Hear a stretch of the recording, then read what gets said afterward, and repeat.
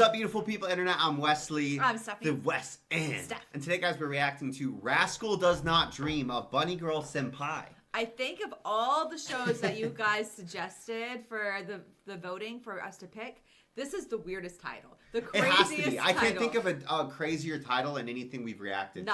Nothing, not a single one. I can't even think of one that I would say comes particularly close. I remember the first time I read it, I was like, what?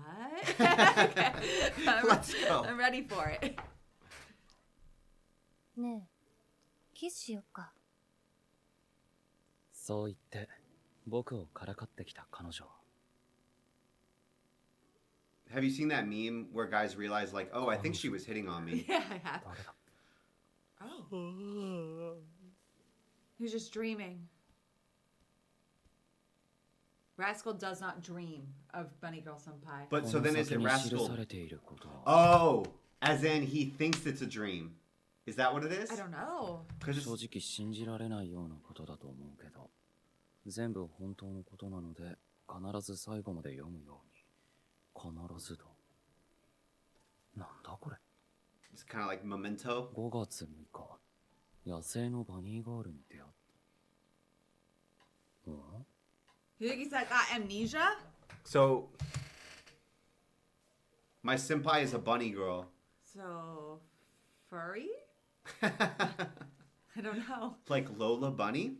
Zootopia?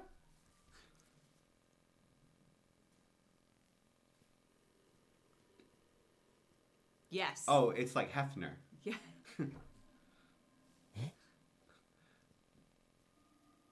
No one...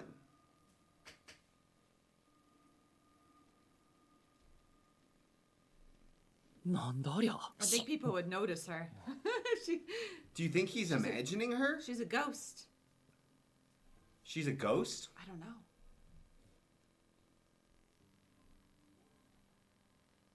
驚いた。君にはまだ私が見えてるんだ。それじゃ。Okay, that was kind of innocuous. 桜島先輩ですよね。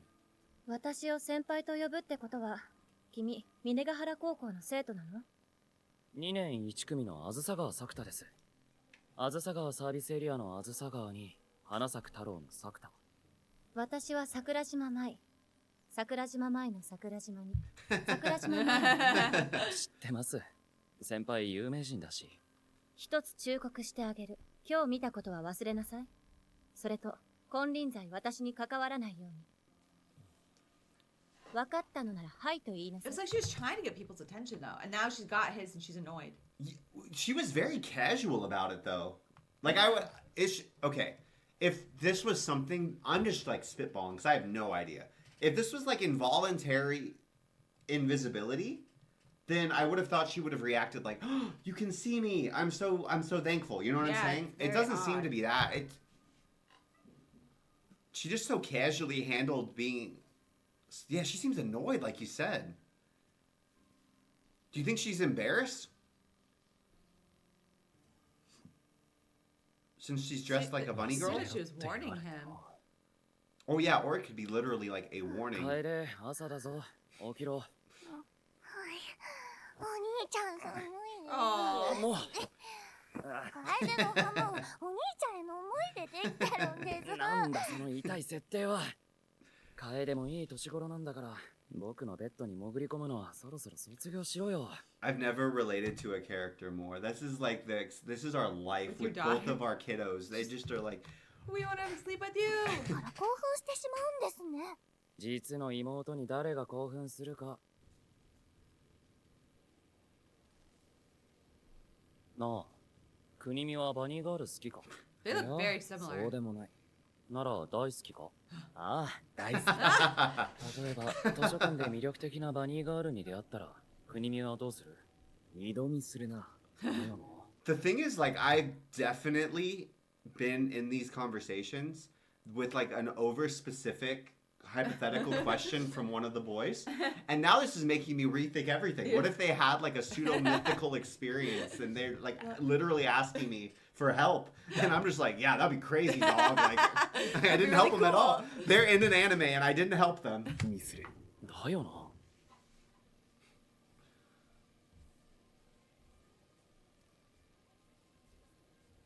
Man, this is a big school. Look at all the kiddos. Oh. なあ、くにみ。桜島先輩のこと見えてるよな。そらばっちりと。あの人、どういう人なんだ？ His friend is really chill with all his odd そら questions. 有名人じゃん？まあそうだよな。活動休止中とはいえ。 Oh, like she's a literal celebrity.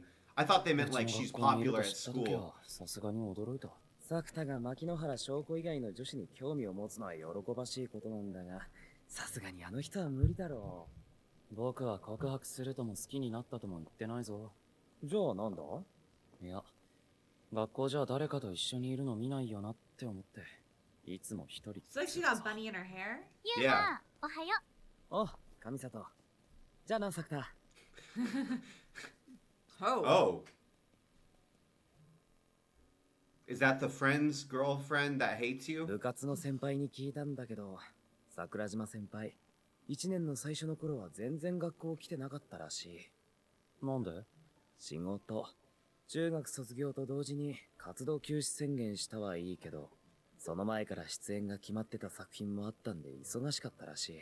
まともに学校来るようになったのは夏休み明けだったって。そりゃしんどいな。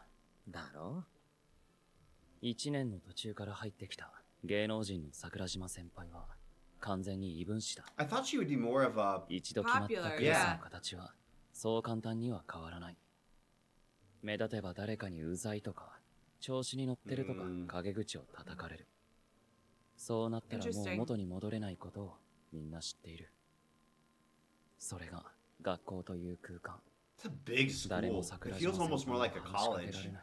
You know what's interesting is I heard from moms online, and I don't know how true it is, but in the mommy groups I'm in on Facebook, they said people were talking about like, should we send our kid in halfway through the school year, or do we wait so they start at the same time as everybody else did? And people said that actually that they think their children blended in better because they came in halfway through the school year, so their child was kind of a novelty. So people they stood out, so people wanted to get to know him because they're like, oh, it's a new kid. I right? remember that at my school when I did kids too. started midway Halfway through the year. They got a lot of attention. I wonder if first. there's a difference. I mean, obviously, there could be a cultural difference between U.S. and Japan. Yeah. I wonder if there's a difference between like high school versus middle school or elementary school. Well, it's also counterintuitive. It's not what you think. And all the parents were like, oh, that actually makes Yeah. sense. Based I on my remember that experience. happening. Because otherwise, everybody's first day is the first day of school. And Yes. everyone's worried about themselves and thinking about themselves only and scared. And so they're not going to reach out to the new kid Yeah. because they're just all consumed with their own first day. And now, to be fair, I don't know if this really lasted, but I remember when we did have sort of like new kids show up in the school year, everybody kind of doted on them. Yeah. Because they were like, oh, this is kind of fun. Like, Yeah. this is something that's different. And again, I don't know. Maybe that's actually harder because the kids kind of get like love bombed. And then it after a week, disappears. they're like, okay. I think you have a better chance of finding at least one or two people. Yeah, to, that like, actually Because connect with. I was a new kid at a brand new school going at the start of the year, and you just felt so overwhelmed. You didn't know anybody, and everyone Yeah. else just went immediately to the people they knew because they were also uncomfortable. And everyone's shuffled into different classes. Yeah. And so you might only know one or two people, depending on how big your school is. yeah. So anyway, that's just based on my experience. I thought that was interesting. 目立ちたくない。浮きたくない。だから、桜島先輩もその空気を読み、自分も空気を演じてるんだ。きっと。あのさ、話あるんだけど。 I thought you said to 単 stay 刀 away. 直入に言うけど、 Oh, 今 never 後ユー mind. マとは喋んない What the hell? Dang. 別に国見と上里さんが付き合ってるのを邪魔してるつもりはないんだけど。そういう意味じゃなくて、病院送り事件のことみんな知ってる。おう、病院送り事件ね。クラスで浮いてるあずさ川なんかと一緒にいるとユーマの株が下がるか Get ら out of ユ here, ーマが bitch. かわいそうだから。その理屈だと、現在進行形で上里さんの株が大暴落してるけど、いいわけ？喧嘩売ってんの？買ってるんだよ。そんなにイライラして生理か。Dang. 死ねバカ絶対死ねありえない最低。結局のところ、毎日口癖のように、つまらないとか、面白いことないかなとか言ってるくせに、本当はみんな変化なんか求めてないんだ。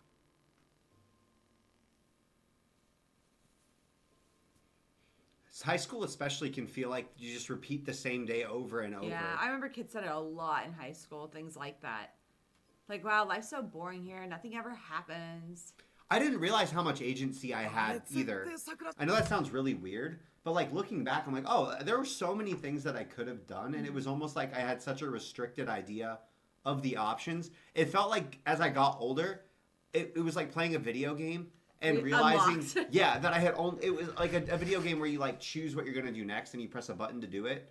And then like realizing there were so many more buttons that I could have pressed at any time. And I just was only reading the first few options. だよな。ほら、絶対そうだって。一応取っとこうか。もうちょっとこっち向かねえかな。あ？なんだよお前。人間ですが、そっちは盗撮野郎ですか？お前。やめなってば。行こうよ。だよあいつ。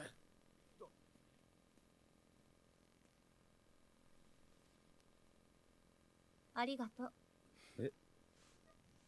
余計なことしないでって怒られるとでも思った？ That's what I thought. それは思うだけで我慢してる。だったらそれも言わないでほしい。That defeats the purpose. ああいうのは慣れてるから。慣れても何かがすり減るもんでしょう。I will say I could see it being very different if there was a celebrity. Because there's something that is like othering about somebody being like, oh, you're like us, but you're not like us. Yeah. And I know that it can go two ways where people are either like overly giddy to sort of be like effusively appealing, almost like a simpering puppy. We're like, gonna be oh, friends. yeah, You're exactly. my best friend. Or it can do the opposite where it's kind of like, I'm kind of jealous. I don't know how to feel about you. Yeah. That's unpleasant for me, so I'd rather just stay away from you. Like, especially... I don't know how I fit in with you, and you make me uncomfortable, so bye. You've achieved success in fields I don't understand, like, especially if adults are making a big deal out of you. You think you're better than me. Yeah, you can get all those kind of, like, negative self-talk, which has actually nothing to do about the other person. And as a result, you're like, I'd rather just... I don't like Keep a you. distance. Yeah, because I don't like how I feel. 確かにその通りね。I thought, so she still has manager even though she's on hiatus. You see the bunny on her phone? それにあの人の要件はわかる。I know it's weird, but I'm kind of glad it's a female manager. 昨日のあれですけど、忘れなさいと忠告したわよね。あのバニー姿はエロすぎて Whoa, 忘れる whoa, のは無 whoa, 理でした。 whoa. ちょっと私を想像して変なことしてないでしょうね。 Oh, well, you literally see 年下の everybody? 男の子にエッチな想像されるくらい私は平気だけどね。 Ah, ねえ、あずさ川くん。名前覚えててくれたんですね。君の噂見たわよ。暴力事件を起こして同級生3 Whoa. 人を病院送りにしたとか。興味を持ってもらえて Middle 光 school. 栄です。すごいわよね。 They have こ local んな chat 一個人の pages? 情報まで堂々とさらされるんだから。ここまで書かれてるとは知りませんで He's し kind た。 of like, he's like a 自分で local 調べたり celebrity. しないんだ。スマホを持ってないんで、 what? 本当に？前は使ってたけど、むしゃくしゃして海に投げ捨てました。ゴミはゴミ箱に捨てなさい。君、友達いないでしょ。友達なら2人もいます。二人はもうかしら。友達なんて2人いれば十分だと僕は思いますけ Honestly, ど、 probably. そいつらと一生友達すればいいんだし。 No pressure. で、先輩はどう思ったんですか？病院送り事件の噂のこと。少し考えればわかるでしょ。そんな大事件を起こした人間が平気な顔して高校に通えるわけがない。そのセリフ、クラスの連中に聞かせてあげたいな。違うのに違うって自分で言いなさい。噂って空気みたいなものじゃないですか。最近じゃ読まなきゃいけないことになってる空気。読めないだけでダメなやつ扱いされる空気。あれって、その空気を作ってる本人たちに当事者意識なんてないから、空気と戦うなんてバカバカしいですって。 I feel like people like having narratives like that too, because it Right. makes, well, what we were saying, it sort of makes life more interesting. It gives characters. Rumors. Yeah, Just it's like rumors. a People have always loved story. rumors. そのままにして戦う前から諦めるんだ。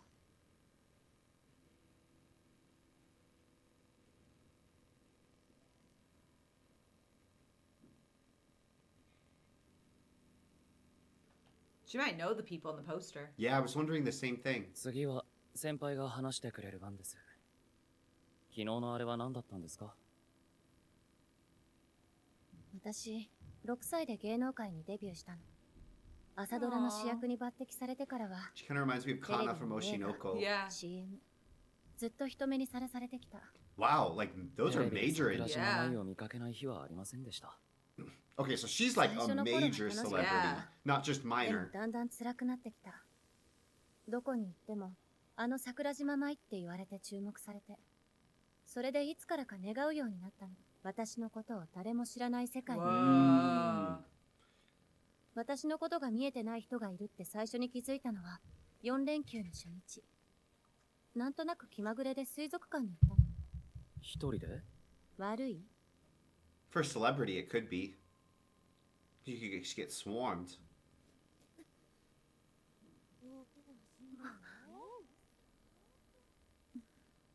最初は気のせいだと思った。みんな魚を見るのに夢中だったからね。 You're like, でも how they 帰り just が truly けに aren't 入った seeing 喫 me. 茶店で。 That would あ not be your の、 first すいま thought. せん。すいません。 So they can't hear her specifically いらっしゃいませ。 either. 実は前に出禁を食らうほど何かやらかした店だったとか。One of my favorite things is when there's like a wish fulfilled inexplicably for a character. Yeah. Just as a premise Yeah. creation.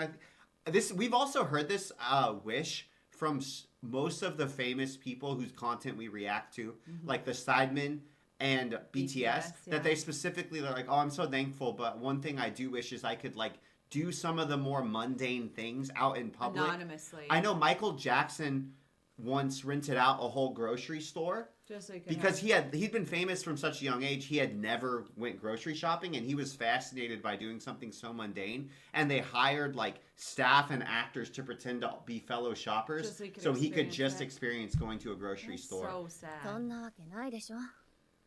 先輩、足。足がどうかしたの？いえ、踏んでもらえて幸せです。とにかく、その喫茶店から逃げ出すように帰ってきたんだけど。 I お enjoy じさ their んは dry ついたら dynamic みん with な普 each 通に other. 私のこと見えてて。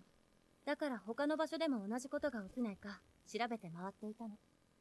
それでバニーガ Oh, ー she's ル。 got the bunny To thing. see if people like look at her. Yeah. That makes sense because you're like, okay, is it working? Is it not working? お格好なら見えてたら Yes, 見るでし people ょ。 would stare. 今日もどこかで野生のバニーガールをするつもりだったんですか？そう。だから邪魔しないで。 Wait, she didn't really break down how it works to us. Wasn't she surprised that he could see her though? She Cream didn't. bun, Has it just happened inside. before? すいません。 She's クリ very ームパン open 一つく about だ it. さい。 Oh, it's already switched. What was the trigger? すいません、クリームパン。はい、一つ。はい、一つで。I would get offended even no matter how many times I did this. I would. He'd be like, "Excuse me, I why know. are you I mean, I recording just me?" get so mad. Like I'd be 困っ like, てたりします。 no matter how many times this had happened. What if she like disappears more and more though? ここのクリームパンが食べられないのに困るわ。 Steffi, what if she was at? Remember they said, oh yeah, she was at school, or like no, sorry, the reverse. She wasn't at school, at the start of the year. Maybe she was the whole What time. if she was there the whole time, and what if she has no control over when it happens, でも、 or she couldn't figure out how to 私 turn it の off? 頭のいかれた It's new. 話を信じるの？そういう話を何て呼ぶのか僕は知ってるんで。思春期症候群ですよね。Puberty syndrome. Oh, hey. Oh, they changed the name for us. Abnormal experience during adolescence due to sensitivity and instability. Ooh, that's like when they say that teenagers rate that people are looking at them more than any other age group. 他 Yeah. 人の心の声が聞こえたとか、誰々の未来が見えたとか、誰かと誰かの人格が入れ替わったとか、そういう類の噂話のことを Your name. 誰が言い出したのか、思春期症候群と呼ぶようになった。そんなのただの都市伝説じゃない。ん？ここは？僕のマンションです。何もしませんよ。僕が先輩を信じてることを信じてもらうために見せたいものがあります。 Oh, does he have his own?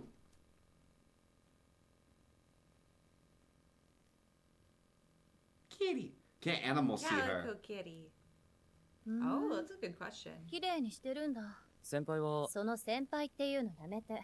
君の先輩になった覚えはないし。桜島さん？名字は長いでしょ。じゃあ、舞。さんつけなさい。では、マイス Get it right.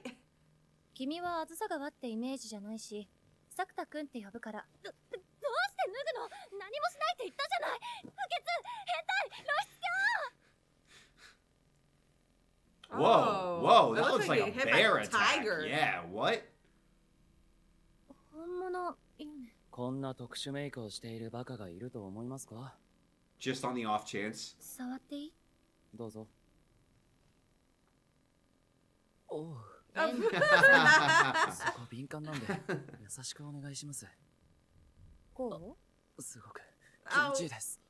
痛い話しうて喜んでるようにしか見えない。で、どうしたらこんな傷が？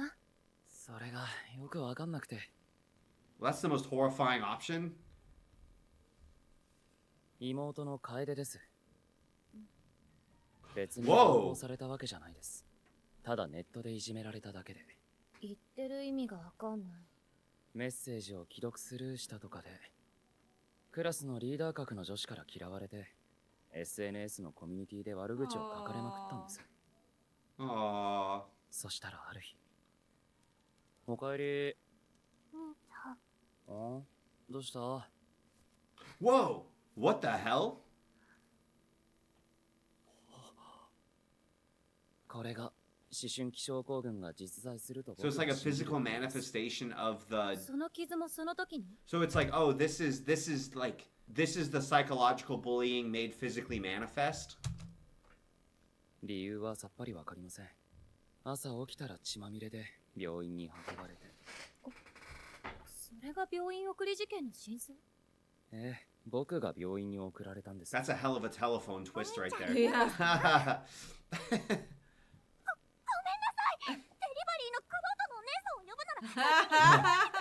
楓、お前は壮大な勘違いを Professional してるぞ。 lady. ツボを買わされてるんですか？買わされてない。英会話の教材を。勧められてもいないから安心しろ。この人は学校の先輩だ。桜島舞です。はじめまして。Aww. はじめまして、あずさ川楓です。だそうです。 Oh, they can see her. Yeah. Oh, they こ can の see 子は her. ナスの。 Ooh, can they see her because they're also had Impacted? something like the mythical adolescence syndrome has Ah. happened to them also? That's a good question. I think you're right. 教えてくれてありがとう、楓ちゃん。すいません。極度の人見知りで。今は学校にも行っていないおうち大好き少女。 Whoa, really? 私のことは知らないのね。それは、あんまりテレビを見ないから。 What does she do? I don't know. 楓の場合はネット環境から距離を置くことで、思春期症 She's 候 not 群の online, 症 she 状は doesn't 収まりま watch した。 TV, she doesn't go to だ school. から僕もスマホを海に捨てたんです。私の場合も似たようなものだって言いたいね。だって舞さん、学校では見事に空気を演じてるじゃないですか。だからこれ以上状況を悪化させないように、舞さんは芸能界に戻るのがいいと思うって話です。何よそれ。テレビで目立ちまくれば、いくら舞さんが空気を演じても、周りが放っておかなくなるでしょ。それに、舞さんも芸能界に戻りたがってるみ She たい did だ look し。 at that poster いつ longingly. 私がそんなこと言った？だって、さっき電車の中で映画の広告を Oh, disapproving. I misread it. Me too. したいことをすればいいと僕は思う。実力も実績もあるんだし、復帰を望んでるマネージャーさんもいる。あの人は関係ない。余計な口を She 出さない seems to have some type of anger towards her manager. トイレ Yeah. 帰るのよ。待って、これ。あげる。 What? Keep it. What am I supposed to do with this? Do you think he'll show up in it? それ以来、舞さんは学校に来なくなった。僕は何かとてつもない地雷を踏んでしまったらしい。One of my favorite things is all the different anime versions of Google that we've seen Just over make stuff up. different shows. What if he just can't see her anymore? Yeah, that's kind of 触れてはなら freaky. ない部分に。 Pregnant. So they just had tons of different like fan theories, kind of like about him, right? Yeah. Benny's. It was a なあ、 restaurant 君 that was near us called Betty's. 桜 It was 島 very 舞が yummy. 活動休止を宣言した理由って That's why I 知って got るか？ excited. 表向きに Oh, は they work together. That's why they're 勉強を宣言 buddies. するためじゃなかったか？あずさ川 They look a 例の lot 女子アナ alike. また来てるぞ。お久しぶどちら様でしたっけ？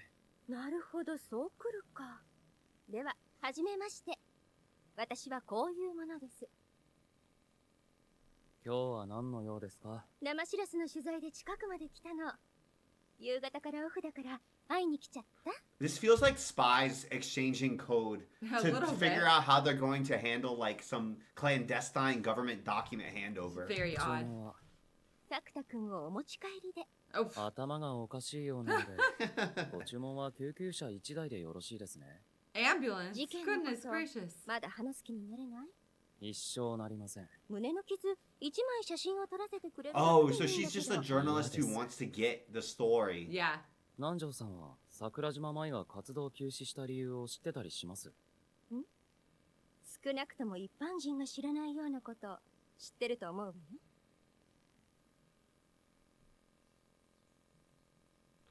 Isn't it interesting how you can meet somebody and for some reason you just kind of click and you don't mind sharing things Yeah.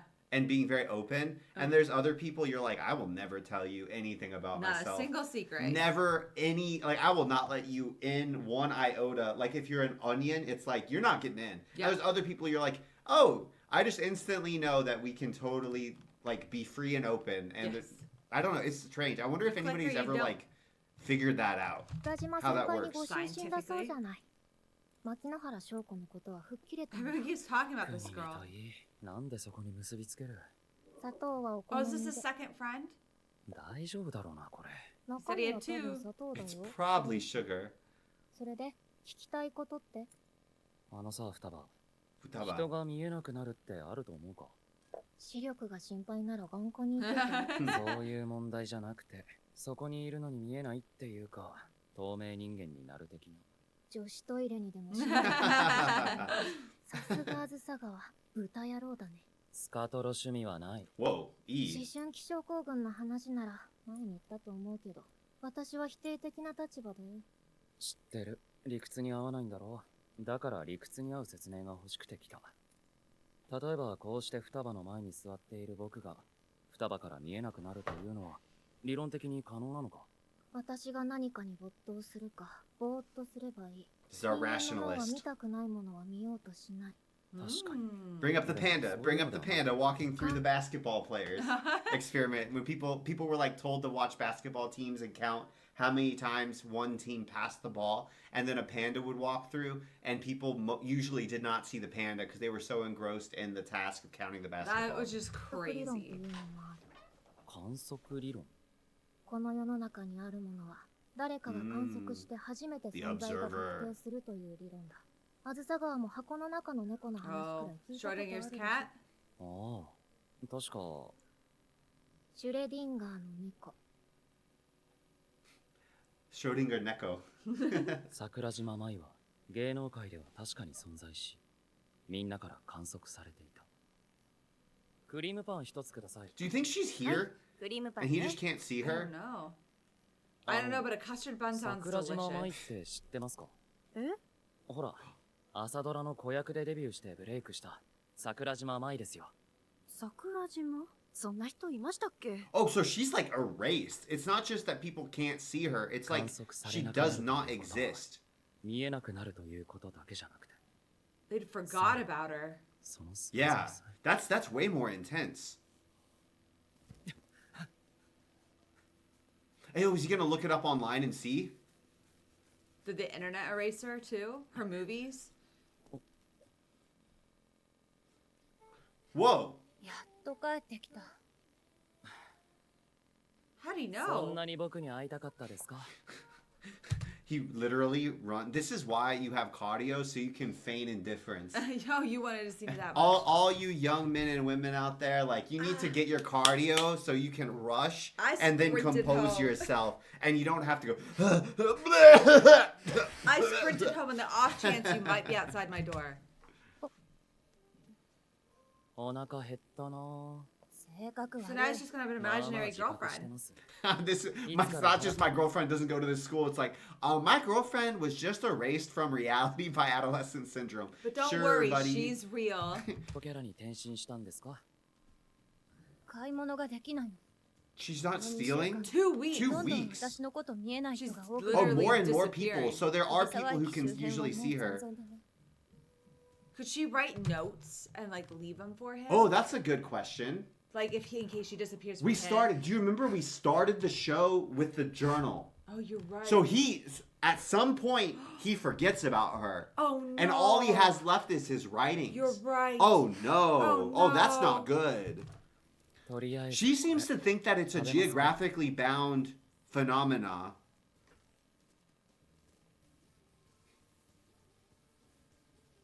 5月6日野生の I バニ met a ーガール wild bunny girl. これがきっかけでこれが出会い忘れられるわけがない忘れても絶対思い出せしっかりやれよ未来の僕 He does forget Okay, her. great. What the What? hell? I am very invested. Oh, This is so no. interesting. I thought it was going to be like a funny show. It kind of is, I mean, but it's also sort of a This is kind of scary. supernatural mystery. Yeah. This is scary. It's like not horror, but it's like simmering. Yeah. Yeah, if horror is like spikes, this is like foreboding. Yeah. Yeah. I think Man. it's ominous. I've always very thought that scary. one of the worst things in my head, I sometimes write the concept for stories that I'll never write. Mm-hmm. And one of the ones that I play with is a hero who has to save the world through sacrificing themselves, but they don't sacrifice their life, they sacrifice their memory and connection to everybody. So nobody remembers So them. literally no one remembers them. Nobody can remember what they did for the world. And I've always just thought that It's was just such a sad it's so sad. It's because I ending. feel like there's something kind of like the Greek idea of immortality was your name being remembered even after your physical death. And I thought that this was sort of like, oh, you can't even keep that. You have to give that up. And not only do you have to like, you don't even get the sweet embrace of nothingness. Like you Death. have to give everything up. Nobody knows you. You give up all your friendships and connections. And nobody You don't get knows credit what you for saving did. the world. You have so I was trying to think like what would be the most noble thing, and I was like, you give up everything and you get credit for nothing. Well, I don't remember why I brought that up. That idea always makes me sad. It's that bitter. It's not bittersweet. It's just like that. I don't even know the word for it. But the movie Your Name. Yes, has that's that- what I was thinking about too. I mean, you mentioned it earlier, but it definitely has that same sadness, loneliness feeling of like In your head, something you can't quite remember, something you can't quite grasp, a nostalgia for something that you don't even know what it is. influenced by supernatural, right? Yeah. And yeah, it definitely it feels reminiscent of that. I feel like authors even winking at it. yeah, a little Like bit. this is a similar genre. I don't know what genre it would be, but it's definitely it's a category. Supernatural Trauma. Supernatural trauma. That's kind of what it feels. You know like. what it also reminds me of? I know this is a bit more like grounded and dark. Is it almost makes me think of something like dementia or Alzheimer's? Yeah. But obviously not. But that type of sadness. that type of sadness where you don't quite understand everything that's happening to you. There's holes in your memory. Sometimes sometimes because I think about it this way, like sometimes somebody with Alzheimer's recognizes their kids. Yeah. And sometimes their kid is a stranger. So if we look at like Rascal Does Not Dream of Bunny Girl Senpai, you could say like sometimes the person with Alzheimer's sees you and sometimes they don't see you. Yeah. Sometimes you're not anybody different to a stranger to them. So okay, she disappears. He doesn't remember her. But he reads his journal. He keeps setting food out for her so she could eat. Like a cat? Yeah. That's why I feel like he But called her a wild bunny girl. I feel like she feels like a wild cat girl. And the food will disappear. I don't know. I don't know either. I wonder, like, this is episode 1, right? We're premise setting. But it Like, seems... where are we going from here? Is he going to try and fix it? He Solve seems it to for be her? aware of and worried about forgetting her, which is why he would have bothered to write the journal and diary. And it's not just a normal diary where you're like, oh, this happened to me. It was interesting. It was like, you cannot specifically forget. directed to himself. Man, what if you wrote that? Like, what if you found that in your home and you're like, do I trust that I wrote this to myself? I would check my carbon monoxide detectors first. That's what I would do. I'd be like, I would be like, I'm going crazy. am I operating with oxygen deprivation? I don't know, man. Okay, I'm hooked though. I want to see where we go. Man, I'm nervous. I wonder if it's going to be like this adolescence. Because she also said less and less people are seeing me. Did you catch that? Yeah. So I wonder if there are a few people that she can always It feels interact like with. based on her psychological wishing and Yeah. her like after that conversation that she had with him, She didn't want to be around him. And Yeah. so it was almost like then she wasn't And able she was also to be. rejecting her popularity even more in that moment. Like, no, I'm mad at my manager. I don't want Yes. that. And it's like, it feels like her visibility to other people is connected to her feelings of wanting to be seen. Yes.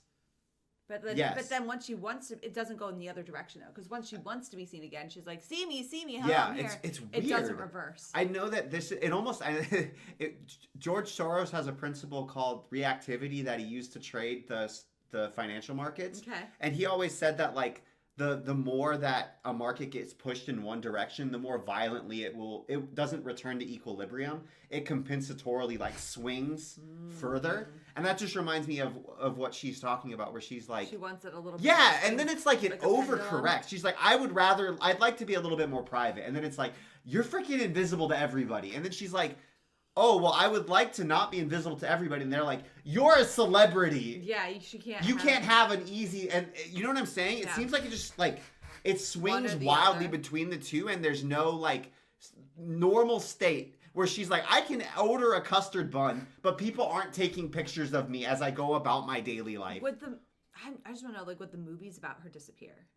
Yeah, like because she's on camera. Like, how does that There's work? evidence of her. Is there existing. like, does someone get like, you know how they take AI now and they put actors that weren't in movies and they recast them? Yeah. Is it like the universe recasts her movies? Can you like, do her movies just disappear? Can you Google her? I have so many questions. I don't know. I was thinking about this show a lot. Yeah. And I was also thinking about a lot of the books that Stephanie has introduced me to that I've really liked. Mm-hmm. And most of them have in common something very specific about the two romantic leads, which is that they're just sassy enough to each other and they're just sweet enough to each other. And I'm realizing that this was really scratching that itch for me. And I've been thinking about it all weekend after we filmed. A sassy, sweet relationship. Yes. Also, fun fact: our scientist girl does the voice of, I believe, Freerin, Oh, really? which is so Oh, bizarre. I'm curious I if could I'll be be able mixing to up my hear it. comments, but I'm pretty sure that's what you guys I'm gonna be said. listening. There's a lot of これは comments. 思春期症候群ではなく、あくまで量子力学の世界における解釈だよ。この中に猫と、さらに1時間に1度の確率で放射線を発する放射性原子と、その放射線を感知して毒ガスを発生する装置を一緒に入れておく。 I'm gonna be honest. I can't hear it. Can you hear it? No. That's just a testament to how good of a VA she is. Maybe. I think of Freerin as having such like a depth to her voice. I watched a TikTok yesterday of a voice actress, and she was trying to replicate the voices of characters that she'd never seen or never heard before Yeah. or seen the animes for. And she was like walking through how she analyzed them. She's like, well, this girl, it looks a little crazy, a little psycho. Or like Sue from My Hero Academia, she's like, oh, she's a frog, so ribbits are probably gonna make my voice a little croaky. Yeah. And like she was able to get really, really close to the original voice actor, and also like the breadth of how many different voice types she could do. I was like, girl, you're in the right career field. It's because really cool. I think it's such a cool. It's funny too field. because then it's like I always want to feel because when you're used to actors Yeah. that use their faces, almost always, like 99% of the time, it's very rare you see an actor in a role and you're like, oh, I can't recognize that person. Yeah. I saw the Dune 3 trailer and I didn't recognize Robert Pattinson. Really? But he had just no eyebrows. So it happens, right? But like for That's a VAs, distinguishing feature of his. it makes sense that VAs, like very often you would not. Yeah. Like that's part of it, right? Yeah. That's and so she cool. did little things. She's like, well, Sue does this when she speaks, so I'm going to do that to see if it gives me like A little intonation inflection or like, intonation. yeah, that's really cool. I was so impressed. これで蓋をして30分待つ。さて、ここに30分待った箱を用意した。料理番組か。この中の猫はどうなってると思う？ What's in the いる box? か死んでいるか。1時間に1回の確率で毒ガスが出るわけだから30分だと五分五分だろ。今の状態を確定するためには見るしかない。つまり蓋を開けて確認するまで、猫は半分生きていて半分死んでいることになる。人間も同じってことか。観測者によって確認されるので。 Oh, that's really sad. That's so sad. And he's that human. He's that human. You know what? This reminds me, oh man, of Oshinoko, the current season 3 with Kana a little bit. where with the love bucket talk that we had, Yeah. like people, it is really true. Almost every human. There are some that I feel like are wired, and I call them like sages, like sage wired, where they can literally go off in the woods for years and it doesn't matter. Yeah. But like most people truly do get the majority of their meaning from their connections with other people. Yeah. I'm that way. Mm-hmm. I think I would say like 99% of people are that way. So it's almost like, oh, if a tree falls in the forest, doesn't make a sound. Yeah. Well, does it fucking matter if no one's there to hear it? No. You see what I'm saying? Yeah. Like, does it even matter? Yeah. Like the meaning is It's given gone. by the connection. And if she loses human connection, Yeah. she'll lose her own life. Or the meaning of that life, at least, right? この絵面は完璧にカップルだよな。何か言った？いえ、何も。大丈夫よ。どうせ私の姿は周りには見えてないから。 So he just looks like a crazy もう person 舞 talking さん to himself. と似ている人参は Can other people see the floating carrot? 見えてないみたいよ。ほらね。多分、私が触れたものは見えなくなるのよ。じゃあ So she can eat. She can just steal food. But she doesn't want to steal, remember? Yeah, yeah.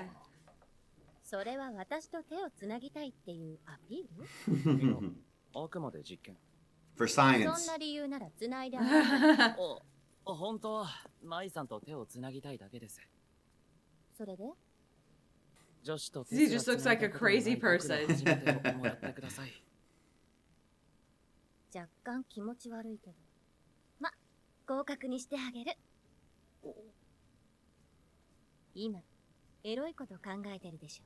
舞さんの想像の100倍はエロい。 At least he's unapologetic. 大人の舞さんはそれくらい平気だよね。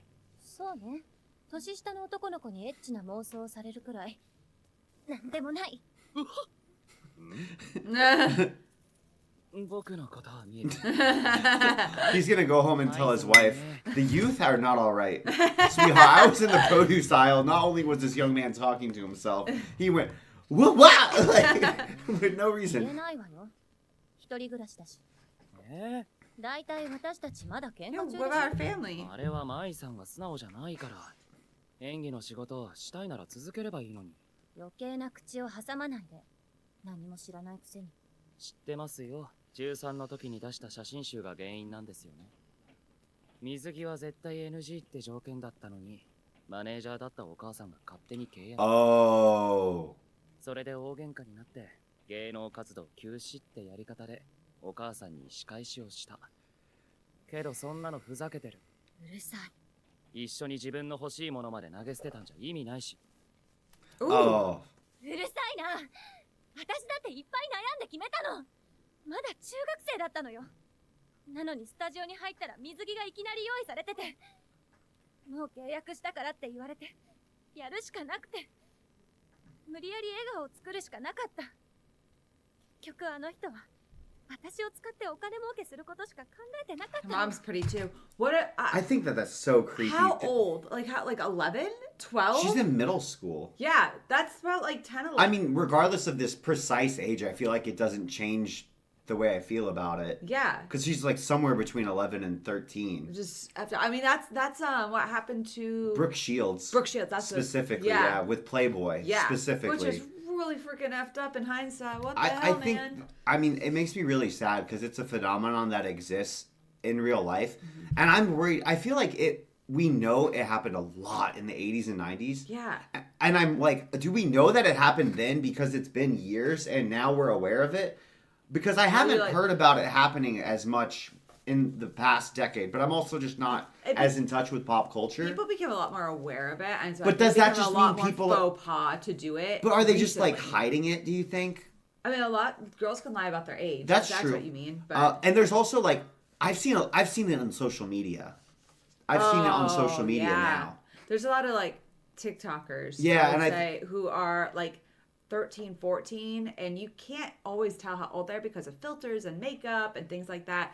And it's I mean, And their parents, their like, parents push- need to be the the- ones to stop. But that. they're not. They're not all of them. Some of them, like their parents aren't even aware. Yeah. But some of them, their parents are like pushing them to commoditize them like this. And I actually think that's so creepy when they do that to their own daughter, especially so young. It's actually worse because there's I got suggested a video, and a woman was showing how her Instagram account, when she would post pictures of her kids, and this is back, she doesn't do this anymore, but like before she would post pictures of her kids, and the audience was like 90% male. And she showed all like her screenshots, and then she's like, and then here's a happy picture of me and my husband. The audience was like 80% female, and it's like, how is it her audience flip flopping that much back and forth on who's getting suggested to these pictures? And so she showed a lot of them in her reel of like the kids ones were always like super male dominated, and you're like, that's so very creepy. odd and messed up. And then she went on to talk about how she showed a bunch of other accounts with like blurred faces, but she's like,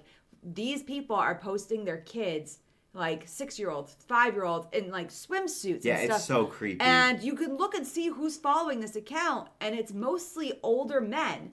And you're like, why as a parent would you do that? Because there's people like her mom who commoditize their children. But it's so creepy. I agree. So creepy. I started this saying how creepy I think but I'm it just is. saying, like, But it's like, it makes sense they don't care. It's not even, that's what I'm saying. It's not even like 12, 13-year-olds and parents are letting their daughter do it. And like, yeah, well, she's, making money. It's good. She's running the show, and we're just making sure she's safe in the background, because that's what a lot of parents will say. It's parents are actively posting their own children. Like, she's in a ballerina outfit. Yeah. Look at her in this little costume. Well, I and think it's so creepy. Back in the day, at least in Hollywood, I think they would basically like pimp their kids out. Yeah. Which is They horrific. Probably still do. Yeah. All those Disney kids. だったらなおさら芸能界に戻るべきだと思う。 Honestly, I think it was very brave of her to stand up for herself like Yeah, that. I can't believe she was educated enough to know that she should やり and たい could. なら我慢なんてしなければいい。やればいい。舞さんだって本当は分かってるはずだ。活動休止の理由、誰に聞いたの？え？目をそらすな。会議事件の時、いじめの取材で来たアナウンサーの知り合いがいて、南條文香っていう。ああ、あの人。私もお世話になったことある。あの人、思春期症候群に興味を持って調べているんですよ。作田君、私の情報を得るために何か取引をしたってこと？写真を、胸の傷を1枚。バカ！家まで取材のカメラが来るわよ。待ち伏せされて囲まれて、妹さんも嫌な思いをするかもしれないのよ。あの女の連絡先をよこしなさい。舞さん、女王様すぎ。作田君、テレビ舐めすぎ。突然失礼します。以前お世話になったことのある桜島舞と申します。ご無沙汰しています。今お時 So 間 she よ can ろしいでしょ answer うか？ phones. Like, people can hear her phone Oh, calls. yeah, now that you mention Yeah, it. they Wait, can't. wait, no, are they out of the zone? Because remember, it's like, I don't know if they are or not. Yeah, I don't know. 作田君の件？二人はどういうご関係？彼、高校の後輩なんです。彼の胸の傷の写真、テレビに出すのをやめ Is てい it ただき published though? 代わりにあるスクープを私が提供します。ちょっと舞さん。近々、私は芸能活動を再開します。母の事務所には戻りません。復帰は別の事務所からになります。 That would be so その際 scandalous. は、 Yeah. 御社と南條さんの独占取材を確約します。すみません。なんで謝るのよ。でも芸能界復帰。作田君の言った通りだと思ったのよ。ドラマや映画の仕事は好きだったし、ずっと続けたいと思ってた。その気持ちに嘘をつき続けてたから、思春期症候群なんておかしなことになってるのかもって。だから、今夜はそれを伝えるために来たの。 Somehow I don't think it's going to be that easy, or we wouldn't have a TV お show. 腹が空いてたってのもあるけど。ここよ。私の家。え？うちのすぐそばじゃないですか。さっきは叩いてごめん。荷物ありがとう。そうだ。日曜日、付き合いなさい。芸能界復帰したら遊んでる余裕もないだろうから。こっちに2年住んでるのに、私鎌倉にも行ってないの。それって。デートじゃないから。 Hmm. じゃあ、2時半に江ノ電藤沢駅の改札前。1秒でも遅れたら帰るから。結局、僕が何をしようが関係なく、舞さんは全部自分で決めてることか。 I don't think that's true. 世界なんて、勝手 He convinced her. an argument that you do such a good job convincing somebody of that then you don't feel like you did anything. Well, she also did a good job of like rejecting and then accepting. suddenly flipping. Yeah. So if you ever, guys, if you want someone to feel like it was really your decision, that's a power move. You're just like, absolutely not. Anyway, so I'm going to do the thing that you talked about. お兄ちゃんどうしました？こら、覗くんじゃない。お兄ちゃんのキャッホーを片手にも分けてください。He already did it. The all-important boxer lineup. 男はあらゆる事態に備えておくべき。Good luck with that.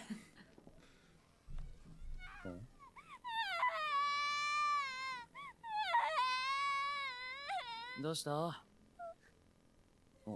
迷子か。お兄ちゃんがママを探してやるから、もう泣くな。本当？ああ？くたばれ！ノリゴ変質者！今のうちに逃げて！ちょっと待て！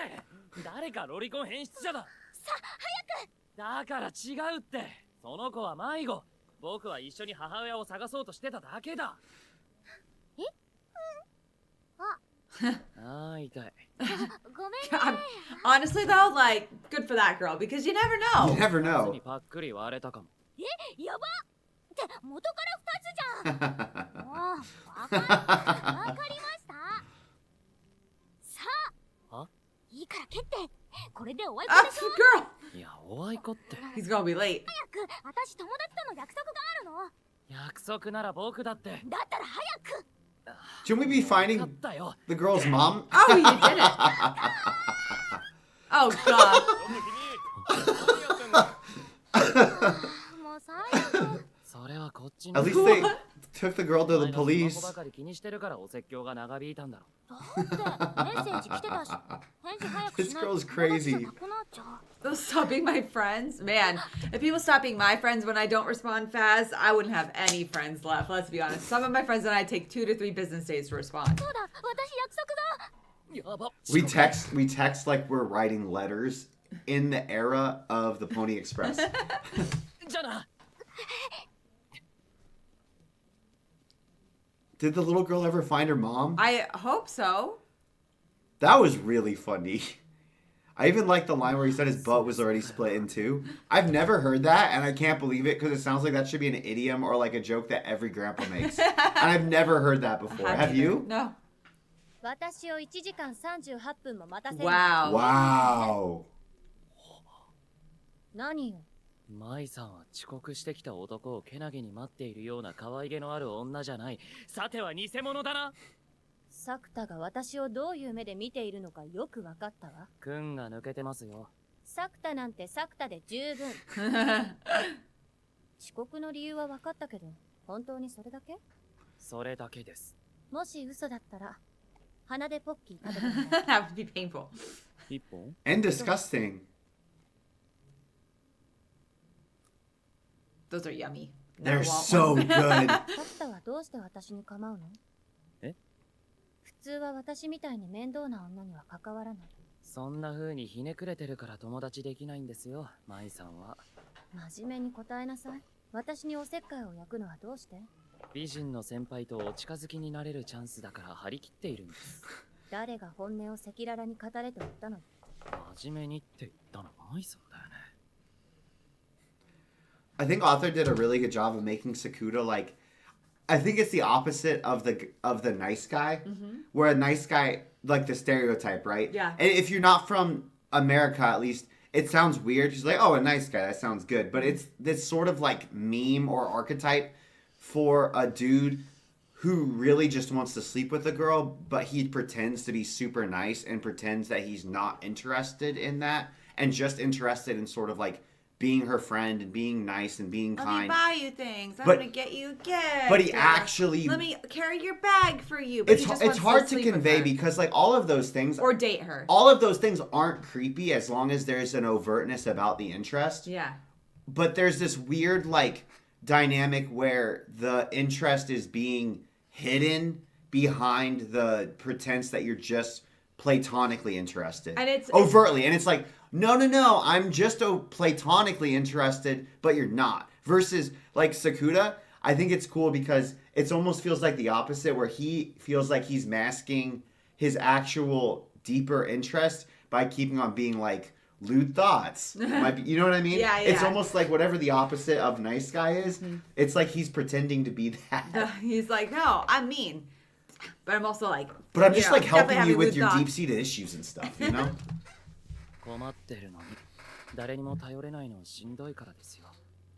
妹の楓が思春期症候群になった時、誰も信じてくれなくて、ご両親は今は別々に暮らして I was curious about that too. 楓に起きたことを受け止めきれなくて。 Oh. でも一人だけいたんですよ。真面目に聞いてくれた人がその人と会ってなければ僕は乗り切れなかったと思う。だから僕も舞さんにとってその人のようになれたらって。それ女でしょ降りる thoughts. サクタが遅刻したせいでもう夕方だし I thought you weren't interested in younger. What are they called when they're? It's not senpai. She's his senpai, and younger classmates. Kohei?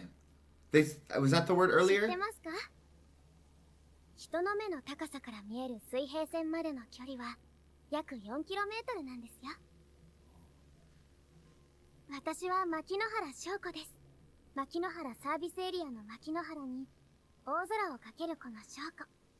少年の名前は出会った Sounds like All Might. 彼女は高2。峰ヶ原高校の制服を着ていました。もしかして She felt like Mai, but like soft Mai. Yeah, yeah. That They was even weird. looked alike. They looked almost. Literally, the only difference was like the way that author drew them. At least he's got a type. 峰ヶ原高校を受験したわけまあその通りです。でも振られちゃったんだ。いえ、告白はしてません。 What? 会えなかったんで。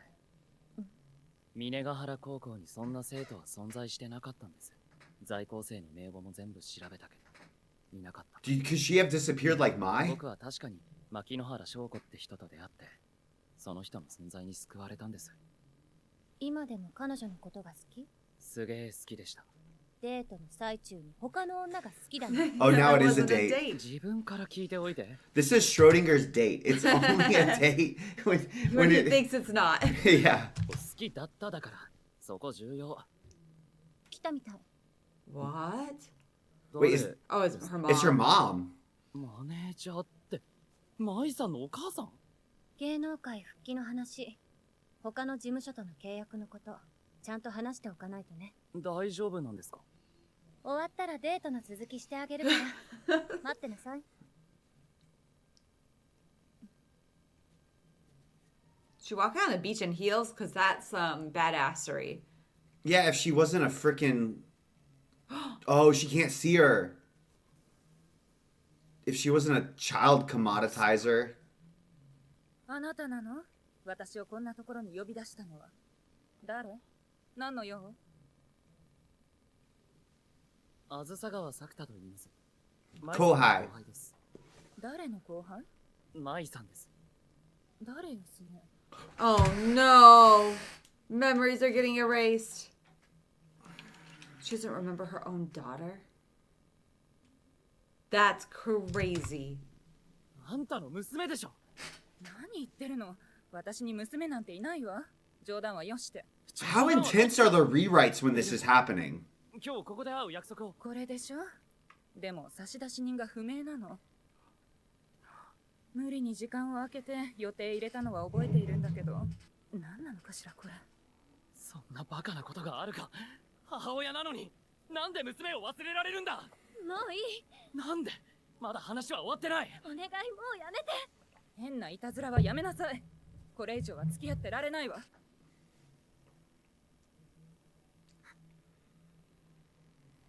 すみません。桜島舞をご存知ですか？ほら、朝ドラでブレイクした。知らないね。見えなくなるということは、ただ見えないだけじゃなくて、記憶からも消えてしまうことだとしたら。She won't be able to land roles like そ that. れそれ。もしもし。桜島舞を知らないんですか？知らないわ。誰よ。じゃあ写真 Wait a second. Shit. What? This means that happened to Shoko. Why? Remember, because we had the journal. The journal says, no matter what you do, don't forget her. Yeah. That this happened. Remember, no one knows who she is. She's not in any of the dramas that she was in. He said that he checked the alumni registry And she for the high disappeared. school, and Shoko didn't go there. But she had gone there. Shoko's been erased. 出さないって約束でしょ。覚えてるわよ。約束って誰と？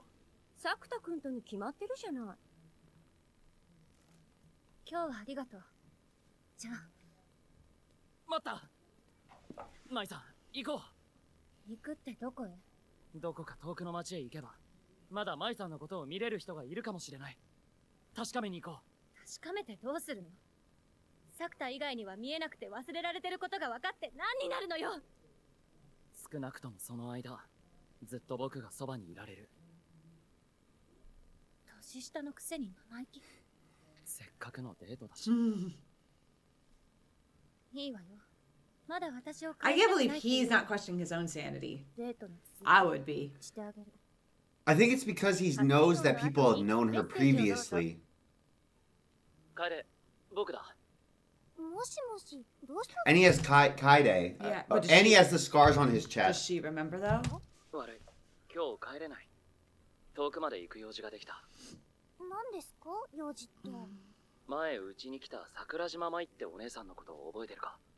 知りませんけど。Damn it, I thought she might, since she's had experienced adolescence syndrome. 戸棚にあるカップ麺で我慢してくれ。また電話する。岐阜県の中では岐阜市に次いで人口が多いんだ。 At least whoever her service provider is does not forget her, so she can still use her smartphone. 何の話？大垣。この列車の行き先。ああ。あと地下水が豊富だって書いてある。水のきれいなところは大歓迎。 These are the facts your mom hits us with whenever we go somewhere. 何ですか？私のこと見えてる？見えてますよ。声聞こえてる？バッチリと。私のこと覚えてる？桜島舞、神奈川県立峰ヶ原高校3年生。子役として芸能界デビューして、いろいろと大活躍。性格は歪んでいて、どこがいい？不安なくせに、それを隠しているところ。私、握っていいなんて言ってない。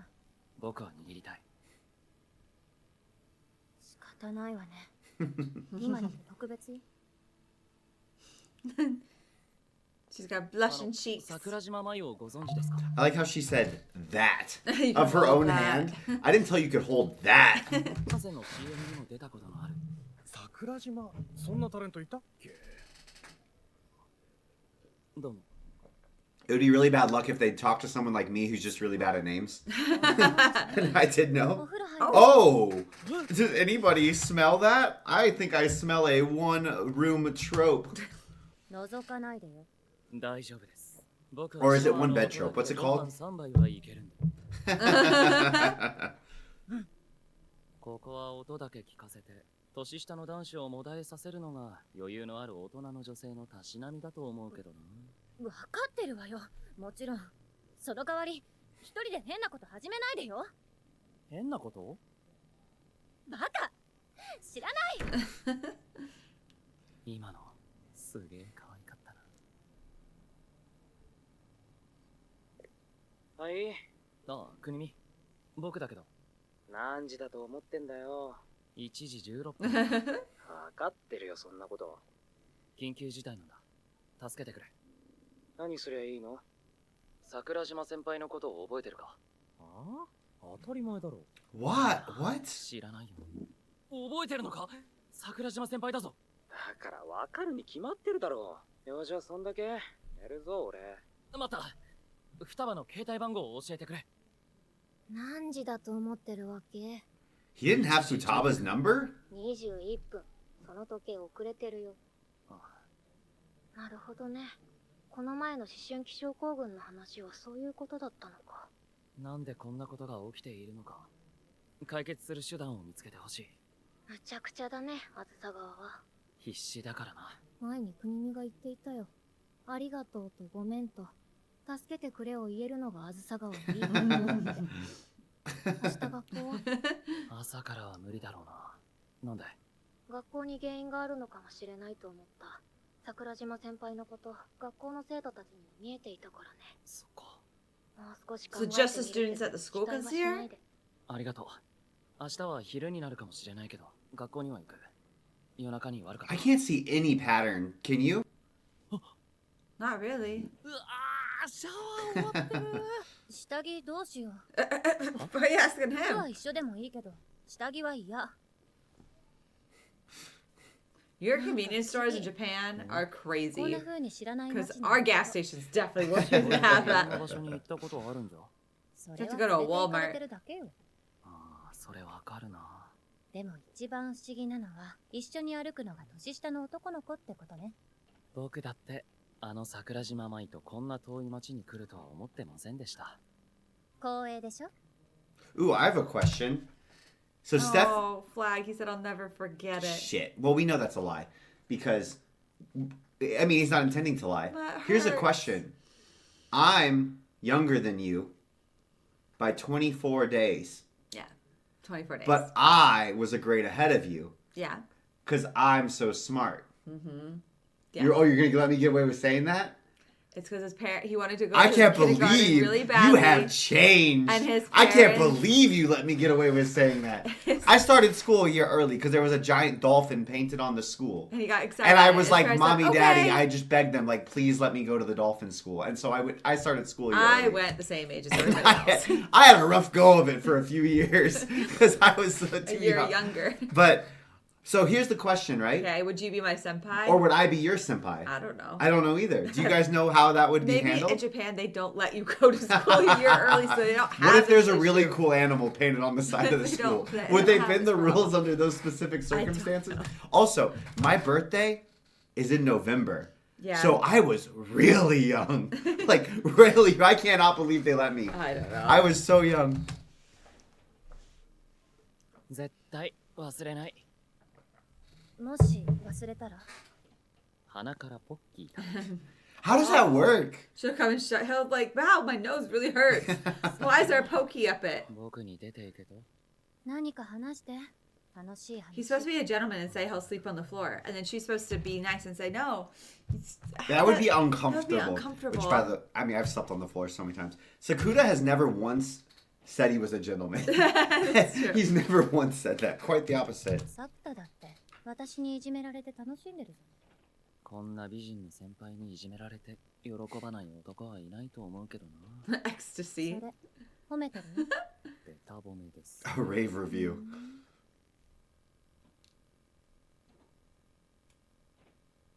ね Whoa. Whoa. えか舞さん、欲求不満？バーカもう寝ようおやすみねえサクタ寝るんじゃないんですか？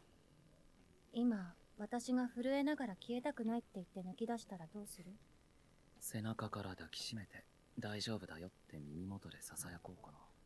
じゃあ絶対にあれごめん。どさくさに紛れて胸とか触られそうだし芸能界への復帰も決めたのに消えてる場合じゃないのそうですね。 I thought that that decision would make it not happen. I know. 舞台の芝居せっかく年下の生意気な男の子と知り合って学校に行くのも楽しくなってきたのに僕は絶対に忘れない。絶対なんてあるのだから、キスなんていつだってできますよ。相手が僕じゃなくて。舞さんなら何だって余裕だと思う。何だってできる。そうねさっきのがサクタが私のファーストキスを奪える最初で最後の First チ kiss ャンスだったのそれ、先に言ってくれたらしたのに。もうダメありがとう私を諦めないでいてくれてありがとう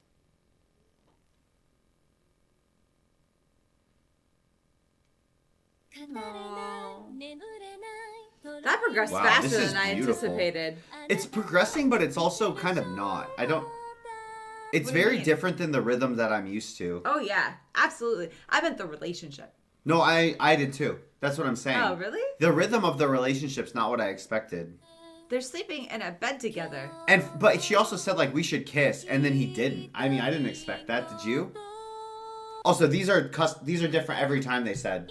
The ending scenes? I think he did it because he knows that everything with her is like kind of a test and like It's like half serious, half not. serious, Yeah. half not. And so I think for him, he's like, I'll kiss you when I want to kiss Yeah. you, or when I'm the one in control, and not just like when I'm playing one of your games. At your whims, yeah. Yeah. I feel like they're always constantly like leveraging for position. Yeah. But it's weird. It's kind of funny. It reminds me a little bit about Kaguya-sama. Yeah, a little bit, but not Well, without the it's very comedy. different because I mean that was overtly like I'll make them confess. Yeah. On this one, it's almost like they're a pitcher and they keep throwing fast or slow to mess with them, and it's more like I'm not trying to make you confess. I'm not trying to make you think I don't like you. I'm just trying to put you more off balance than me. Yeah. So like sometimes I'll be like I don't think you're interesting or attractive at all, and other times I'll be like we should get married right now. You know what I'm saying? It's a weird flirtation. It's a fun dynamic. It's interesting. I think it's well written characters because I do think there are a lot of people out there who are more not so blatant in their flirting back and forth. Oh, I like you. No, I don't like you. Oh, I like you. No, I don't like you. It's like this game of like back and forth. We didn't do when we were not dating yet.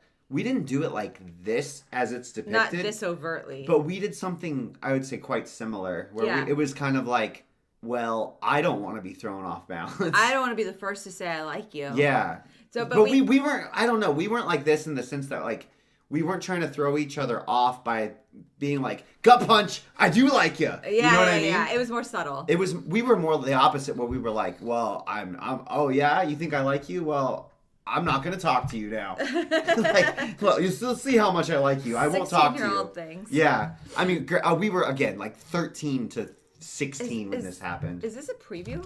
Yeah. Oh, dang it. I thought that the end credit scene was beautiful. That song was It was amazing. very pretty. I guess it changes all the time, you guys said, so. Yeah, and so we get to watch them, which I always get excited about. But we love you guys. Thank you for the recommendation. I'm really enjoying this. I'm nervous. I will say, though, I'm curious if this is not going to be, you know, like hard power system versus soft power system. And in hard power systems for fantasy, it refers to a system that operates almost Really like good algebra or computer code, where if you sufficiently understand the system, you can predictably and reliably predict it. And did I just say predict? Predictive. You guys know what I mean. Like you could diagram like, oh, I'm going to use a fireball, and I was Yeah. able to do that for these inputs. It's like a system that you could write the chemistry of or A the math soft of. one's more whimsical. It's like, Yeah. oh, the sky turned orange today. We don't know why. Yeah.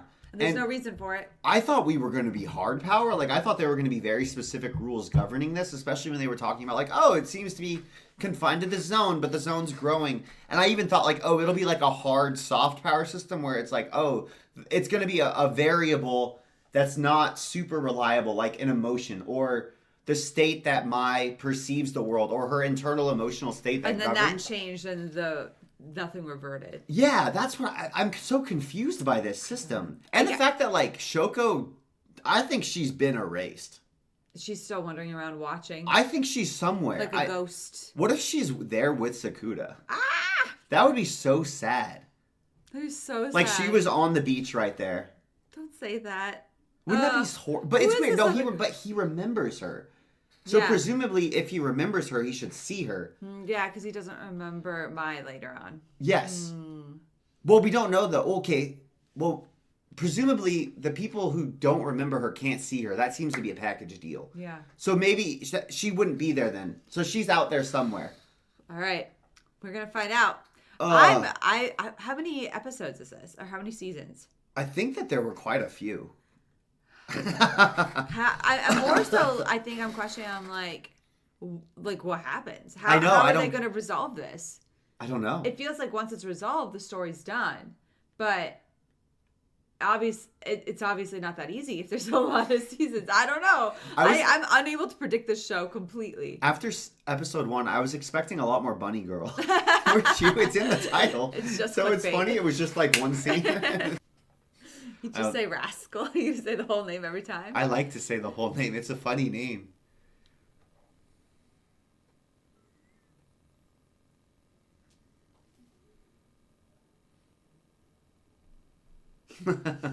おはよおはようございます。う。眠れなかったの？一睡もできませんでした。私のせいだって言いたいの？ Yes. 舞さんは神経ずぶとすぎ、よく熟睡できましたね。子供の頃から撮影であちこちに行ってたから、それに作田が隣に寝てるくらいなんともない。That is いいこ brutal とを聞 line. いたので、次の機会にはいろいろといたずらしようと思います。そんな意見もないくせに。藤沢まで戻ってお昼から学校へ行くんでしょ？準備するからちょっと外に出てなさい。一夜明けても、やっぱり舞さんは。Oh. Oh, even animals. 見えていない That's so sad. Even animals. I feel like that's That's hard. significant. Yeah, there's the sadness. Oh, my heart. She doesn't seem stressed or worried about this nearly as much as she should be. But that's her disposition, is Yeah. that she is the type to internalize and like act like she doesn't care. Oh no. いつも通りだよな。舞さんのことが目に入ってないのか、本当に見えてないのか。教室見てくる。So it's expanded to her class? あずさ川。悪い知らせだよ。私たち以外桜島先輩のことを Oh, 忘れているかもしれない。 great. Just 少 her. なくとも国見は覚えていなかった。本当か。 Oh no. 昨日のあ、桜島先輩知ってるよな。桜？ 3年の桜島舞先輩だ。ちょっとともえ、病院送りの先輩がなんで？わかんないよ。桜なんとか先輩って行こう。なんで忘れてんだ。芸能人の桜島先輩だぞ。おいおい。一つだけ。 Having one other person remember is helpful, but I have a feeling she's gonna forget. 理がある。 It's a matter of time at this 昨 rate. 日の夜は寝たか？一睡もしてない。私も一睡もしてない。 Oh. So when they sleep, た that's だの when people 結果でし forget. かないけど、理由はそこにあると思う。そこって寝てないことにか。前にした観測理論の話は覚えてる？シュレディンガーの猫。正直馬鹿げてるとは思ってたけど、こうして目の当たりにすると寒気が走る。 Yeah, that would freak you out. 違う。思春期症候群なんてものが起きる前から、あの人が学校の中で空気のように扱われていたことに。私自身も空気を読んで、みんなが桜島先輩を無自覚に無視してる異常な状況を疑問も抱かず受け入れていた。逆に疑問に思わないからできるんだろでもだからこそ、糸口はこの学校の空気にあるように思える。桜島先輩は学校の誰からも観測されておらず、存在が確定していない。桜島先輩にとってこの学校こそが猫を入れた箱なんだよ。 Because they were ignoring her. 認識と観測がキーになっているのであれば、人の意識が働かない睡眠が記憶をなくすきっかけになっているという考え方は、私なりに納得はできる。う。それ Damn. つまり昨日の夜、もし眠っていた。僕も今頃。 That would have been brutal if he had woken up and been like, why am I in this hotel room? Yeah. For Mai? 今日はバイトなんでしょ？そういうのはきちんとしなさい。私なら平気だから。それじゃ、また明日ね。Did he tell her? 誰も舞さんを見ていない。舞さんは誰にも観測されていなくて、存在が定まっていな Oh, to be a teenager who can function in an all-nighter again. Right? 認識してもら I'd え be ない。 falling asleep. この世に存在してないのと同じだから。でも、学校が発端だって言うなら、なんで学校と接点のない人まで舞さんのことが見えなくなったりするんだよ。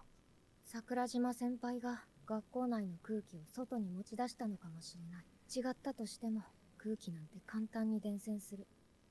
みんな勝手に空気を読む時代だし。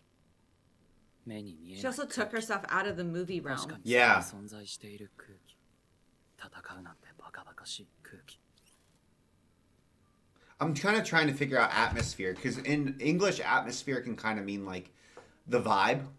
Atmosphere can mean the Physical the air. literal physical air around you. So I'm curious what the translation is getting after, whether it's that way of saying like, oh, the vibe of school. Yeah. Or the vibe of my even. Yeah. Or like it's an atmosphere. You can say like, oh, a person brings an atmosphere. Or is it like the bubble that's expanding? Because when you say a person brings an atmosphere in English colloquially, you usually mean like the vibe or energy that people get from the person when they go into the room. Yeah. So are we saying like Mai's personal vibe, or is it the school's vibe towards her, or is it like literally the air? And we're talking about like gas molecules diffusing out of this. You know what I'm saying? Yeah, I get you. It's such a broad word in English. 間は相手を意識することができないからね。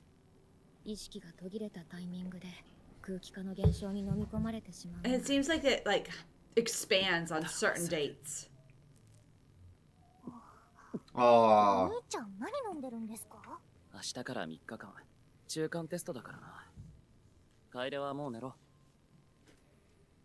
意識がはっきりしているうちに。 I was gonna write it all down. Oh, so is this the journal? This is the journal.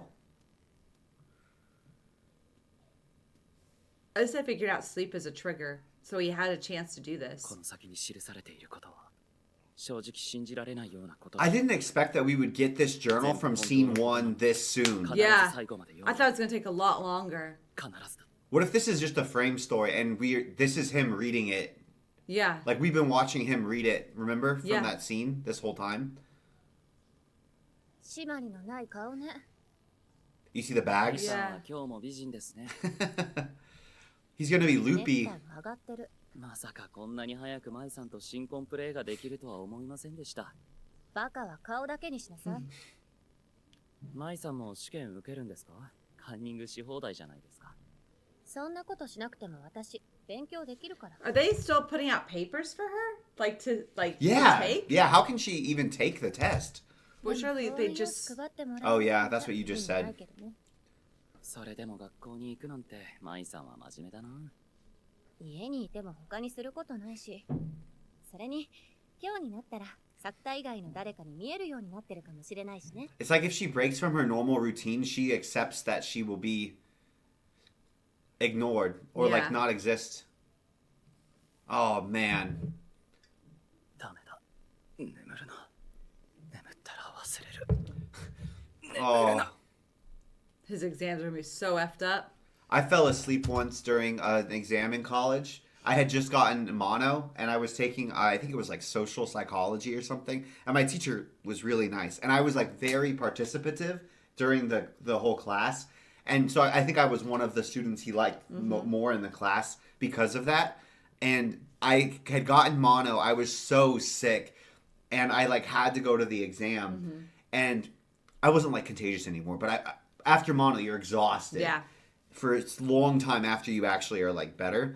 And I fell asleep during the middle of the class. And like in my dream, I remembered I have an exam. So I woke up and went, ah! In the middle of the test. And everyone like kind of laughed, but everyone was like very polite because they had known I was sick. Oh. And it was so stressful. I don't think that he graded it. Oh, really? I don't think he graded He my was just final. like, I "You think he was tried." nice because I had done all the other tests, Yeah, right? And yeah, I've been yeah. doing pretty well in the class. I think he was just like, this kid is We'll throw out sick. this Yeah. grade. あずさ川、その目の下のクマは一応付けか？ Oh no, she's forgotten. 双葉。 Yeah, no, she's fine. So she didn't stay up too. は？何のこと？ Aw. いや、いいんだ。じゃあな。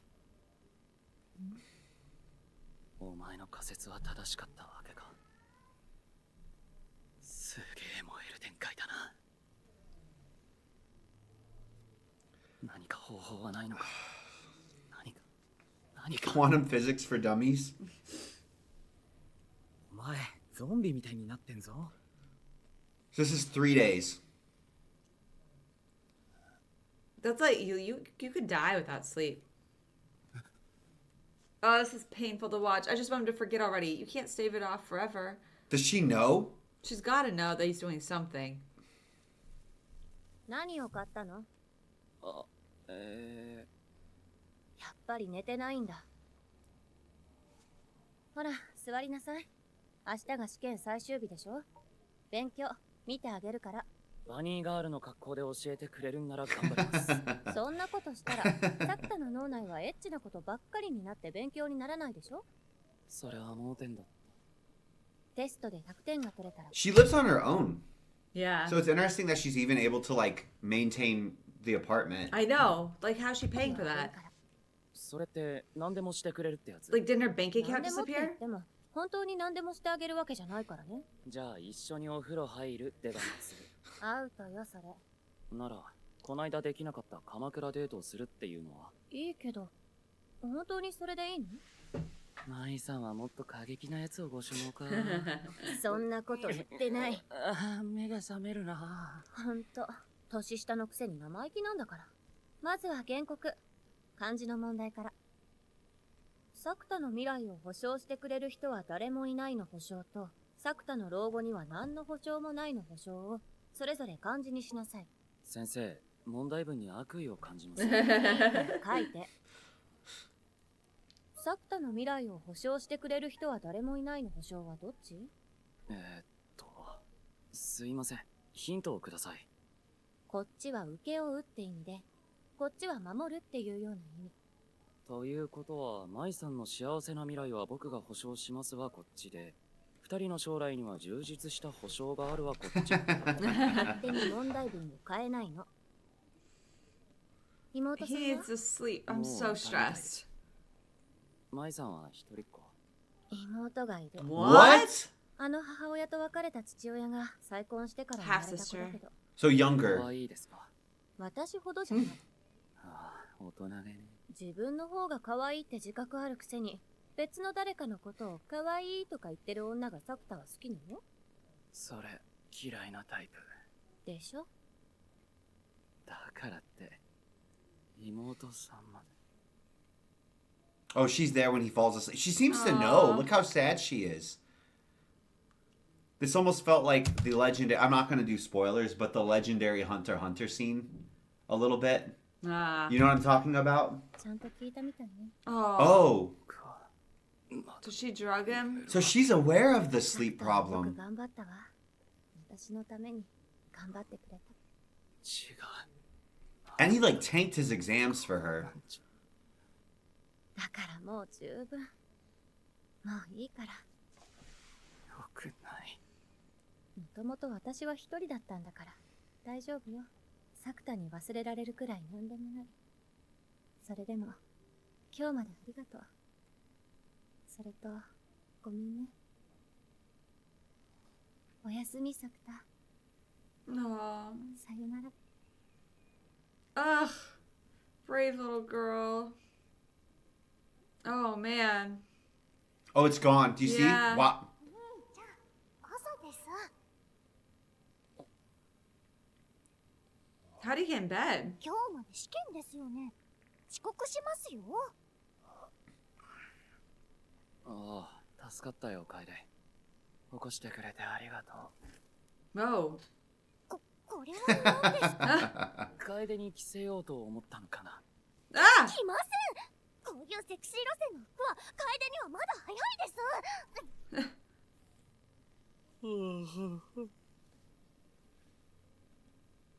I'm really sad. This is where, and we Yeah. think, well, actually, we don't, I don't remember if there was a date on the screen initially, and if there was, I didn't clock it. That's what I was wondering. Every day. Like, this might not be the time we actually saw him reading the journal, depending on how this is going to work. この先に記されていることを Because the question is, like, is there a way 知ら to ないようなことだと Re- restore? Yeah. 全部本当のことなので必ず最後まで読むように必ずとなんだこれ5月6日野生のバ I met a wild bunny girl. That's such funny phrasing. know. 逃げヶ原高校の3年の先輩 Oh, is her name redacted? Look, 天使だ her name's redacted. 黒歴史というやつか確かに大垣には行ったけどあれはただの一人旅だったよな彼女ができたら埋めろってことか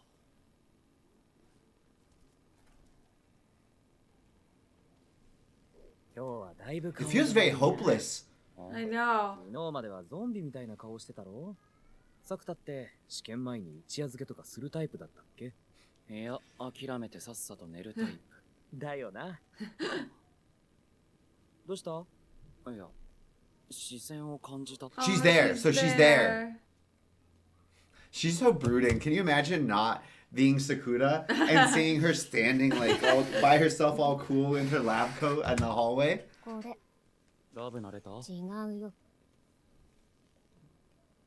あらゆる物質は誰かに観測されることで、この世に物質としての形が確定すると仮定する。なんだこりゃ。私にもわかんない。教科書に挟まってて今朝気づいた。 So she left her stuff Yeah. too. じゃあ確かに渡したからね。 Don't think about it. Just hand this to him. の消滅が全校生徒の無自覚の無視に起因するのであれば、それを上回る存在理由をあずさ川が作り出せばいい。 Create a reason for existence that overrides it. Your love needs to override the ignorance of every student Wow. put together. No pressure. But how can you fall more in love with somebody that you don't remember anymore? I don't know. はい。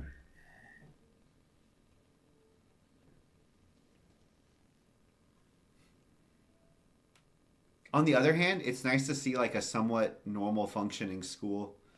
That always makes me happy. Except they ignored one girl completely, so she was erased. Yeah, that's true. Yeah. But like, I don't know. It feels like there's either two modes in all of the high school stories. It's either like Horimiya, where it's like, oh, this is like a pretty normal school with kids that are happy and whatnot, or it's like Jujutsu Kaisen, where it's like, this kid is being so bullied that he makes a pact with the cursed spirit. You know what I mean?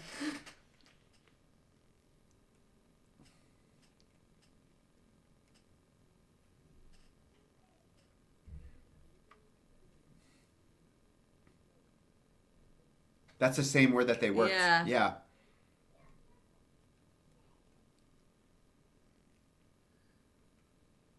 Oh, He remembers. コツは守るって言うよ。作田の未来を保証してくれる人は誰もいないのでしょうね。作田の老後には何の保証もないのでしょうね。それぞれ漢字にしなさい。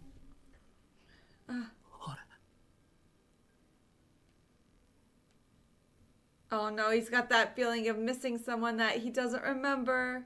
there, he saw her face. Man, his midterms are screwed. 大の方です。大事なこ The とを思い出した。 translation there. 大切な人の記憶が蘇った。これから僕が相手をするのは空気だ。押しても引いても叩いても何もないあの空気。学校を取り巻く空気。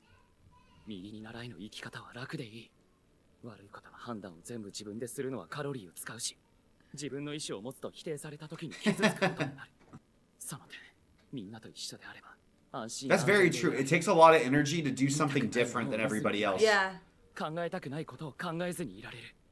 全部人事で済ませられる。だけど、みんながそうしてるからってだけで、誰かを苦しめていいなんて理屈はない。みんながそうしてるから、みんながそう言ってるから。 And he should know how that feels because he's already a bit of a loner, 大 right? 体みんなって誰だ？ Remember he said at the beginning, I have 2 friends and that's enough. Yeah. 扱いでからかってきた彼女。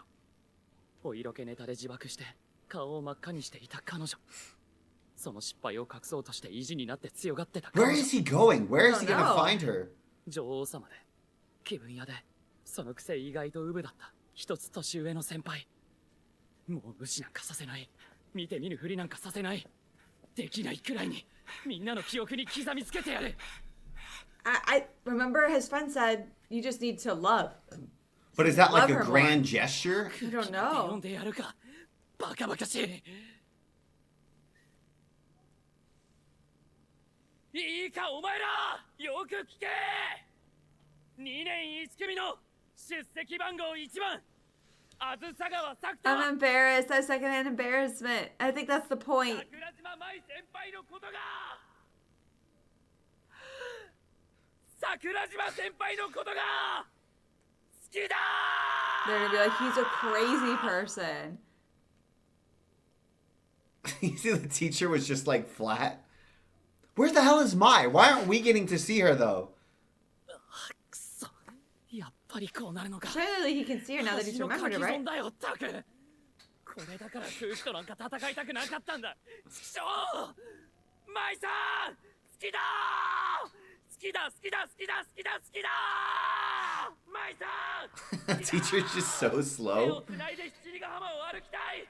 バ Oh, okay. Whoa. Everyone's like, get a load of this guy. Point. He's having an episode. Guys.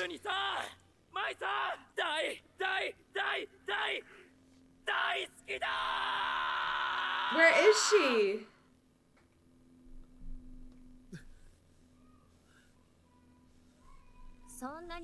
Ah, good. But does this mean he has to do this ritual every day? time? They're gonna lock him up. He's gonna get expelled. Ah. Look, literally. What up? どうせだから世界中の人に知ってもらおうと思って。バカなんだから。 Can they see her 賢 yet? いふりしてるやつよりはいいでしょ。ほんとバカ。こんなことして目立ったらまた変な噂が立つわよ。マイさんと噂されるなら大歓迎。そうじゃなくて。バカサクタ。Oh. なんで嘘つき、忘れないって言ったじゃない。絶対に忘れないって。 Well, he remembered, didn't he? 許さない。ごめん。 Can they see her now? If they can't see her, then this is even weirder for That'd be so for weird. Sakura. くれるまで話さない。だったら一生許さない。She was mad when he な forgot. の？私にここまで言わせておいて。足。踏まれて嬉しいんでしょ。ごめんなさい。反省しているので許してください。他に言うことは？踏んでもらえて幸せです。今私が聞きたいのはそんな言葉じゃない。好きです。本当に？嘘です。大好きです。ねえ、サクタ。何？今の1ヶ月後に A もう month 一度 from now. Because that means he can still see こ her. こで返事すると勢いと雰囲気で押し切られた感じがする。僕としてはこの場でキスくらいまでしたいんだけど。今ドキドキしてるのもこういう状況だからかもしれない。Our heart. マイさん意外と冷静だね。じゃあ1ヶ月待てないから毎日行ってもいい？いいけど、ちゃんと1ヶ月続けなさいよ。 Like で this? きなかったら気が変わったんだとみなすから。 This is like Yeah, she the doesn't walls wanna- of Jericho. What do they see? Like going around. みんな、ほんと空気を読むのが好き、ね。 They're still watching. サクタが同級生を病院送りにしたっていう噂。あれ、デタラメだから。なんで桜島先輩 Oh! So they She remember they her. It remember her. worked. Oh, damn! だから二人はどういう関係？みんなに言ってほしかったんでしょ？マイさんのせいですげえ注目されてる。職員室でお説教とか憂鬱だな。いいじゃない。 Honestly, the faculty's been very slow to 私も respond. 一緒に怒られてあげるから。まあ、それなら悪くないか。I'm glad they can see her so she doesn't look crazy. You two over there. What a beautiful word. こうして世 I 界 feel like this is that exact thing where you're like, oh yeah, your kids would rather get in trouble than not have any attention. When Mai was like, oh, it'll be so fun to get chewed out in the faculty office because that's better than being ignored. Okay, where are we going from here? 桜島舞を取り戻した。 But like, there's no way that we are good. Oh, a month. サクタの心臓って鉄でできてんだな。私だったら恥ずかしくて死んでる。さすがあずさ川。青春 Rascal. What a young What a young rascal. ど rascal. ういう意味だよ。病院送りの噂が学校中に流れた時、空気と戦うなんてバカバカしいとか言ってたの忘れた？言ってたな。自分のためには本気になれなかったくせに、美人の先輩のためにならどんな恥もかけるなんてやつが、青春豚野郎じゃなくて何なの？なあ、結局双葉の仮説 Oh, が正 this しかったって Yeah, I she must have remembers told us. everything だ now. ね。思春期の不安定な精神に強烈な思い込みが見せるまやかし。そういうのが思春期症候群だって言うなら、 They found out, they figured out like not a day too soon. You know what I Whoa, mean? yeah. 当てにならないよ。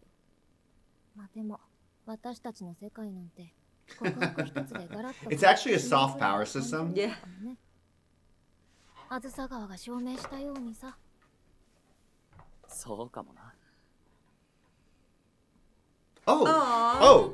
Well. So, how many episodes are in this? I ship them. Oh I think they're no! funny together. I ship them so much too. Is this the end credit or is this a? 思春期症候群の事件はこれで終わりじゃなかった。シュレディンガーの猫の次はラプラスの悪魔。 Laplace's demon. ラプラスの Oh, that was the little girl that he talked to, remember? Well, I will be very happy if Mai is cemented as existing. And she doesn't keep disappearing in and out. Like, we fixed it. And it's almost like a psychological villain of the week. Yeah. And they solve stuff together. I'd be super pumped for that. I'd be very apprehensive and worried if Mai gets like wiped every few episodes. That would be very very stressful. stressful. So- it would almost be kind of funny if they have like a ritual for it. So you think they're just going to go around solving everybody's adolescent problems? Yes, I hope. That's the good ending. And I'm saying that's the good ending. I'm thinking it'll make us cry. It'll be It'll be very emotional and stressful. If she keeps disappearing. No, I'm saying that she doesn't disappear. They just solve other things. Yeah, that seems like lovely. But it's gonna make us cry Why? because they're solving adolescent issues. So somebody's gonna have like a horrible childhood with terrible parents. I think I'm going to cry more if Mai she keeps disappearing? I feel like this is like a cry if you do and a cry if you don't Yeah. type of dilemma here. Okay, Schrodinger's tears. This show's unexpected. I never know what to think is going to come next. Yeah, the beats of it are so... Because I thought this was going to be the overarching problem for the entirety of the show, which it still might be. Yeah. But we actually got out of Mai's disappearance quite quickly. We think. The sassy dialogue said with such a straight face is very disconcerting. I think it's so amusing. Because there's like such a flat affect as they say all of their sassy lines. It's very funny. I like it. It's crazy too. Like Sakuda, at least from what we've seen, doesn't seem like he's gonna face much consequences from bombing finals and then getting outside during finals. I guess we'll figure it out. Maybe it's not super uncommon to have like dramatic confessions of love like that for high schoolers. The teachers, you see the teachers were like, here we go again. Like again. This is something that normally happens. It can't be that uncommon if you're dealing with dramatic high schoolers, right? Yeah. In the throes, that's why adolescent syndrome, in the throes of puberty. But we love you guys. The dialogue's quite witty. Like, I would say between them. I feel like it's a really good job translating it to make it so funny and witty in English. Yeah, I feel like that's difficult to do. Very difficult to do. この時間ご覧のニュースをお伝えしました。それでは今日も一日お元気。続いてのニュース、バルナナです。直接狙う。決めたー。やってくれました日本代表。 Let go. We pivot into a sports anime. サッカーの話題からいきたいと思います。じゃあ行ってくるな。行ってらっしゃいお兄ちゃん。 Surely that is plot relevant, right? Like It's gotta be. Isn't there a law? There's some law that says like nothing gets shown on the TV news station that's Unless not it's directly important. relevant to the plot. Are we just gonna go solve? I think we're gonna have like a detective duo now. I think we're gonna start training to There's join the no- national team. There's no tomorrow for a rascal. これはそういうヘアスタイルなんだよ。斬新だな。あ、スタブのウス。おはよう。日本代表勝ったな。前半のフリーキック見たか？ああ、朝のニュースで見た。スポーツはオンタイムで見ないと騒げないぞ。そっか。 I see. I did used to really like watching Man, MMA live. It that was really looks fun. So satisfying. サクタが、マイさんって料理できんの？なんて生意気なこと言うから作ってきてあげたんでしょ？すいませんでした。僕が悪かったです。ごめんなさい。わかればいいのよ。いただきます。いただきます。 I was curious if they were gonna have like an active friendship at Yeah. school. 付き合ってください。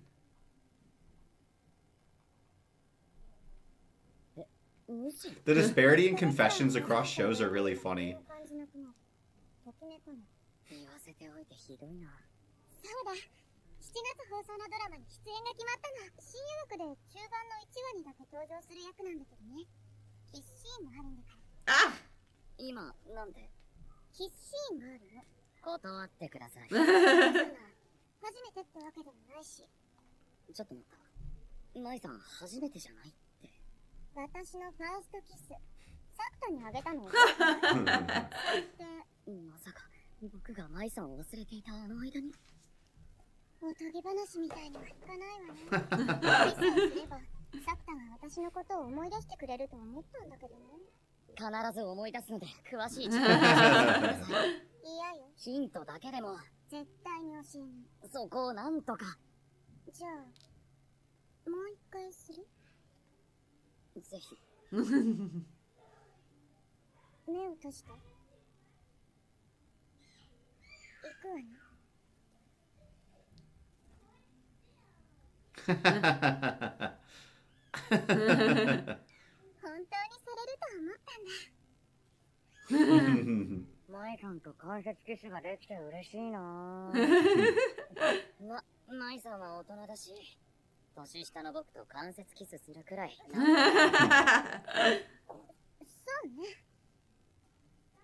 言っておくけど、私じゃないから。キスシーンがあるのは主音の子。マイさん性格悪い。That was so She's just trying to mean. make him jealous. そんな私のことも好きなんでしょ？さすがにこのままだとなんでよ。だって、マイさん全然その気なさそうだし、ときめかないとか言われると絶望的な気分になる。ダメとは言ってない。じゃあ、いいの？それは。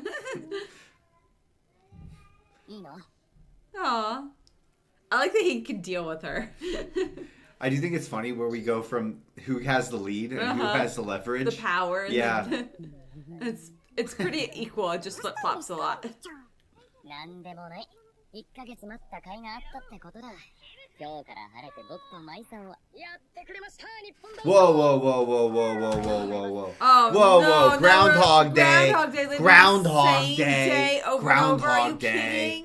What? I didn't realize for the title, but it says that there's no tomorrow for Rascal, that they meant it literally.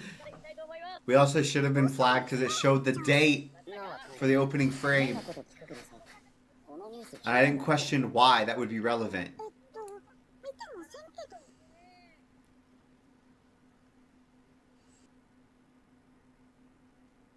サクタ、寝癖立ってるぞ。これはそういう髪型なんだよ。Would you keep repeating yourself or say other things? I would probably change what I'd say. どうしたサクタ？この会話昨日もしなかった。 Oh, he hasn't flagged it yet. してないと思うぞ。なあ。してないね。だよな。ならいいんだ。 Will it take 3 times? 僕だけってことか。という数式からわかるわけだ。 Better really remember that formula now. あのワイシャツの口紅の後も。 I was gonna say, was there lipstick on a collar? That's crazy. 重力加速度ババアじゃなかった。この寒いギャグも昨日と同じ。今日が昨日ってことなら、マイさんと僕のまだ付き合い前の段階。ってことは。好きです。付き合ってください。 1ヶ月間同じこと言われると何も感じなくなる。ときめかない。そっか、失恋か。じゃあ新しい恋を探すしかないな。今までありがとうございました。ダメとは言ってない。何諦めようとしてるのよ。なら、いいの？サクタのくせに浮気。いいの？うん。いいよ。うん。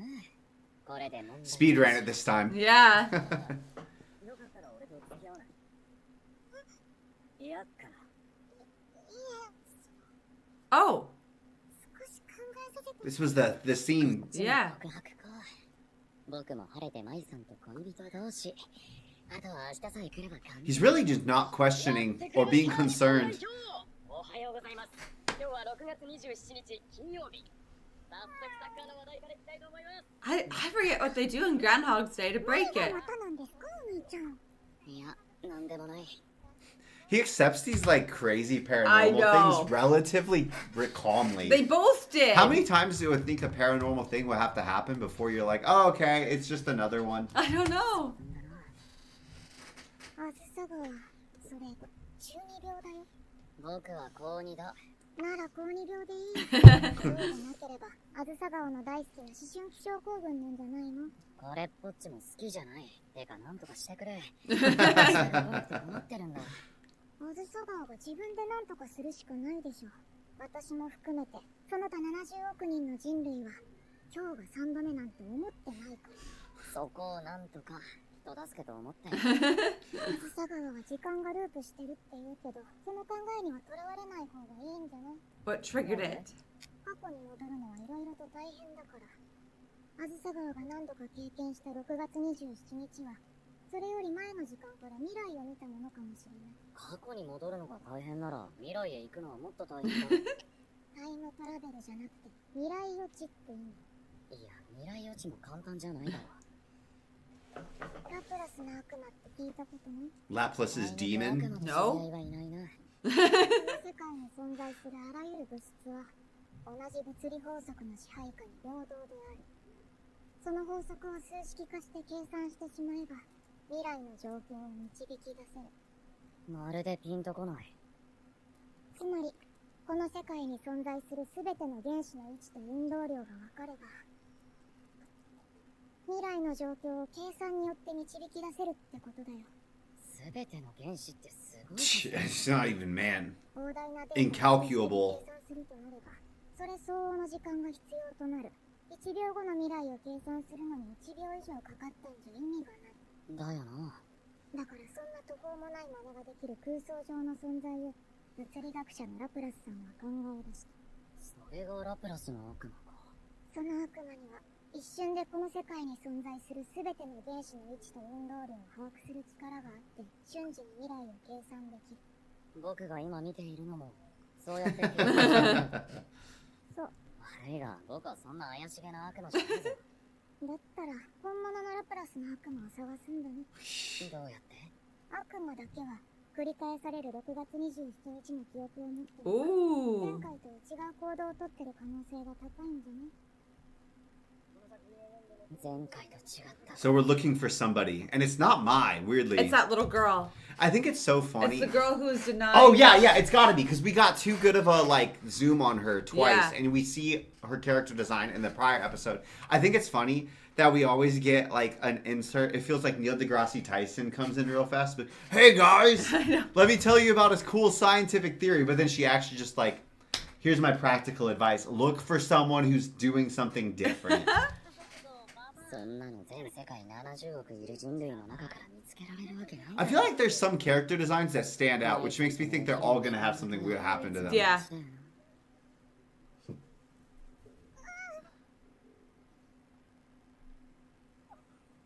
I think we got Lapis. いたよ、ラプラ There she is.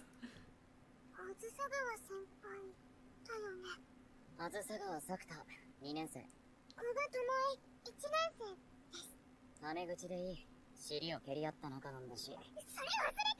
子がつかなく。 Oh, that was her! Do you remember where she was like, you're a pedophile? Oh. I didn't realize that she was the... Yeah, Do I you didn't remember that? either. 今日は何度目だ？僕は3度目だ。 I didn't realize it was the same girl at all. 私も3度目。私だけじゃなかったんだ。なんなのこれ。この先トゲになると。I thought she was one of the girls who we asked, do you know Mai? Yeah, no, I think he's just got to be somebody going around saving people from adolescent. He's like a save from adolescent syndrome superhero. Yes. ないのか？超わからん。 I like how she talks. 全然わかんない。 Oh, 使えね you think it's a dialect? え。なんか最近嫌なこととか悩んでることないか？なんでそんなこと先輩に言わないといけ Do you want fixes or not? メッセージ。この状況、思春期症候群だと思うからな。他の思春期特有の不安定な精神が引き起こしている状況なら、その原因を究明して解消するしかない。思春期症候群って先輩正気？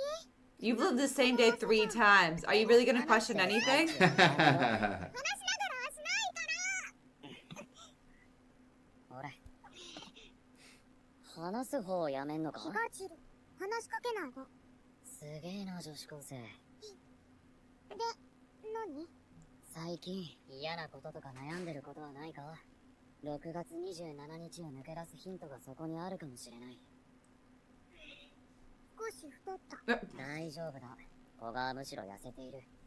少し太ってそのぺったんこの胸に肉をつけた方がいいくらいだ。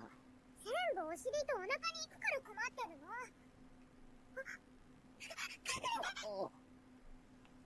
This is it.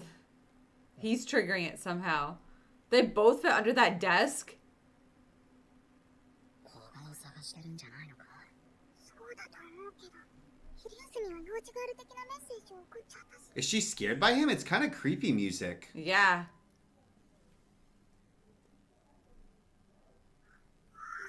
いいからさっさと告白されてこい。まして告白のこと知った後。前回見たんだよ。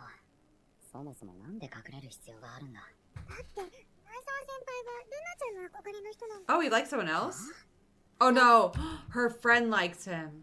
友達、柏レナちゃん。よく一緒にバスケ部の練習を見に行ってたの。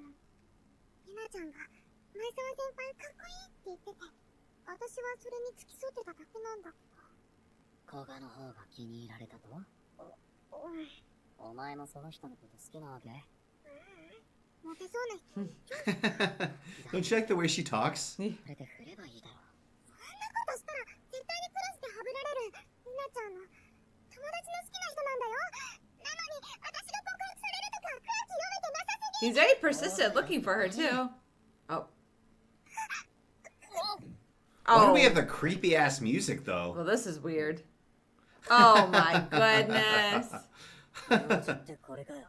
男の趣味が。いや、違うよ。Oh, Oh no. no!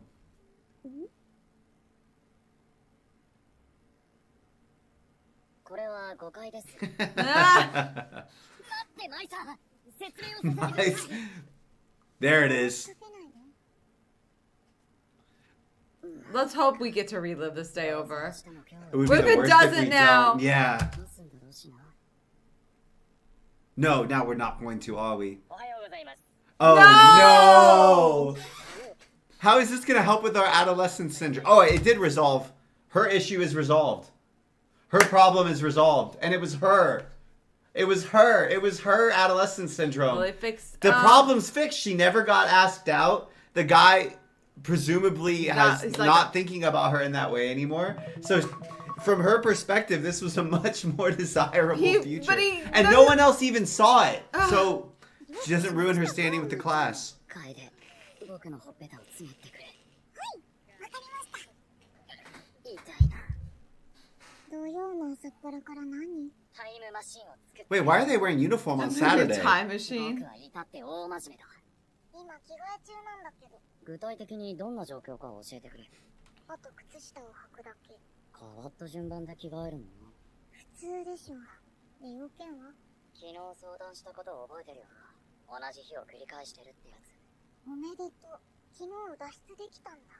不本意な形でな。それじゃ、私靴下履くから。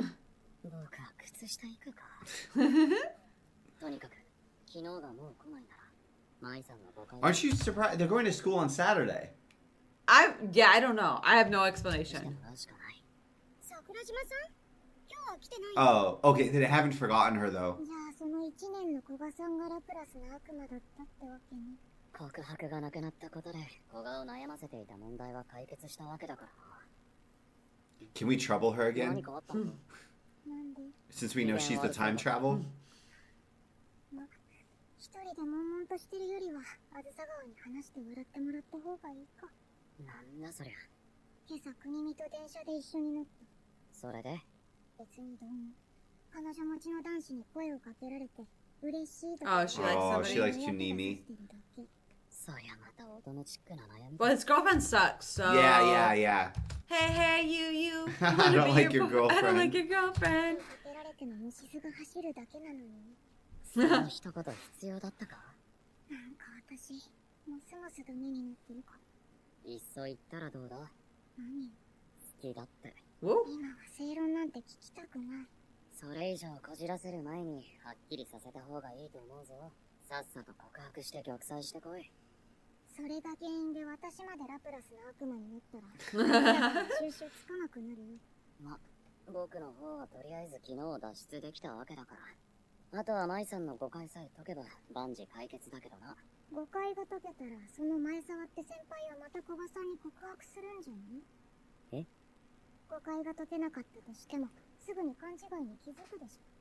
そもそもあずさ川は1ヶ月前に全校生徒の目の前で桜島先輩に告白してるわけなんだし。そうなったらまた昨日からやり直し？その可能性は高いだろうね。つまりどうやっても舞さんとお付き合いできる明日はやってくる。あずさ川、そういう状態をなんて言う？ He just needs to set her up with a different guy. Paradox. 罪だな。 Checkmate. Yeah, just send someone else to that room, but And have him be very lie on top of specifically her. instructed. どうしたサクター？目が死んでるぞ。 His friend is so Just a chipper. chill, nice What guy. a nice. Oh, it's the classic extrovert introvert pairing. Friendship. 二人ともいいかな。今日から入って Whoa, 小 Koga. 川さん、フロアの仕事教えてあげてね。おう、先輩。おう、学校同じ？それじゃあ本当の後輩ってことでいろいろ面倒を見てあげて。 Manager seems very nice. 小川智恵です。よろしくお願いします。俺は国見優は。そういや前に知り合い。あんな面白いこと黙ってたらもったいないだろ。 That's a good I feel like answer. he and his friend look alike. あずさ川くん、7番テーブルオーダーお願い。わかりました。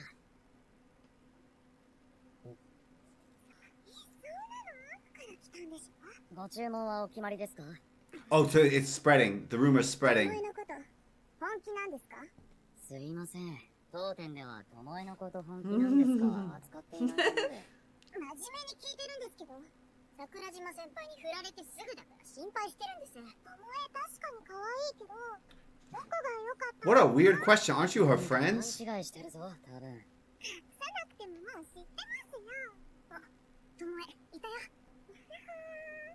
レナちゃん、みんなも本当に来てくれたの？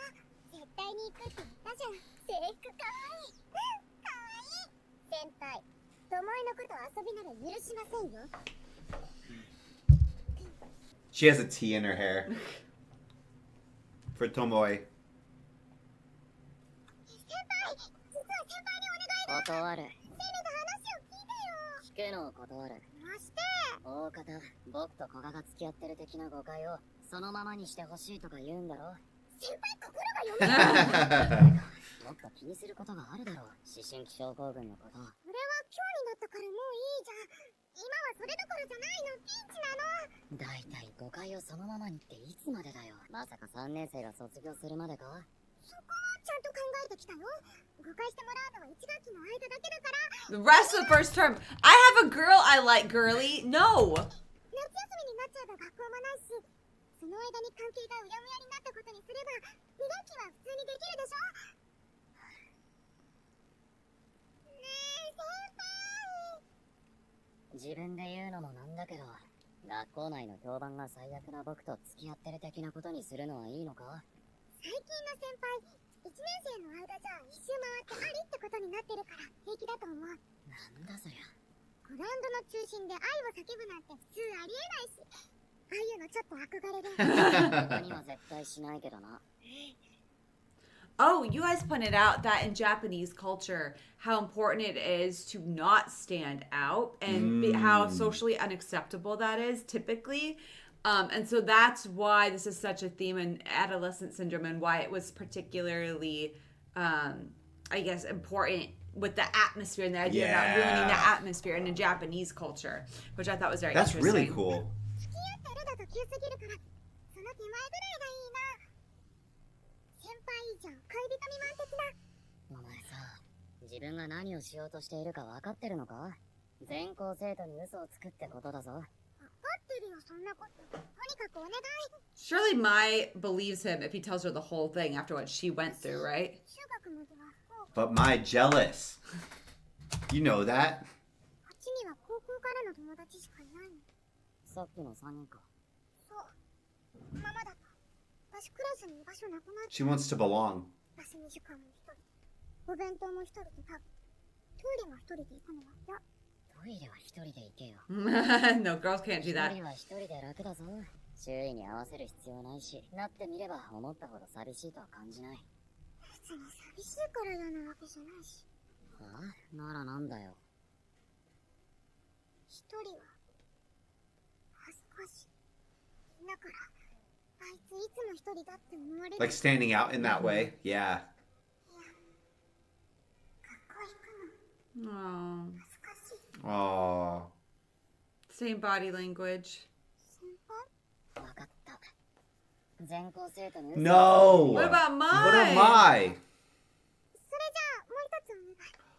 Girl, what? なんだけど、先輩バイト終わった後デコピンだの。違う。デートして。なぜだ？レナちゃんにデートはしないのって聞かれて。そんなの適当に、ああ、週末はハッスルしたってごまかせば Or いい。 she actually likes him now. 念のため写真を撮っておきたい。お前、意外と抜かりないな。 My was here first. きっと必死に弁解する僕を見て、心底楽しそうに No. なるだろう She's gonna be pissed. She won't talk to him. She's gonna pretend like he doesn't exist. やべえ、すげえ楽しそう。さて、6月も今週で終わり、そろそろ暑い季節がやってくる。お天気はコマーシャルの後、気象予報士の土山さんが詳しく解説。 Oh. 前にお兄ちゃんを連れてきた人ですよね。一口あげようか。やったな。ああ、そうだな。なんだ、こんな時間に。はい。It's me. I did not expect her to come over. どうして言い訳しに来ないのよ。That's where we're ending it.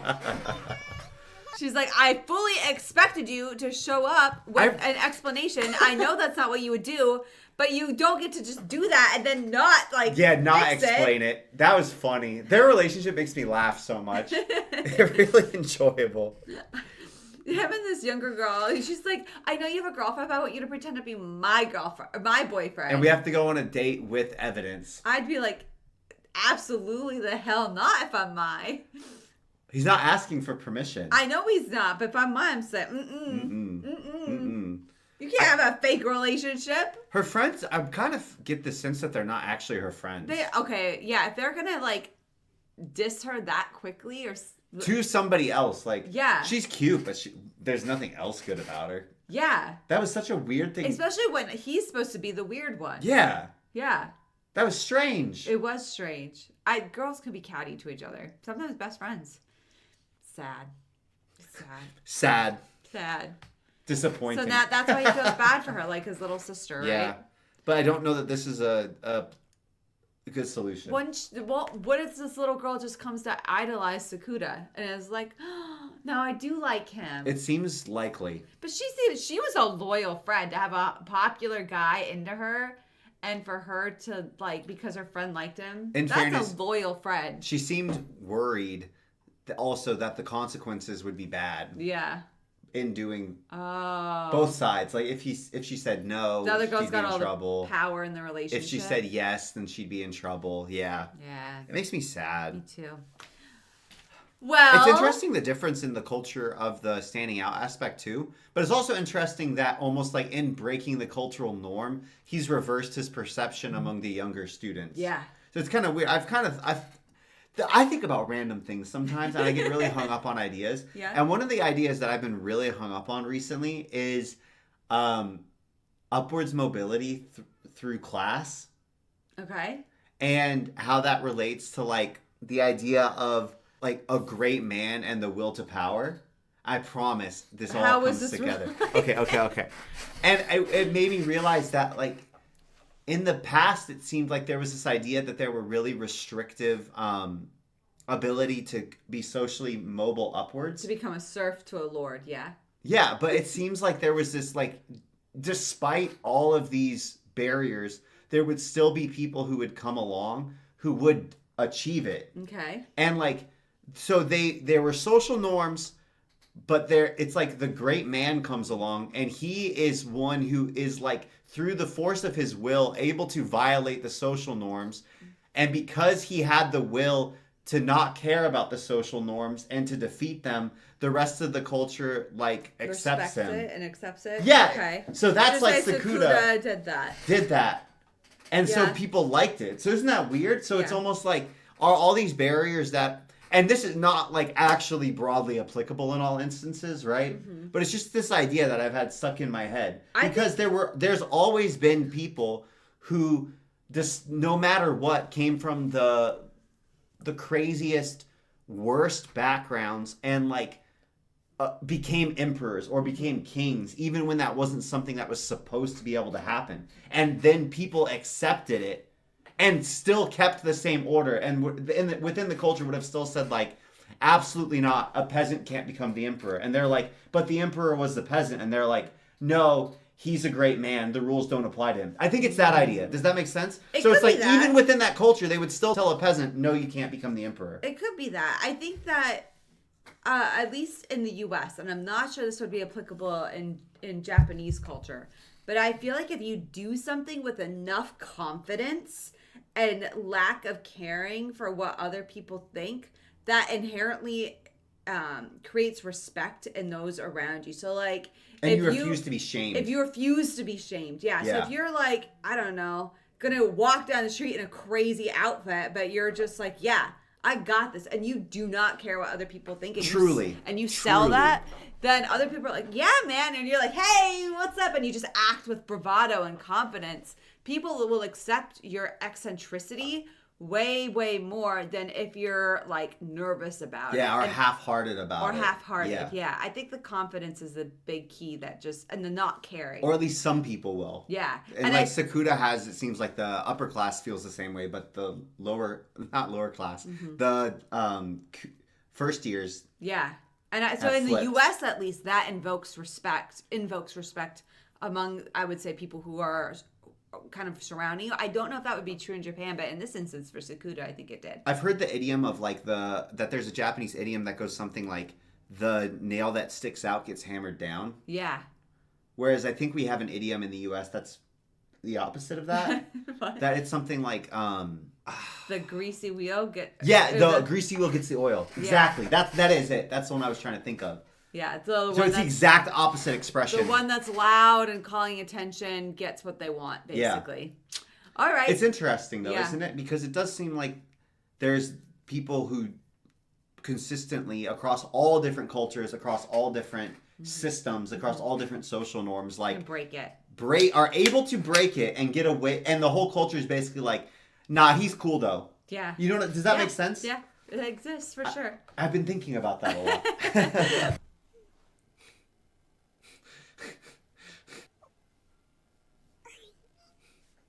She's not listening at the door, though. Oh, I would be. He's in his undies. それだけ私が叱るとサクタ喜ぶじゃん。サクタの場合、罰を与えない方が罰 Is he in his underwear? Yes! でもなんか釈然としない。恋人のふりなんて嘘。サクタ嫌いでしょ？こんな嘘好きなやついないと思うけど。だから釈然としないの。何を隠してるのよ。実はさっきから舞さんの足にそれは知ってるわよ。いいからさっさと白状しなさい。古賀のやつ、楓が不登校になった時と同じこと言ったんですよ。恥ずかしいって。前澤先輩に告白されたことが友達にバレたら、クラスに居場所がなくなるって。You guys did say her friends aren't as bad as we thought, and it was a translation that was more akin to like, we're just worried that you're rebounding on our friend. Yeah. It wasn't as mean as we thought it sounded. So we don't have to hate them as much. Okay. Or at all, probably. But still, they would have just like rejected her and kicked her out of their friend group because a guy that she had no control over asked her Yeah, out. that part's really Yeah, a and bummer. still sus on her friends. だと思われるのは恥ずかしいから嫌だ。つまらない。真面目な話をしたらそれ。妹さんのことを持ち出されたら文句なんて言えない。今回だけは多めに見てあげる。ありがとうございます。でもそうね。ただ許すのも今後のためにならないから、相応の誠意を見せなさい。何をしろと。それくらい自分で考えなさいよ。Classic trap. じゃあ、だからせいよ。じゃあデートは来週の日曜日鎌倉へアジサイを見る。 I love hydrangeas. だから1週間ドラマの撮影で鹿児島。いいなあ、鹿児島。遊びに行くんじゃないの？そうだ、これあげる。ファッション雑誌の撮影で使った衣装をもらったから。 It's her sister? これお前さんの香りだと思う。妹さんによ。今年で15歳でしょ。おしゃれをしたらちょっとは外に出てみたいって気持ちになるかもしれないし。何よ。舞さんが楓のこと考えてくれてるのが嬉しくて。 I hope we do an episode where we help. There she Oh, is she listening was at the listening door. at the door. So that was like resisting temptation. Yeah. Not Failure. enough. Yeah. I hope we help Kaide. 何してるんだ？違います。忍者ごっこをしていたわけではありません。僕は盗み聞きをしてたのかと思ったんだが。ちょうどいい。こんばんは。 I like that the brother and sister look like each other. They did a good job.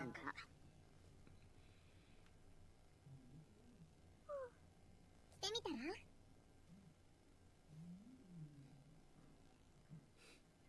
Aww. 可愛い。こんなの初めてだから恥ずかしいです。舞さんにお礼言わないとな。ありがとうございます。 What do you say? Also, brothers dress now. 楓も舞さんって呼んでいいですか？いい Aww. わよ。私も楓ちゃんって呼ぶね。今日はありがとうござ We い need ま to す。 do a Kaide episode. 改まって。楓が僕以外の人と喋るのは久しぶりなん Oh, です poor Kaide. ずっと引きこもってたから。サクタがそう素直だと見切りがいがない。二人が本気にならなくて。 Gross, stop being so sincere. I miss our あ banter. の1年生のことよ。明日はバイトの後デートなんでしょ？僕は舞さん一筋なので大丈夫です。分かってないならいい。え？おやすみ。おやすみなさい。くにみ、バスケ部に前沢って先輩いるよな。ん？ああ、陽介先輩な。どんな人だ？どんな人って、まあうちの学校じゃ一番バスケうまいな。そんでもってかなりモテる。その I bet he doesn't know anything about the other kids. なんだよそれ。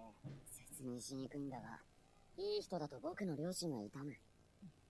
まあ、あんま人のこと悪く言いたくないけど、昨日の部活帰りに今の彼女が全然いらせてくれ Oh, he He has had a a girlfriend? girlfriend? みたいなこと言ってたな。てか、彼女いるのか？ Yeah, what? いるよ、別の学校の3年。あと昔の彼女のこともしょっちゅうボロクソに言っててさ、こうはなりたくないなって思う。His friend is such a good guy. I know. Even though he's got a sucky girlfriend. お待たせ。顔赤いぞ。てか5分遅刻。しょうがないじゃん。準備とかあったし。準備。ま、かわいいな。可愛いってよ。ミニスカートじゃないのは減点だけど、 Ah, 生足だから許す。足なんか見るのも禁止。あ、そうだ。ID。少し遅れるって連絡しようと思ったのに。先輩 I の。 don't think Mai would like how he's talking to her. No. スマホも携帯も持ってない。何それどういうこと？言っちゃうから。どうやって生きてるの？スマホがないと人は死ぬ。いきなりあくびか。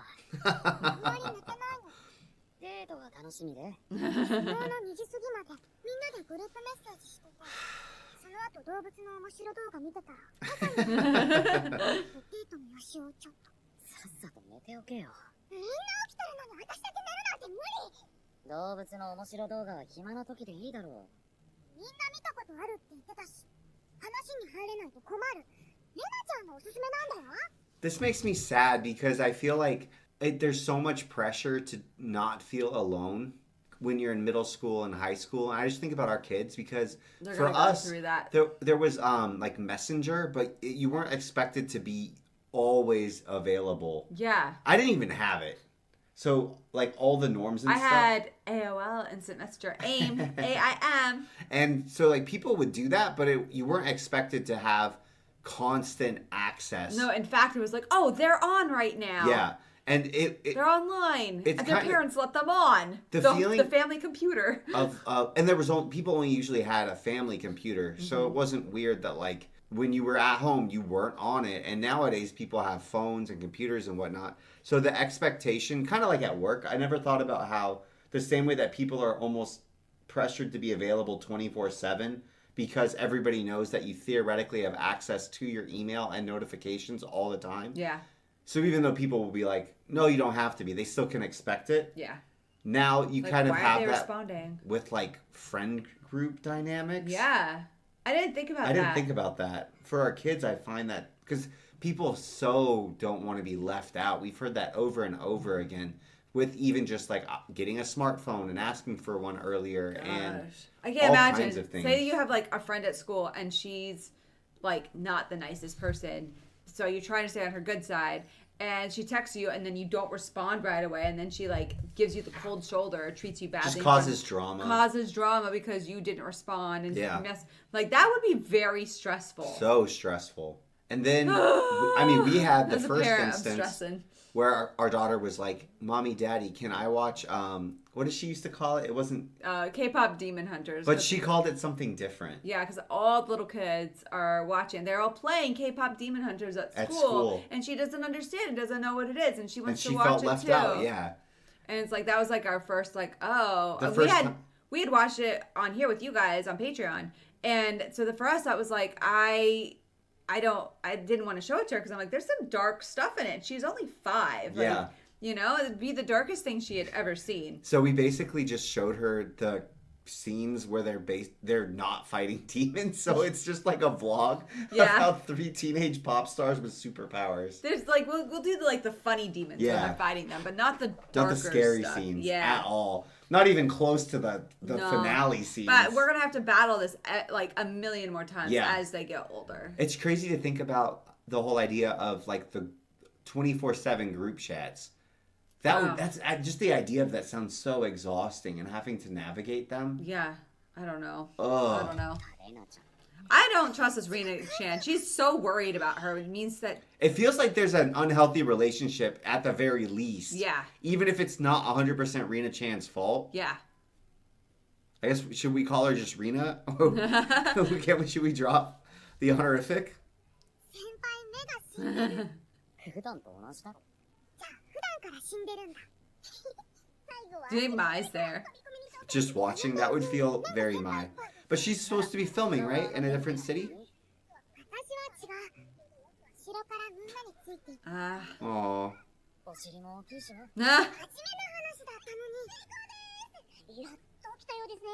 ショーはもう終わりなんですが。みんなに笑われても平気で。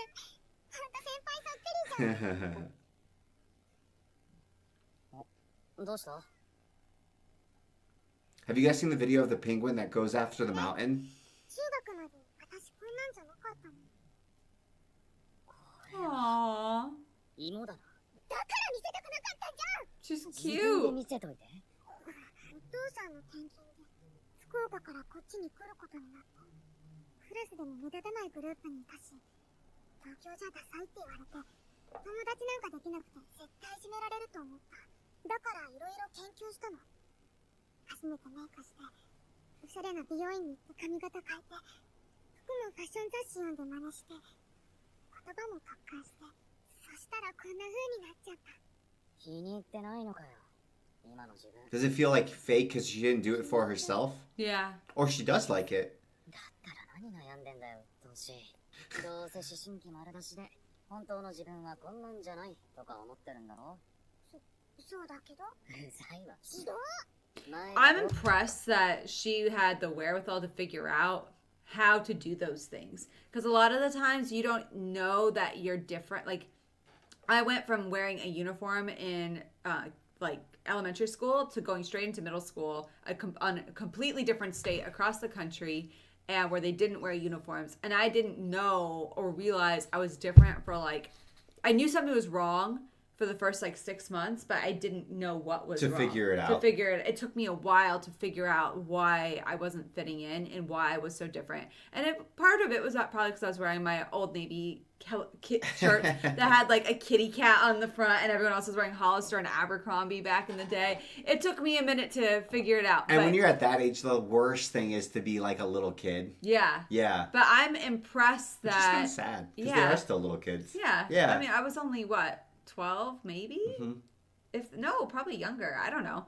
I don't know how you are. But I'm impressed that she was able to like know, hey, I'm going to go to this cool place. I need to be cool. These are the things that are cool, and make herself into that. Yeah. And execute it. Yeah. Successfully and not look like a dork. That's a good way to phrase it. Mm-hmm. It's like she put in work to figure it out. それなのに本当の自分じゃないとか、その方がどうかしてるって。なんか悔しい。先輩に見くるめられたみたい。What? 行くぞ。ほら、次は江ノ島だろ。 But I feel like the reason that she feels weird about it, at least from my perspective, would be that she was doing it from like a place of fear to try to prevent problems. It was like an external, it's not external motivation where she's doing it so she's like, man, I better do this or else I'm going to have consequences. Yeah. So it's like an avoidance 'Cause thing. I love fashion. I love looking this part. I really want to look this way, which I guess like it became that, but it I don't didn't know. start It's that way. almost like if she was doing it and it was more positively phrased, I feel like it's still fine to be like, I want to look this way for tactical reasons. Like, I want to achieve this at work, so I'm going to wear a suit because I think that will help me achieve this goal. Yeah. That feels like it's positively minded. Whereas if you were like, I'm gonna wear this suit because otherwise I'm scared I'm gonna get fired. Yeah. And then you're always worried that you're not living up to it. I feel like maybe it's the framing more so than it is doing it to achieve a result. Yeah. Yeah. Yeah. 知り合い？クラスメートの米山さん。米山さん。古賀さん。それに一周回って有野先輩。それ本当に心配してる。ごめんなさい。何か探してるの？私も一緒に探すよ。いいよ。古賀さんは鹿島さんのグループだし。 3人で探した方が早いだろう。 先輩もこう言ってるし。ストラップなの。今の友達とお揃いにしたやつ。クラゲの人形がついてて。この辺に落としたのは間違いないのか？すみません。それもわかりません。謝らなくていいよ。 Did somebody take it from her and throw it? だけど怖くはないから。あれじゃないか。 Oh, dang, that was fast. ああ、待て。 Oh, Oh. oh, that was sweet. Oh. That was so sweet because Maybe the they- water washed it away. What happened? 風邪ひいたか？レナちゃんから聞いた。全然平気。みかんの缶詰。 How did Rena contact him? 途中で学校の外で Maybe in the hallway. じゃあいらないな。食べあーんの方が良ければしてやろうか。食べにくいからね。ねえ先輩、なんで私の無茶なお願い聞いてくれたの？古賀が必死に頼んできたからだよ。私のことほとんど知らないのに。尻を蹴り合った仲だろ。もう真面目に聞いてるのに。でもあの時古賀はいいやつだと思った。あとはぶっちゃけ可愛いから。またふざける。古賀がブサイクだったら同じ風にしてたかわからない。 Dang, brutal. 男なんてそんなもんだ。してたよ、先輩は。風邪なら休めばよかった。遊んだらみんなの話について。 It's so stressful. 1日くらいでその一日が命取りなの。保健室で寝てたらいい。 It feels more like a court. Like in the court of a king. Yeah. Rather than anything Not friendship wise. 今も保健室にいること。 Like jockeying みんな and にどう思われてるのか気になって。自意識過剰だな、古賀って。 it might not even be her friends to be honest. 見られたり、笑い物にされたりして、どうして平気なの？別に全人類に好かれるために生きてるわけじゃないし。私はみんなに好かれたい。とか嫌われたくない。僕はたった一人でもいいけどね。世界中に嫌われたとしても、その一人が必要としてくれたら生きていける。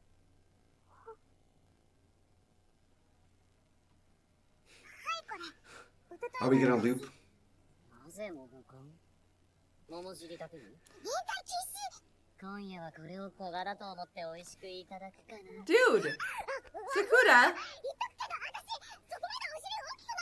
I'm not worried about my. Look at everybody in the class. 先輩さ、桜島先輩とは結局どうだった？ And they work together. 返事待ち。まだ振られてないの？例のループ現象が起こってなければ、あの日の昼休みにお付き合いの OK もらえてたんだよ。嘘。本当だって。絶対嘘だ。だって桜島先輩だよ。芸能人だよ。桜島先輩から好きって言われたの？それは言われてん。ほら、先輩の気のせいだって。次に告白するときはそう言ってもらえるように努力するよ。マイさん、どうしたの？タクさんが私の声を聞きたいんじゃないか。まさに今マイさんのこと考えてた。パンツ履いてるんでしょうね。サクタが私でそういうことを Whoa! Dang, my. 嘘です。風呂上がりだけどパンツだけ履いてます。つまんないのつかないの。悶々として眠れない夜はマイさんのおせいかもしれません。はいはい、好きにしたら。それよりそっちはどう？可愛い彼女とのデートは楽しかった？もうそれなりに。今の質問なんと答え No. 今すぐ家を飛び出して鹿児島に会いに来てくれるとか。で、全裸で抱きしめればいい。それは引く。マイさん、撮影は楽しいですか？楽しいわよ。サクタはやりたい仕事ないの？あ、将来はサンタクロースに。 That's so specific. 年364日の休みだからでしょ。バレたか。Hey. 出るとバカになるの。 I wonder if that's an idiom there, if he made it up. That's funny. ババ。 Aww. 何かよ。サクタ来てないかって思って、教室にいなかっ I た。 ship this so hard. I know this sounds weird, especially knowing his girlfriend sucks. I know. I'm just like, come I on. really ship I it. really ship it. でも1年生のところじゃない。ああ、そっちか。あずさ川が来たら伝言しておくけど。ただ、いいの？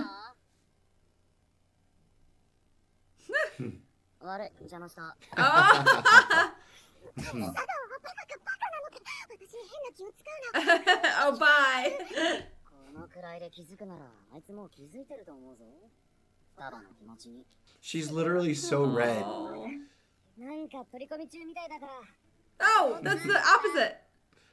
I thought you were looking for ま him. ずイケメンなやつだな。で、イケメンじゃない豚野郎のあずさ川は何をしに来たの？おう。あれ以来同じ日の繰り返しは起こらないから、結局何だったのかと思ってさ。ならあずさ川が言ってた通りなんじゃないの？ It's crazy she gets unilateral access to lab equipment and brewing equipment at school at Maybe all times. Everybody could. She just is the only one who wants to. ならあずさ川が言ってた通りなんじゃないの？今あずさ川の恋人ってことになっている例の1年生がラプラスの悪魔。自分の都合のいい未来が出るまでサイコロを振り続けていた。 That's a very convenient power. で、 She seems stressed though. 状態だからやり直す必要はないというわけ。 She's satisfied but not happy. 自覚してたら本物の悪魔かもね。 I guess happy enough. 神里。 Get out of here. 私前にも言ったよね。ユーマに近づかないでって。僕が聞いたのは喋んないでだったと思うけど。同じことでしょ。あと、あの物理実験室の女は何？ユーマとどういう関係？よく話してるけど。国見に聞けよ。あずさ川も仲いいんでしょ。いいから答えて。なんだよカリカリして。死ね！今すぐ死ね！もうほんと最低。 Girl, you have the worst energy. 国見、面倒だから先に言っとく。昨日またお前の彼女に絡まれた。それ災難だったな。もう僕か彼女かどっちか。なんだよその究極になってない究極の選択。わかった。今晩電話しとくわ。頼むぞほんと。で、サクタ、古賀さんと付き合ってるってマジ？マジだな。マジか。実はまだお試し期間って感 A じだ。 trial period? だったらやっぱ昨日のうちに言っとけばよかったな。古賀さんだけどさ。なんだよ。良くない噂が流れてる。 What? サセコだとか、ビッチだとか。サクタとやり Probably from the basketball player. Yeah. そりゃ。俺も部活のグループ。 Oh, because he walked in on. And he was pissed. Yes. Even though he's got a girlfriend. 前に陽介先輩のことを聞いたよな。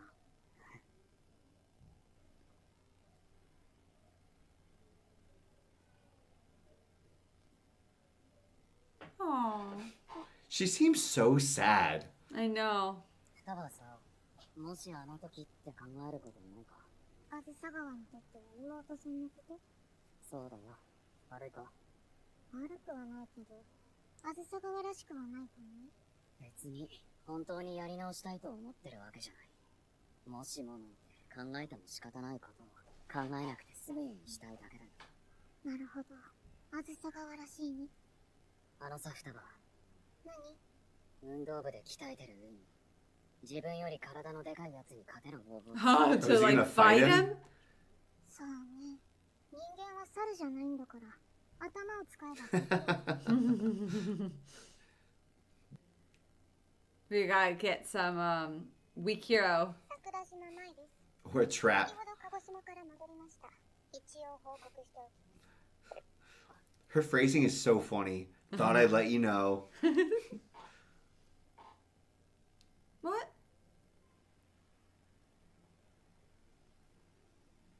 前髪失敗しちゃってた。 She's getting ostracized?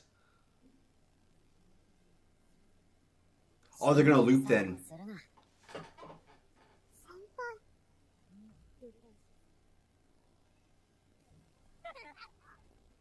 最近の一年はお盛んだな。は？今笑ってるの？まだ笑ってますけど。何か。 An actual train track. いえ、バカにしてるだけです。 Oh, dang.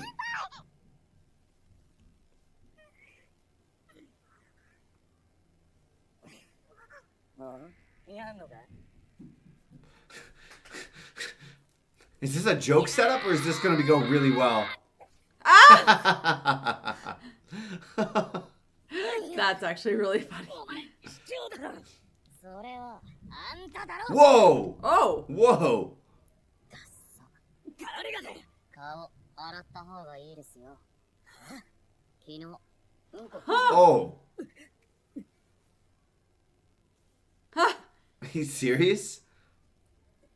ふざけんな。ふざけてるのそっちでしょ。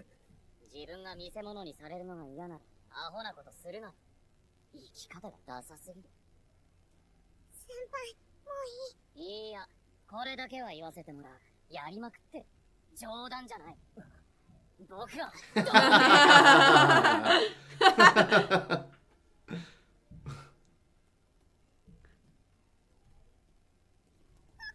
Aw. いるか。 That was really wholesome. That was really kind of 先輩が him. 言ってたこと、少し分かったかも。 Dropping the hammer? I'm a virgin! That was also really, Was really risky funny. of him. Like, he could have gotten hurt. Yeah. He was also next to a train track. Like, He also that is stomped not, on his face. That's It seems crazy. relatively lightly, but still. There's no way there's not retaliation for that later, too. What, he's just gonna leave him alone now? They had a after he's rel- being humiliated? They had a kind of a chill conversation, relatively speaking, in the midst of that fight. 体重が敵でも、一人だけ必要としてくれたら、的なやつ。気になってな。ちゃんと覚えとけよ。 But Why he can't didn't call my back. I don't like って that. 感じだった。大事にされてる。 Can't she be friends with the nice girl that she found the charm Yeah. for? 普通、嘘の恋人にはそこまでしないよ。僕は完璧主義だからさ。何それ、チケット。どうする？先輩、そがんことも知らんとね。つまんないって意味。あ、レナちゃんか。前澤先輩には幻滅だって。顔にうんこがついたくらいで冷めるなら、その程度の憧れだったってことか。あ、そうだ先輩。一つ言っておきたいんだけど。トイレか？違う。私、したことないから。何？ She's also a virgin.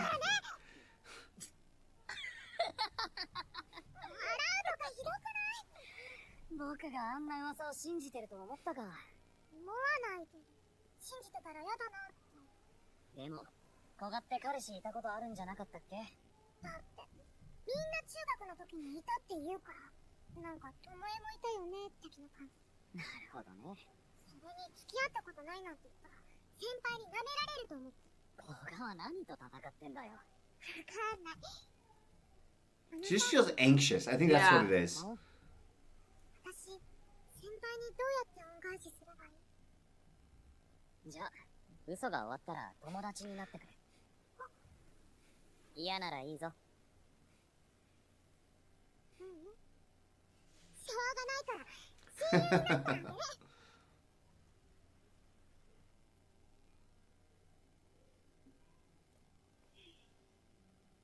I feel like just her whole way of life and the way she's organized it seems so stressful. Right? She's jealous of mine. Yeah, she's definitely jealous of Mai. I feel like this is... I didn't expect this to be such a long arc. No. And I'm getting stressed out about it a little I'm bit. getting stressed out too. I can't tell what we're building towards, and we've never been able to predict the show, so...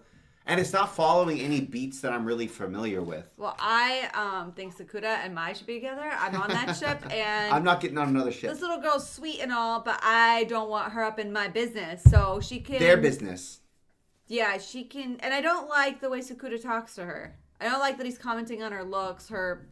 any sort of sexuality. Like, if he wants a platonic relationship, he needs to keep it platonic, and he's the one crossing that barrier. Yeah. That's what is bothering me. Like, he's the one who's opening that door by showing that he's attracted to her. So, of course, she's like, oh, he defends me, he's charming, he's taking care of me, and he's looking out for me, and he's attracted to me. Yeah, like, that's... I think I would have... It's just like the butt comments. Yeah. And that type of stuff. Yeah, and I don't know. I don't like it. Okay. Why don't these teenagers act with the maturity that we at 33 have figured out? I'm just saying. What is wrong with them? Yeah. If I'm I'm I know, jealous. yeah, if Mai's gotta be fuming. And he didn't call her back. If Mai's heard the rumors, Yeah. she's gotta be pissed. And he didn't call her back. He didn't call her back. That was weird. That was strange. I didn't like that. That's the first time that he's seen to not seek her out, especially when she was wanting to seek him out. I didn't know how to interpret that. That was strange. And he said it's a trial. Like, what does that mean? It seemed like it was a real thing he was saying. Yeah, I don't know. I'm on Team Mai.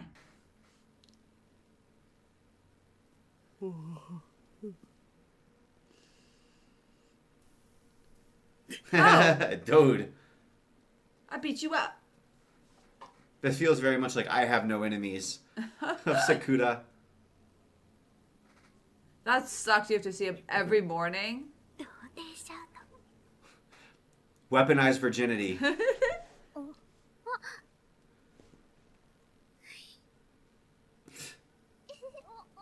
So the first years are like, he's a hero. Yeah. It's nice that her friends kind of rallied around her. We were always trying to figure out that. 先輩以上恋人未満って雰囲気じゃないよな。夏休み中に自然消滅なんて信じてもらえるのか。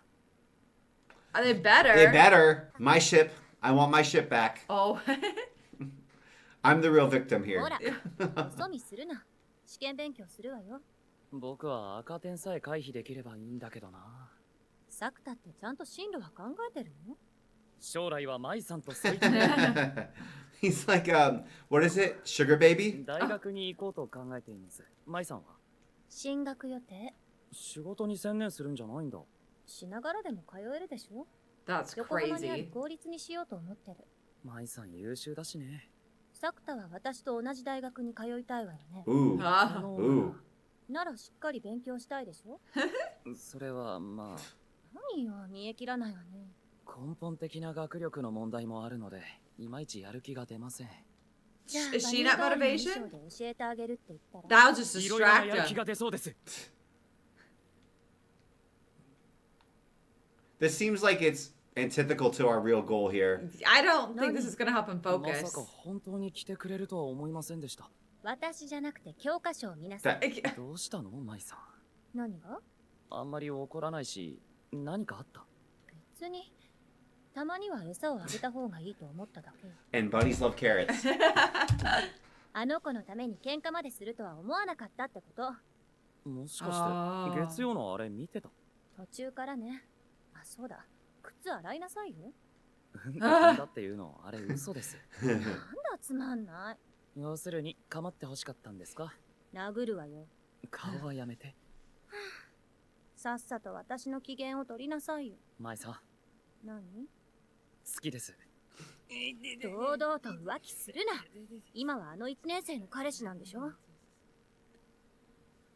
We have created such an odd dynamic now, People are games. gonna see her at his house, surely. あまり先輩はバッチリできたの？できなかった。 Aw. なんだ、先輩仲間じゃん。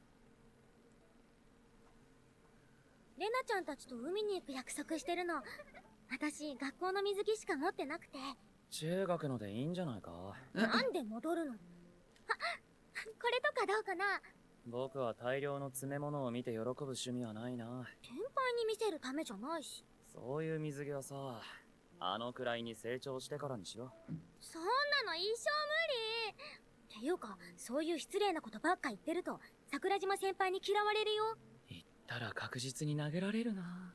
なんか嬉しそう。桜島先輩とは海行ったりするの？どうかな。舞さんは芸能人だからそういうのは無理かもな。私、先輩に協力してあげるね。桜島先輩とうまくいくように。誰のせいでお付き合いが遠のいたと思ってんの？ Yeah, how are you gonna help? だから応援するんだよ。はいはい。気持ちだけもらっておくよ。 That's very actually kind of sweet of Koga, though. なあ、子が。何？別れ方は考えておいた方が良くないか？分かってる。先輩の振り方なら考えてあげ I'm る。 gonna dump you. 待て。 Dang, Koga. Yeah. 結局 Brutal 先輩は桜島先輩に未練タラタラで、それに気づいた私に振られる設定。微妙にリアルだな。なんて知らない？最後は引っ叩いたことにする。それ実演はしないよな。リアリティって大事。やるのか。終業式の後は開けておいてね。海デートの帰りに喧嘩したって想定 Oh, だから。 wow. Okay. Very specific. お姉ちゃん、朝ですよ。 I get slapped today. おはようかいで。おはようございます。 I'm glad that Koga seems to be supportive of our ship. Yes. I was because getting a I was getting concern. worried that there was going to be kind of like a weird love Yes. triangle for 明 reals. 日から夏休みですね。夏といえばなんだろうな。スイカです。じゃあ、 I 今度買 agree. ってくるか。丸いのがいいです。 Really, I like the oval Yeah. watermelons. Oblong. Oblong. 古賀さんもいるしな。国見はバイト、部活、デート、青春長者ね。人のこと言えないだろいよいよ明日から長い夏休みが始まり、そこで皆さんに2つのことを。いよいよ最後のデート。僕たちが全校生徒についた嘘も今日で終わりだ。I feel like fake relationships are such a ploy in a lot of young adult media, a lot of movies, a Oh, lot of yeah, books. yeah, yeah. It's weird that they're not ending up together just because that's such That's like, like bait. yeah. Yeah. 先輩の方が早かった。 Like it's that trope, right? Forced Yeah. relationship trope or something. 水着、学校の更衣室で着てきたの。先輩、目がエロい。知ってる。あんまり見ないでって意味？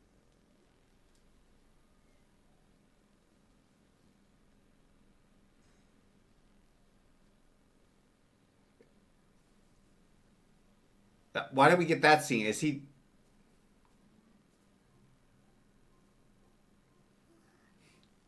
よし、泳ぐか。感想なし？あんまり見てほしくないんだろう。ま、可愛いと思うぞ。可愛いって言うな。じゃあ、なんて言ってほしいんだ？可愛いかな。古賀は情緒不安定な。乙女心はそういうものなの。先輩、ほんとムカつく。ムカつかれたから、僕は焼きとうもろこしでも食べるか Ooh, ら。 grilled corn sounds good. 私も行く。 Whoa. It's straight up grilled corn. I love corn On on the the cob. cob. Woo! This seems like a fun day. So they're having fun. Isn't she supposed to slap him? どっちの城が波に打ち勝つか勝負な。負けた方がかき氷 Their castles are both better than any castle I've ever created. 尻に救われたな。 Ha ha ha ha ha.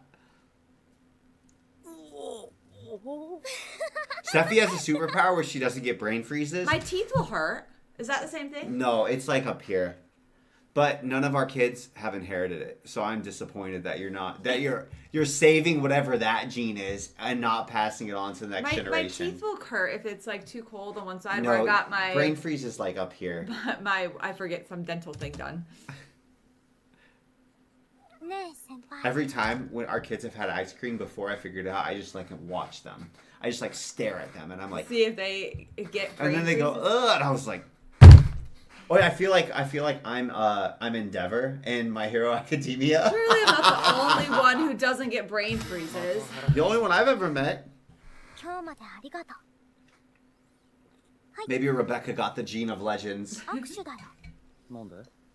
お別れの Ow. It's okay. Thanks though. I thought 先輩は she's supposed to slap him in front of 桜島 everybody. 先輩のことが好きで私に愛想をつかされ振られましたビンタはしなくていいのか？それはしたことにしておくここでひっぱたいたら私超恩知らずだしそっか。まあなら。お疲れ。 Good job, good job, いい夏休 team. みをな。先輩も桜島先輩と付き合えるといいねまあ、気長にやるよ。 The fact that Koga was on my ships all along made me be like, that's my girl again. Let's go. I still think she likes him a little 朝で bit. すよ No. Oh, no! 休みというものがあるんだ。 I think you're right. でも夏休みは明日から Damn Oh, it. why? そうだろ Because she's right. She likes and doesn't want to Yeah. break up with him. So now how are you going to get out of it? This is too good of a... You're kind of holding the world hostage if you have this adolescent syndrome happening. Guys. 兄ちゃん楓、スイカ食べたいか？食べたいです丸いの今度買ってくるよ。へえあこのアプリどれどれ Is she aware of it or no? 急に教室に来られると困る悪いとは思ったが仕方ないだろう。なんかまずいことあったのか？なんでなんでって、またループしただろ？今日2回目だよな。 Oh, it's not her. Oh, it's not her. What? I hope it's not him. 古賀は1回目なのか？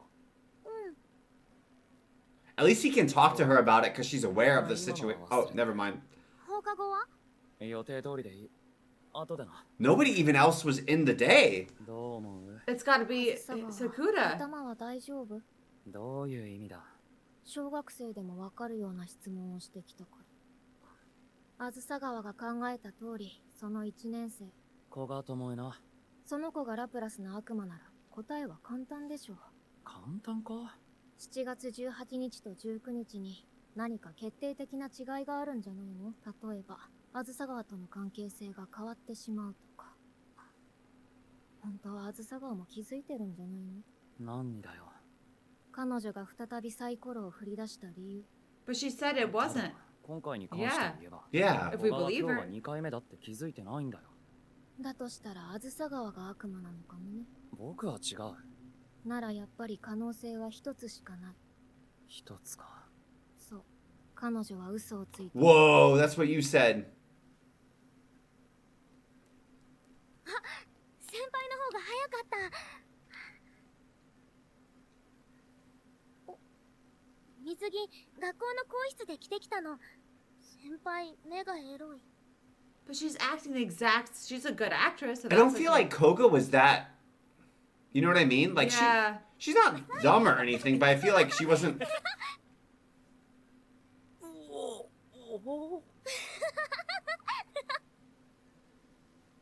Maybe it's because she felt like he was. It could be as innocent as just like he's my friend, He's the only friend that I can actually feel like I can be open about around, because her friends. And now I'm losing my friend. Yeah, my real friend, because her friends are actually much nicer than we thought they were, but she doesn't seem able to work. Third time.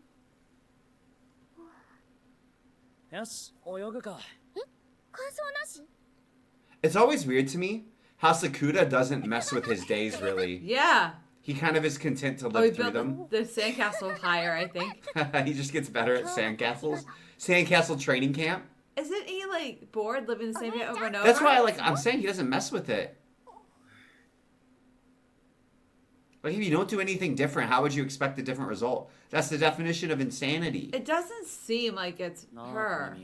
ん？彼女いるよな。ありがたいことにな。そんなお前に思いを寄せている他の女子がいたらどうする？その子の気持ちに気づいたら国見はどうするんだ？それ誰のこと言ってんだよ。例えばの話。 Well, we know it's Futaba. 例えばね。俺が気づいてることバレてんのかな？今はまだ気づいてない。今はね。本人が胸に秘めた思いを無理やり引っ張り出させるっていうのは正直抵抗あるよな。自意識過剰って気もするし、俺って何様だよって。けどこのままでいいとも思ってない。どうするのが正解なんだ？聞いたのは僕だ。Oh, you know who he's talking about? Yeah, Koga. No, Futaba. Oh, I thought he was talking about Futaba, but that was different. That was different. 嘘をついている。 I can't believe Koga was able to execute every day the same, though. 先輩？海こっちだよ。僕は今日が4度目なんだよ。海は飽きたってこと？古賀は空気が読めて助かる。江ノ島に行くの？最初のデートで行きそびれただろ。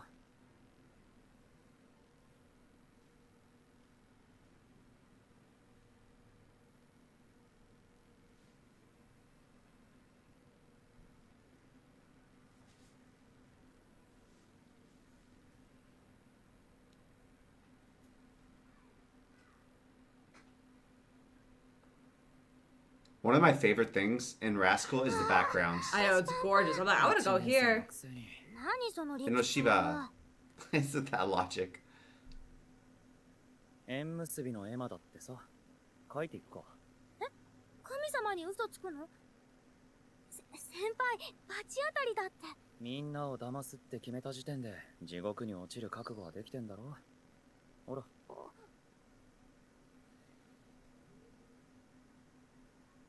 私はいいけど。ちょっと先輩、みんなの本当のお願いの中に嘘を混ぜたらバッチが当たるって。私持って帰るから。嘘をついてるのは僕だけだから平気だろ。先輩、お？さっきの。なんでもない。ねえ先輩、今からでも海行かない？私、この下水着だし。先輩？古賀、もう嘘は終わりだ。はあ、うん。今日までだしね。そうじゃない。顔なんか怖いよ。何？どうしたの？僕が気づかないと思ったか。だから何の話？嘘でも約3週間恋人やってたんだぞ。僕は空気が読めているくせに読まないんだ。古賀が言わなくても僕は言う。古賀が何度サイコロを振り直しても人の気持ちは変わらない。嘘は本当にならないし、本当は嘘にならないんだ。100回やっても、ああ、1000回やっても、そうだ。1万回でも。1億回やっても変わらない。僕が好きなのは舞さんだ。同じことを繰り返しても古賀の気持ちだってずっとそのままだ。That's actually a very mature way to say I it. couldn't believe that she was はい、 lying. 嘘つきだよ。気持ちは変わるよ。繰り返した分だけ積み重なっていく。積み重なっていった。She wasn't on Team Mai. 決めて。なのに忘れられなくて。I mean, she was trying to be honorable, but Yeah, yeah, yeah. ダメだった。この気持ちとさよならしよう。 But it's not like this is a power she can control. It's literally just like what what she actually desires controls the time loop. Yeah. So yeah, she's does it on kind of purpose. screwed in a weird But she way did also. lie. Yeah, She she was did lying. lie. 今日はね、先輩と楽しく最後のデートをして、嘘の恋人を笑顔で終わらせなきゃいけないの。そして先輩は、桜島先輩とうまくいって、2学期になったら私は、よかったねって少し意地悪く先輩をからかうんだよ。それで先輩と友達になるの。仲良く何でも話せて、ちょっと甘えられる年上の友達。今までのことも、嘘の恋人ごっこ結構楽しかったねって思い出話にして、これからもずっと仲良 It's く like するん her だか head ら。 versus her heart. Yeah. するんだから。 The thing is, like, I feel this is one of those situations where since it's literally like she did choose to do all the right things. Yeah. It's involuntary. It's not as if this is a power that she gets.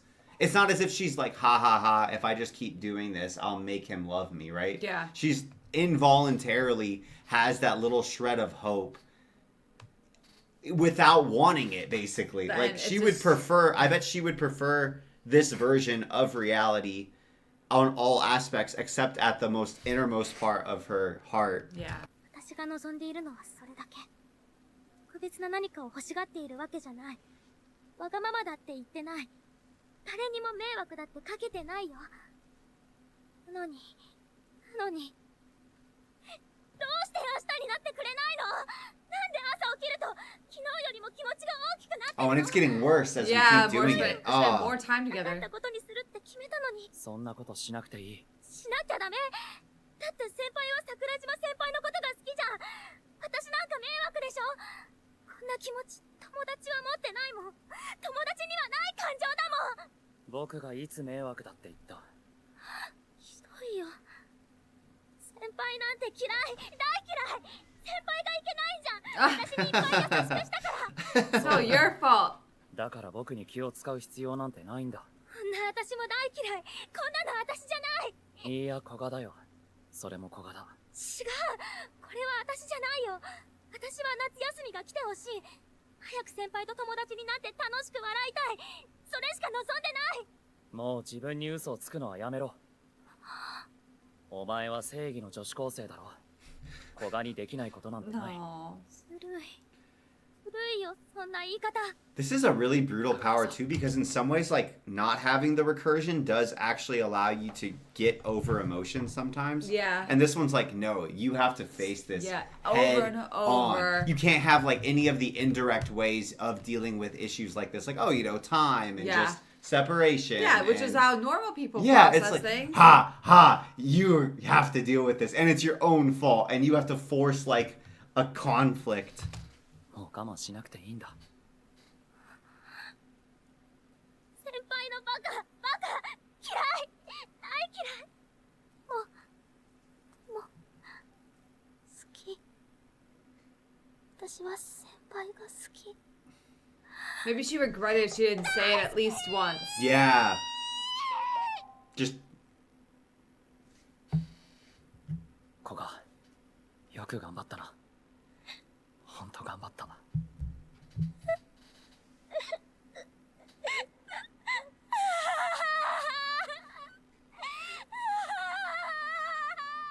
poor Coca. That's so That was brutal. heartbreaking. Oh. やってくれました日本代表。おはようございます。 Oh no. Okay. 4月27日金曜日。すげえな、あいつ。最初から全部未来のシミュレーションだったのかよ。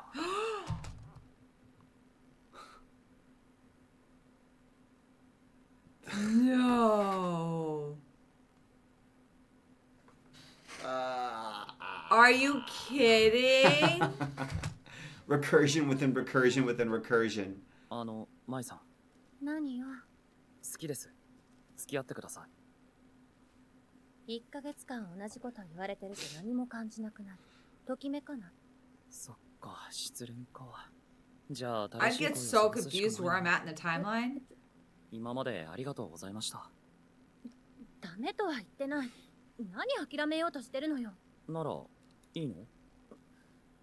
Oh, this was Koga like releasing everything. Oh. So he gets, I bet he gets to like Remember, there was always the next day I would have gotten to go out with Mai. But that guy's still gonna corner her and try to ask Maybe her she's out. gonna. Maybe because she found the strength internally to say this. She can deal with it She herself. yeah. So like she doesn't need Sakuda because she was able to be brave. I hope so. いいの？いいよ。あのさ、舞さんって僕のことをどう思ってる？どうって、それは。それはいいでしょ、別に。That doesn't なんか matter. 聞いてるんだけど。どうしても聞きたい？はい。 Aww. これで分かったでしょ？ That was cute.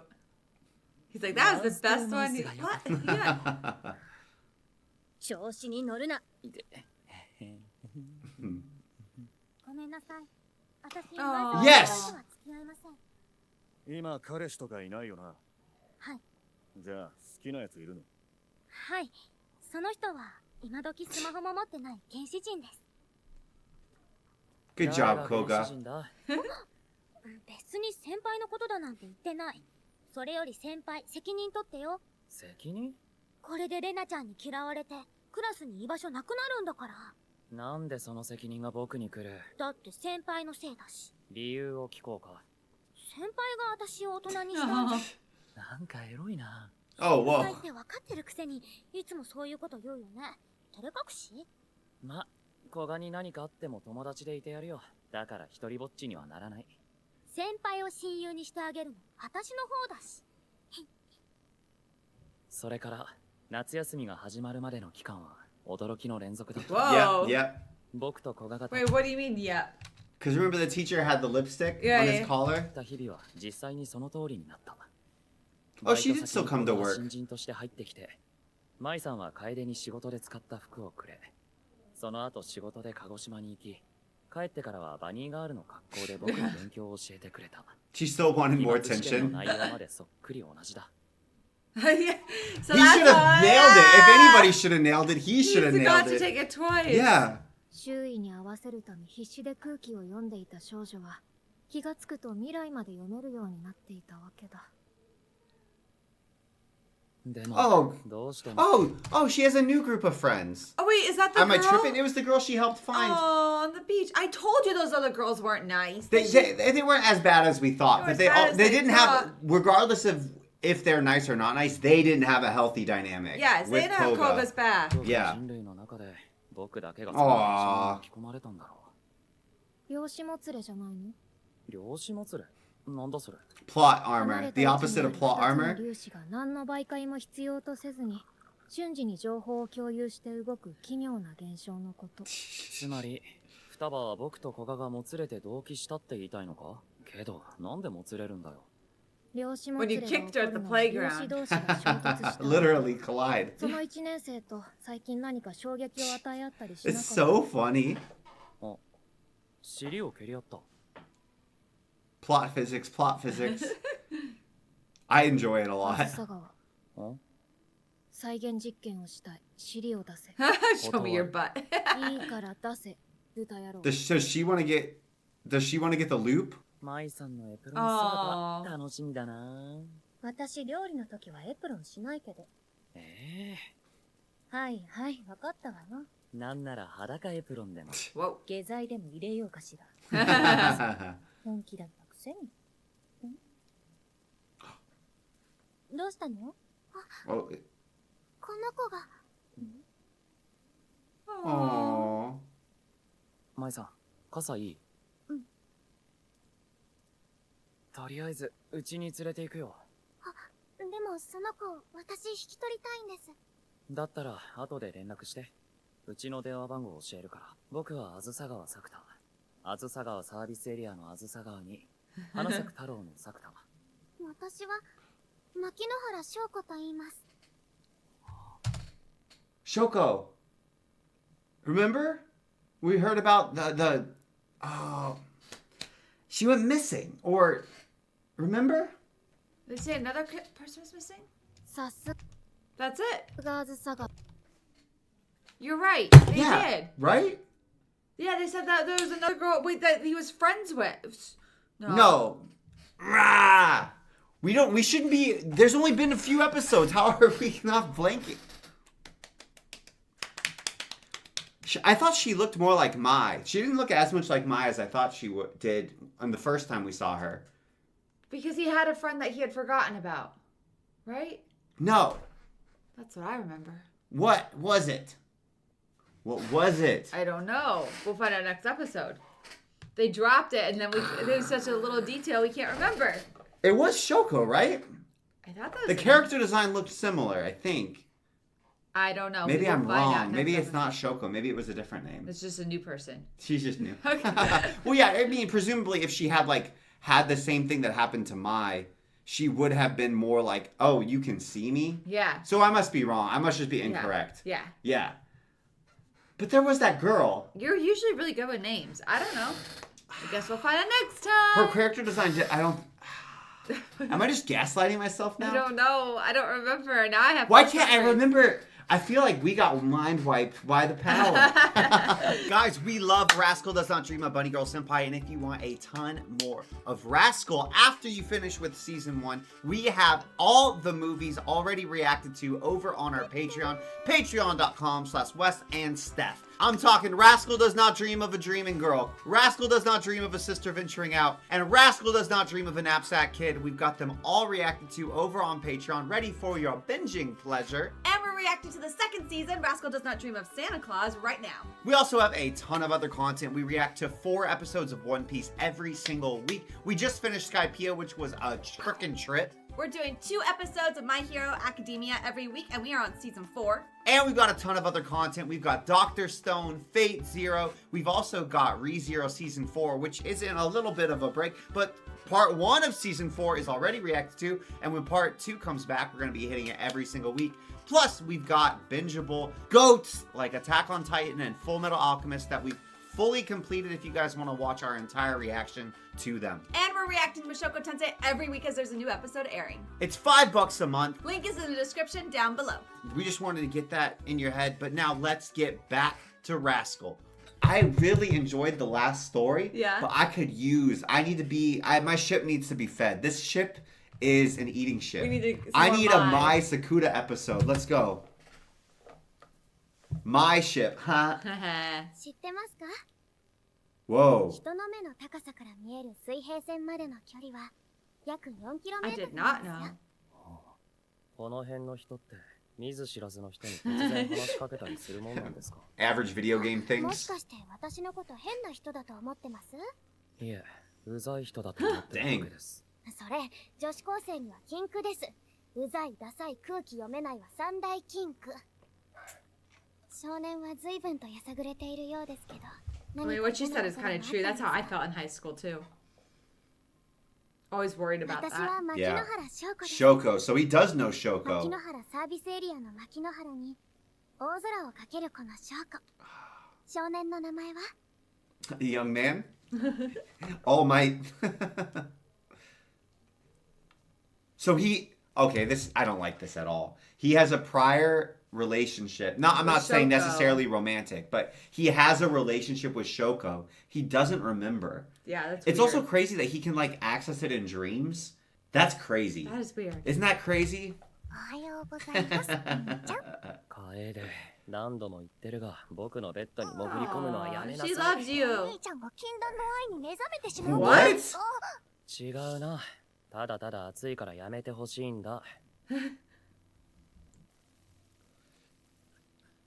あの日、捨て猫と一緒に僕の前に現れた少女は、僕が2年前に出会った初恋相手の女子高生と同じ名前だった。 牧野原翔子。 Wait, did she not remember him? 同じ名前だ She った didn't. んだけど。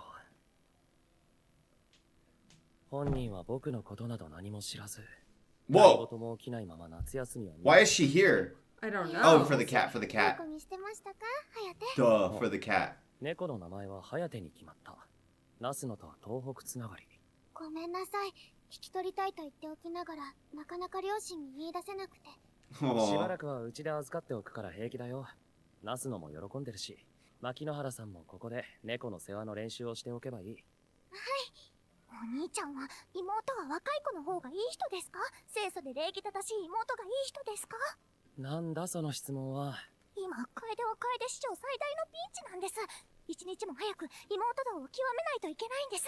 僕は妹は楓一人いればいい人だな。では、翔子さんはお兄ちゃんにとって何？ Also, Shoko, if that was his crush, they'd look the same age, and it looks like she hasn't aged at all. So, like, Yeah. is she like frozen in time?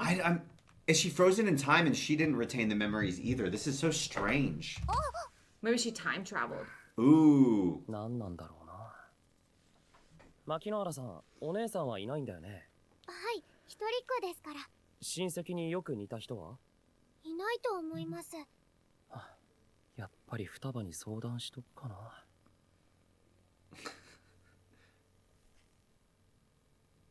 Oh, it was Oh, she was using the viewfinder to look at herself. I was like, 何？ oh, whoa, no glasses. Did she doll herself up? Aww. So that's why she was like checking. Yeah. It's crazy how little his buddy's actually in the story thus 髪を下 far. ろしてると暑いんだよ。メガネをしてないのはコンタクトだから。なんで制服？この後学校。国見ならバイトだからいないぞ。部員一人の科学部は活動実績を残しておかないと即廃部になるんだよ。That's why she's always in the science club. 用事っていうのは実は牧野原翔子に会った。あずさ川の初恋の人実在したんだ。しかも驚いたことに中学1年生になってた。7th あず grade. さ川正気。残念ながら。よく似た同姓同名の別人なんじゃないの？世界には同じ顔をした人間が3人いる And ら the しい。 same name at the same time. なのよくある都市伝説だろ。そうだね。よくある都市伝説。でもさ、今のところそっちは実害ないんでしょ？まあないな。だったらいいんじゃない？ It's not actually hurting you for once. どっかで花火やるんだな。I feel like that's a flag. It's not hurting you, is it? 花火大会。国見と3人で。あの時双葉私服だったよな。浴衣着てくればよかったのに。どうして私があずさ川のためにそんな面倒なことを It's for your sake. 国見に見せるため Yep. よ。道私には似合わない。浴衣って胸が大きいとダメなんだっけ？そういう意味で言ったんじゃない。今の髪型で浴衣着たらかなりいいと思うけどな。もういい。あずさ川はバイトでしょ。それじゃ。相談乗ってくれてサンキュー。 She's definitely gonna wear it later. お前さらに日焼けしてないか？一昨日海に行ったせいかも。上里と？そうだけど。うざいな。ただってとんでもなく美人な彼女がいるだろう。その舞さんはとんでもなく忙しくてこの1週間顔を見てない。俺昨日テレビ。 Oh, Shoko is the same age as Kaide, which is why Kaide was being jealous. Yeah. I didn't quite understand that because she's so much younger. Yeah. That's why. Okay, Yeah. I get it now. I didn't realize that Shoko was that much younger. I thought she was much closer in age to Sakuda. I saw the uniform was different. I thought she just went to a different high school. I didn't realize she time was. travel. Because think of it this way: what if Shoko met him, and that's why she started going up and talking to the random stranger on the beach because she randomly time travels, and now she's met him. Oh, You see what I mean? so like Shoko. So that was a future Shoko Yeah. who met Sakura. When he was- Sakuda, not Sakura. Okay. Sakuda when he was at 7th grade. So she time traveled back, met him, already knew him from the future. You're probably right. So her past self met future Sakuda. No, her future self Future self met past Sakuda. Yeah. Yeah. しろ、テレビでなら僕も毎日見てる。おはようございます。oh, that was. 先輩、 I thought it was gonna be 可愛い Futaba. 浴衣を自慢しに来たのか？来週の予定出してないから出しに来ただけだし。小がって浴衣似合うのな。今、胸見て言ったでしょ。腰とお尻のバランスも含めた上での発言だ。バリムか。どうせ帯にどっかり乗るような立派な胸はないですよ。寸胴ですよ。いらっしゃいま。 Hey! ロケから帰ってくるのは明日でしたよね。ベテランの役者が多い現場だったし、私も NG 出さ I ない don't have outtakes. なるほど。で、一日でも早く僕に会いたくて帰ってきたんですね。嬉しいな。何よそれ。お決まりでしたらご注文をどうぞ。ご注文をどうぞ。すねてるのよ。すねてません。すねてるじゃない。誰のせいだと思いますか？それはそのごめん。仕事に夢中で付き合って間もない彼氏をほったらかしにしているひどい彼女だってことは自覚してる。そこまでは思ってないけど。けどお詫びには期待してます。分かった。それなりのことはしてあげるから。エロいことでも？少しくらいならね。じゃあ許してあげます。調子に乗るな。早く帰ってきてくれてすげえ嬉しいです。バーカ、それを先に言いなさい。バイト何時まで？待っててあげる。彼女、毎日来てるの？作田の初恋相手にそっくりの牧野原翔子さん。来てますよ。気になります。 Honestly, she looks so much like Mai. It's weird. It's weird. Oh, he's got a type. So, or does he have a type, or does like whatever whimsical little G god is doing these adolescence things has a type? 先生の女の子相手に嫉妬なんてするわけないでしょ。何か変わったことは？ないですね。何か分かったことは？双葉にも相談してみたんですけど、何にも。そんな話より、僕は舞さんともっとイチャイチャしたい。せっかく久しぶりに会えたのに。後で好きなだけしてあげるから。Whoa. 今がいいな。His voice is funny there. あれ、双葉さんじゃない？ What's the She's wearing her store? glasses again. こんなとこで何してんだあいつ。We don't know what type of a place it is, so we don't know the. 私、ネットカフェって。 Oh, a net cafe. Why would that be weird? これじゃどこ？ Why is there ominous music? I don't know. 舞さん、スマホ貸して。I'm just gonna call her. Easiest way to find someone. 双葉、僕だ。なんであずさ川が携帯の番号からかけてくるわけ？舞さんに借りてる。のろけならよそでやって。何また厄介事？双葉の中で僕イコール厄介事なのか。作田、あれ？あずさ川どこ？ Whoa! Whoa! は Whoa! い、なんか充電切れっぽいから。 What the heck? ちょっと待て。 What the heck? 電話の相手は私。ああ。まだごまかしは聞かない。 What the heck? Is this the time travel? 私が2人いるんだ。 What? それどういうことだ？言った通り、3日前からこの世界には。Since 3 days ago. 思春期症候群ってこと？認めたくないです。 Oh, do you I didn't think think it it's was gonna like? happen to her. Do you think it's like the version of me that I wish I was versus? Oh. That's like we saw the hair up, we saw the Yeah. contacts. You know, like because especially when you're a teenager, there's sort of like who you wish you could be, or you know what I mean? 心当たりは？あればとっくに対処してる。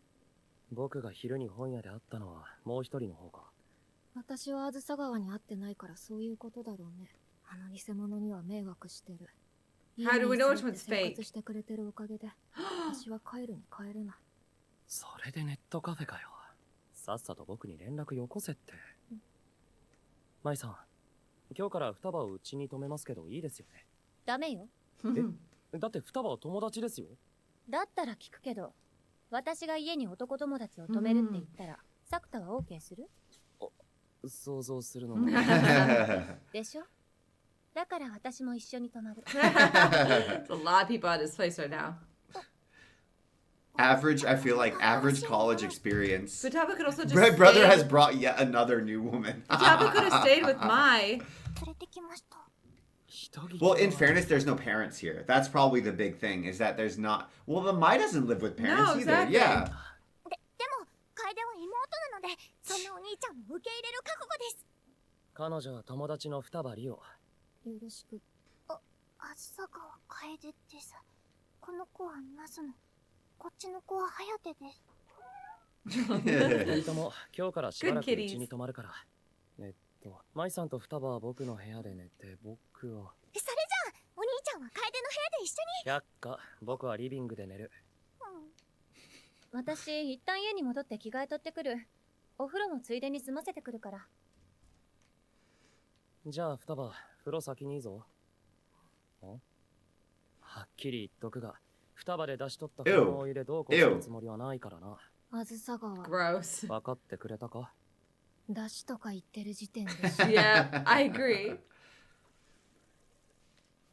She looks just like the other version of her. タオル、置いておくな。 If we're right, there was a book that really messed me up. I can't even remember what it was called, but we read it in high school, English class, and it was something about like the ideal you become your most idealized version of yourself while you're asleep, and this person like that version of themselves starts taking over their body while they're asleep.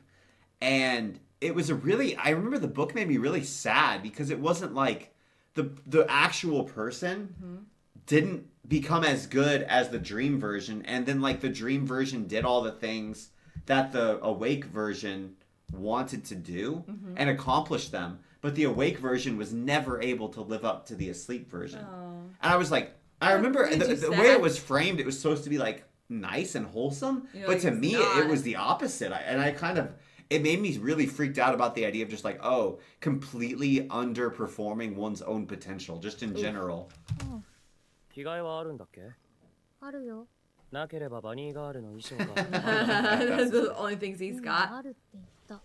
それはそうと大丈夫か？ How many panda pajamas does Kaede have? どうして風呂の外で落ち着く？今の大丈夫かは思春期症候群についてな。よくわからない。それだけか？なんて言わせたいの？別に双葉の感想を聞きたいだけ。少し怖い。少しだけか。ネットカフェに一人の時はすごく怖かっけどさ、こんなことってありえるのか？一人の人間が二人存在するなんて。た。マクロの世界で量子テレポーテーションが成立するなら可能性はあるかもね。テレポーテーション？映画の話だろそれ。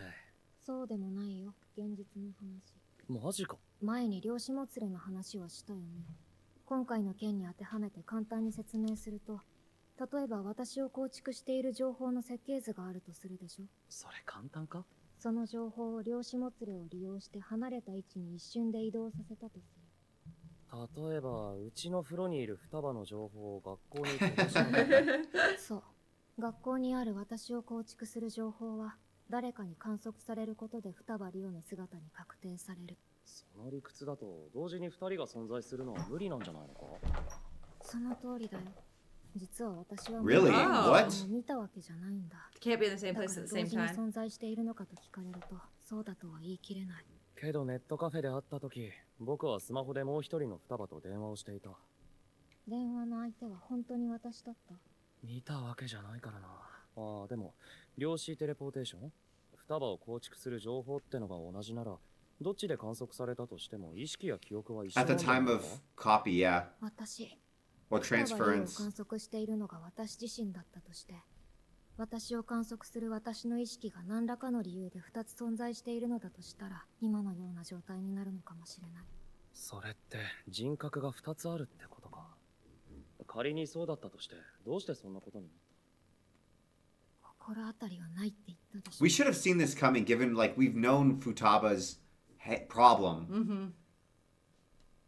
I feel like it's something like I wish I was a girl who Kunimi would like. Yeah.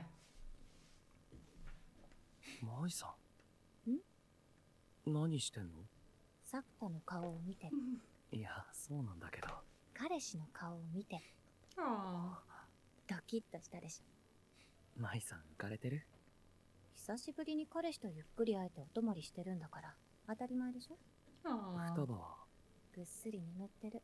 この何日か安心して眠れなかったんだね。 Aww. It sounds like she's had nowhere to sleep for 3 days. Yeah. 目の前にいる私より双葉さんが気になるんだ。ああ、明日一日オフになったからデートしてあげようと思ってたの。どうしてダメになった風なんですか？だってサクタは双葉さんのこと調べる。 She knows. 偽物は科学部の活動で明日も学校だと思うので、まあ様子を見に行こうとは思ってました。ほら、やっぱり。そこでマイさんにお願いが。 Does the fake know there's two? どうせサクタが偽 I 物 don't のことを know. 言ってる間、本物の双葉さんがどうしてるか私に見ておけって言うんでしょ。さすがマイさん、僕のことよくわかってる。喜ぶな。痛い痛い。喜ぶな。というわけなんでお願いします。じゃあ、仕事が忙しくてほったらかしにしたお詫びはチャラでいいわね。お詫びはお詫びで欲しいな。今添い寝してあげてる。もっとこうネズミの鳴き声的な。 Pecs. あれ、わかりませんでした？別にお詫びを理由にしなくても、時と場所と雰囲気をちゃんと選んでくれれば、サクタの方からしてくれてもいいのよ。舞さん。何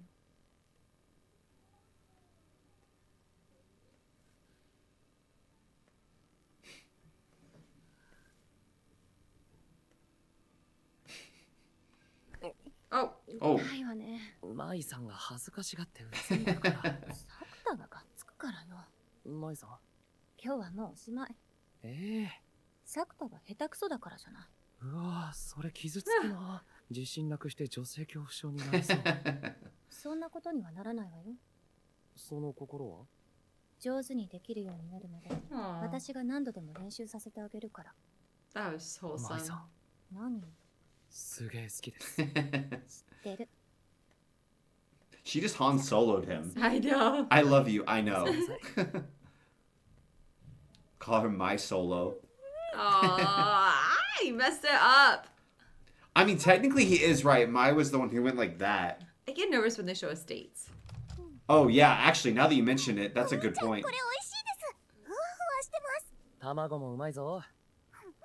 こっちはトロトロしてます。これから舞さんに毎日作ってもらおうな。楓ちゃんを利用するんじゃないの。どうしたんですか、お兄ちゃん。愛を試されてるんだ。双葉さん、口に合わない？あ、いえ。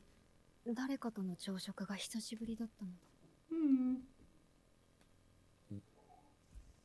Damn, we got a busy house I today. おはようございます、サクタさん。おはよお客様ですか？う。ちょっといろいろあってね。大丈夫だから上がって。Do you hear the background talking? She looks so much like お my. はようございます。サクタさんは女性のお知り合いが多いんですね。あ、タイはありません。彼女は双葉梨央、高校の同級生。牧野原翔子と言います。本当に実在したの。 Oh, what if Shoko? Okay, here's my theory. Shoko falls in love with him, and she's like, "But he's older than Oh me. I no, you're wish probably I right. had met him when we were both The same age. same Oh age. no. And when I had a chance, because it's before Mai. Yeah, that's my Yeah, theory. you're right. I think you're so smart to think of 双 that. 葉いるか？そういや、国見が練習試合やってる。This is not. This is a new. Other. Yeah, Yeah, this is other. the other. The copy.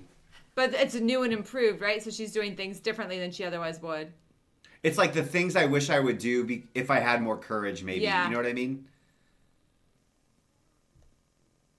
Yeah, she's dressed way more cutesy too, it feels like. It's weird how the same uniform can have that vibe. なんかエロい、エロ賢い。国見は活躍してんのか？部活のついでに見に来ただけだか双葉もキャー国見とかやってら。応援ならしてる。心の中で。双葉はアピール不足なんだよ。邪 Aww. 魔しないでほしいんだけど。で、結局、双葉は国見のどこに惚れたわけ？知ってどうするの？別にどうも。単なる興味。チョココロン。ダッシュで買ってこいと？違う。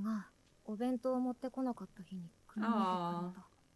1年の1学期でパン販売を利用するのはあの日が初めてで、圧倒されている私に国見が声をかけてきた。双葉は女子だから甘いものが好きだよな。 And from then on, she was in love. カレーパンの王子様。 Curry bread prince. それで、それだけ。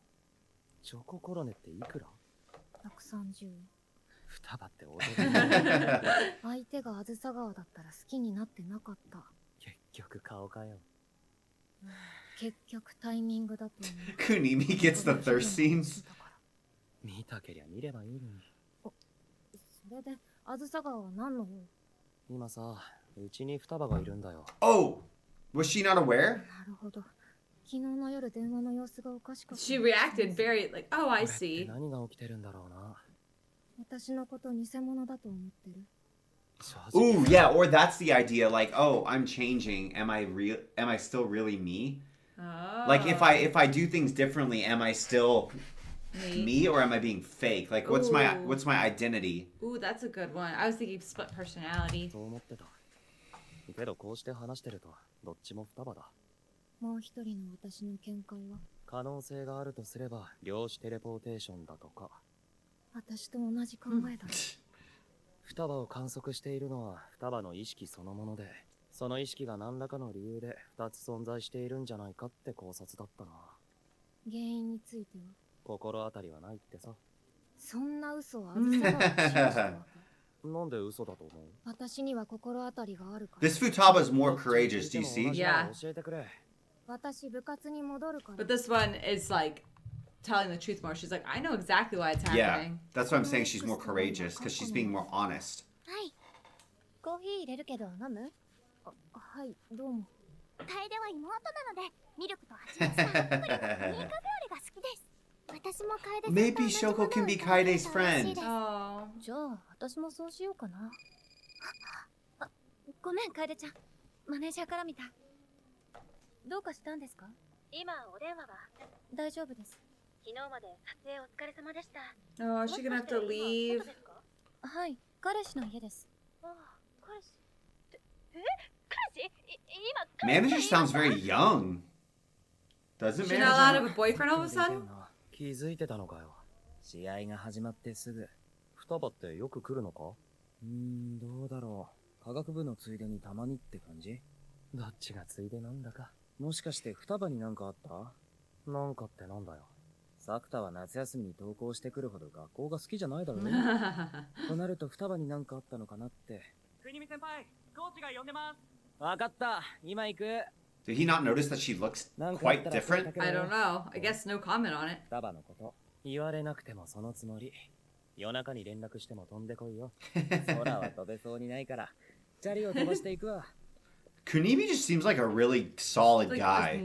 he's like, I don't care if my girlfriend doesn't like my friends. I know they're good people. I don't Yeah. care if the rest of the world is ignoring these people. I like them. Yeah. はい、あずさ川です。舞さん、それもう一度お願いします。はい、あずさ川です。もっと新妻風がいいな。 Whoa. 電話一本でよくそこまではしゃげるわね。そっちはどうだったの？双葉、学校に来てました。I would feel that way the few times that I would hear Stephanie say my last name after we got married. Or like I would see it on her driver's license. I was kind of like, ooh. こっちもずっといるわよ。それより、もう帰ってこられる？どうかしたんですか？さっきマネージャーから電話があって、ちょっと作田に話 She's し not allowed to have a boyfriend. 僕に？何？いえ、なんでも。それじゃあ後で。 Kate looks sad. Whoa. Oh, great. Here we go. And I'm just calling it. We're going to have to deal with her adolescence issues too. Oh no. We're going to finally get Futaba together with Kunimi. And then we're going to have to deal with her she's gonna do crap. Yeah. 友達なのよね。あの女というのは察するに双葉のこと。 Now she's going to see her as more of a やばいこ threat. としてないあの女。やばいこと？これ、あの女の裏垢。 Oh, was she... Whoa. That's what she was doing. So she wasn't just checking how she was... What? So she's got like a risque Twitter. But is this real Futaba or the copycat Futaba? I assume it's copycat Futaba, right? Yeah, 'Cause- doing all these risky yeah. behaviors. So is it... It's got to be the whole thing, like, what if I was more avant-garde? Like, it's got to be like a mental experiment of... What if I didn't care what other people think? What if I... And maybe this is the sort of... Because we've only seen what I would consider upside thus far, right? What if this is the... What is like, this is her fear. If I let myself become... Because if somebody has a tendency towards being more like restrained and buttoned up, I would think that the more natural fear would be that if you loosen that and you're less buttoned up, what if you go too far? What if that is like the downside of this?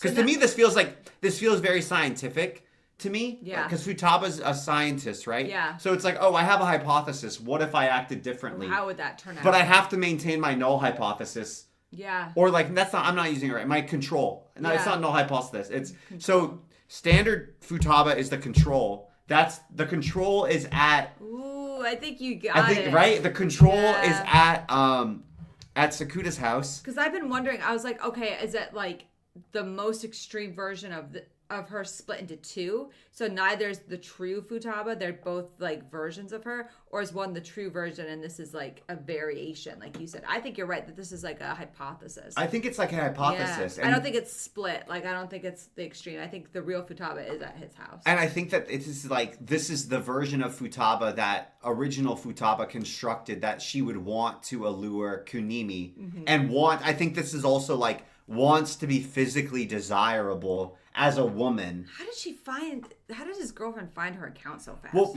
I mean, one thing I will say is, if I remember, she's wearing the school uniform. Oh. Right? Still. Like, so that, I mean, that if you recognize the school uniform, that pretty instantly makes, and it was in the science room. Like, she's not being super duper subtle. I think we saw her hair. Yeah. Like, if she's trying to do a anonymous risque account, she's doing a horrific job at it. But doesn't that sound like Yeah, I think you're right. The monkey's paw, for lack of a better term? Or like, this is what Futaba would be scared that if she does this, it would be like? Or maybe it's something to do with like, when she constructed this simulation, she just said, be desirable to Kunimi, or something like that. I think it's crazy that we've got two going on at once. Like two different adolescents. Oh yeah, with syndromes Shoko? going on at once. Yeah. Yeah. And Shoko's is a long-term one. I definitely think it's time. I think you nailed it. I think she's like, I wish we would have met. Yes, I think you've nailed it. Which is actually kind of similar to Koga in a way. Yeah. But processed differently. Yeah. Yeah. Yeah. Sakuta's just out here. Sakuta's like the ladies' man. Yeah. But Kunimi's popular with girls. And Sakuta is popular with girls as well, but in completely different ways. It's very funny. Different type of girl. Yeah. It's like Sakuta rocks in and saves Princess in Distress. Yeah. And Kunimi's just over there like, being I'm nice. just shirtless getting my head wet in front of everybody. And they're all like, did you hear Sakuta go, why aren't you like, Kia, Kunimi? I thought that was funny. It was funny. I just know that his current girlfriend, who we don't like, has too much of a distinctive design for this world that she's not going away. She's not going away. Unfortunately. Watch, we have to like find her a new boyfriend. What if we pair her with the ginger dog? Yes, that would be perfect. They feel like they've got, and what if somehow like they're similar kind of dislikable energy? They actually work with each other. And they like smooth out each other's edges and make them both better people. I think two flawed people need to work on themselves before they can end up. No, a negative times a negative equals a positive, right? Nope. Also, I appreciate that. I now understand that it's not really a detective story, but it's kind of a detective it's story. It's like in a weird, low stakes teenage, but also very high stakes at simultaneously way. Yeah. You gotta fix the problems. It's kind of wild too that we like hijacked the whole continuity of time. Because I thought like the thing with Mai was going to be like the entirety of the season. Me too. I thought that was going to be the whole show. So when we resolved it, I was like, oh, where are we going from here? I kept expecting Mai to spontaneously disappear for several more episodes after that. Nah, that's just how he met the first girl. And hopefully the only girl. We need to clone some Sakutas. Sakuta needs a younger brother or something. There we go. But we love you guys. Thank you for watching. I'm very curious where we're going to go. I have always really liked Futaba and Kunimi. I didn't think we'd be... foreshadowed Cade's like, what if I was a boy? That could be another adolescent syndrome. Ooh. Yeah. You think so? I don't feel like she's expressed that. But she's like, life would be easier if I was a boy. Oh, something like that and deal with that. I could see that. I definitely feel like we're going to have to do... I don't think Kaide's adolescent syndrome has been resolved. I think it's almost been like put on ice since she's withdrawn from the world. Yeah. I hope we're going to deal with that for her. And we never really got Sakuta what happened to him. So. Yeah, that's kind of been a big mystery. I wonder if Shoto is involved with that. Oh, maybe. Shoko, not Shoto, right? Shoko. I'm butchering names. I call it Sakuta, Sakura. We're going to get there eventually.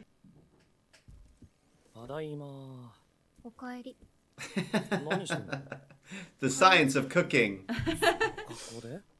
Called Senku. I mean, it's practical. It's the exact opposite way that Stephanie cooks. I know. It's so aggravating because for whatever like reason, I'll need to make something that Stephanie usually cooks for the kids or for us as a family. And I'll be like, okay, so can you tell me how to make this? And she'll be like, yeah, I just do a dash of this, a dab of that, and a ding of this. And I'm like, what are you talking about? And she just like, I just bada bing, bada boom. And I'm like, no, how much of each? And she's like, I have no idea. I just do it until it's right. Can you just do it until it's right? And I'm like, no, because I can't. How do I know when it's right without measurements? And Stephanie's just like, you can just tell. And I'm like, not me. I can't do that. And it's so aggravating. So I have to watch her and get measurements as she does it. And if she tries to do measurements, it doesn't work. I think I need to do more intuitive cooking. どうしてことごとく入浴中に話しかけてくるわけ？ドア一枚向こうに裸の女子がいるって興奮するから。顔が見えない方が話しやすいこともあるだろ。That's true, like when you're driving next to each other. もう一人の双葉がやってることは知ってる。偽物から何か聞いたんだ。いや、多少経緯は複雑なんだけどさ。アカウントは夏休み前から。Oh, she made it. でも何を書けばいいかわからなかった。Oh, not for that purpose, though. 今彼女持ちのイケメンに恋してますとかさ。双葉はネットでお友達を作ろうとしたのか？どうだろう。もっと単純に誰かに構ってほしかっただけかもね。最初からエロネタの投稿はずるいだろ。私にはそれしかないんだよ。むしろそこは自信あったのか？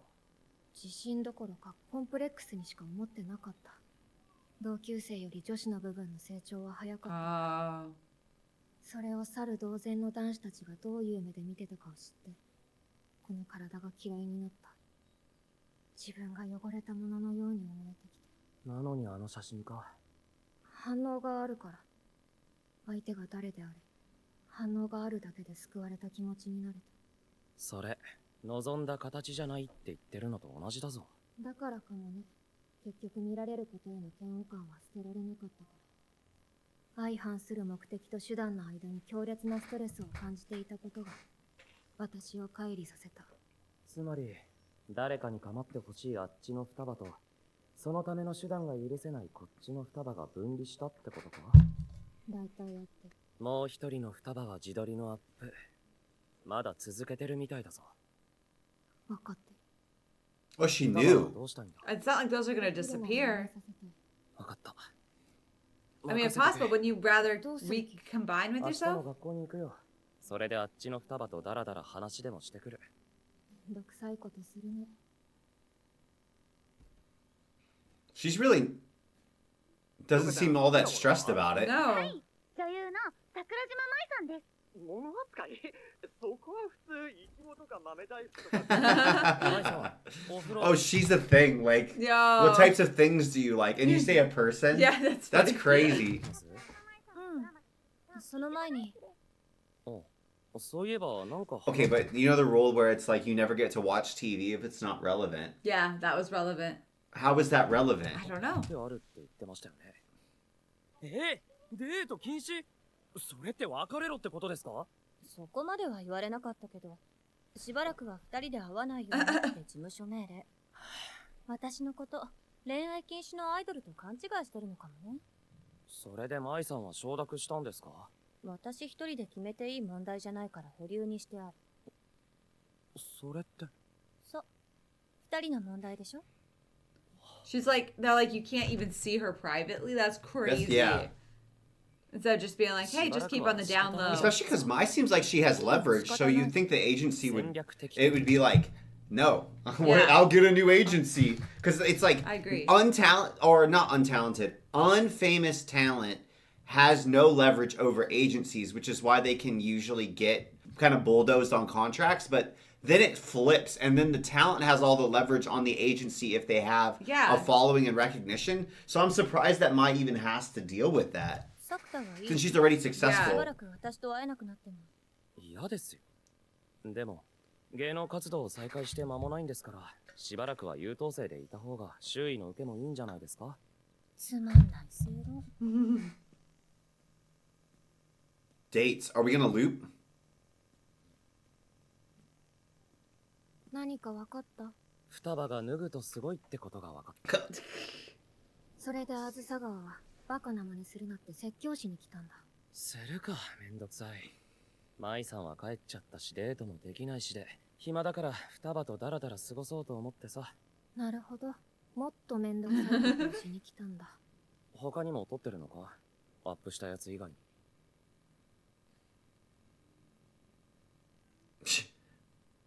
エロいのばっかじゃないんだな。それは中学の。最初は誰かに見せたりする気なんてなかった。客観的に自分を見てバカなことしてるって思いたかっただけなんだと思う。それ、何のためだよ。一種の自傷行為。あずさ川には理解できないかもしれないけど、私は私が嫌いなんだよ。もう一人の双葉も似たようなこと言ってたな。あずさ川はさ、どっちの味 Does 方 it have to be a side? Can't you just get I back feel like we have to again? integrate Yeah. both. 難しい答えだね。I would say like they're both Aspects of her. but they're both out of alignment with, like, the one being Health. overly Mentally cautious and not overly constrained to the point she's not even getting her needs met and not going after things she wants in life, and the other one who's like so overly, what would be the word for it when you're putting yourself like exhibitory? Yeah. I can't think Yeah, of the that's a word. good word. Something like that. Exhibitionist. Exhibitionist, that was the word I was looking for. The other one who's overly exhibitionist and then But like still hates herself. And it's yeah, just a because way she of doesn't harming. want to be doing it. Yeah. Like, it doesn't seem like even she doesn't really, that's not what she really wants. この世界に双葉リオは二人もいらない。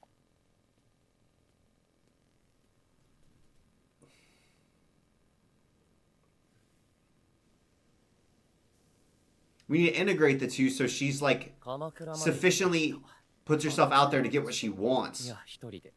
だらだら話すんじゃなかったの？なあ、双葉。どうすれば一人に戻ると思う？二人が別々のことをして、記憶と経験もバラバラになった以上、一つに戻せる気はしない。This is gonna be a permanent state? That's crazy. で、どっちの私にするかは決まった？そんなもん自分で決めろ。自分のことは自分で決めるもんだろ。なるほど。正論だね。もう死ぬ。サクタ、風プリーズ。双葉、国見が仰いでくれってさ。双葉、風プリーズ。あー、気持ちいい。リオさんも食べませんか？うん。 She's with the fan too. で、あずさ川はいつまでこんなことを続ける気？ We're moving 双葉がこんなこ fast. とをしないようになるまでかな。僕だけにエロ画像を見せてくれるようになるまででもいいけどさ。それだと日々目標から遠のいて。誰かのレス？ Yeah, I mean,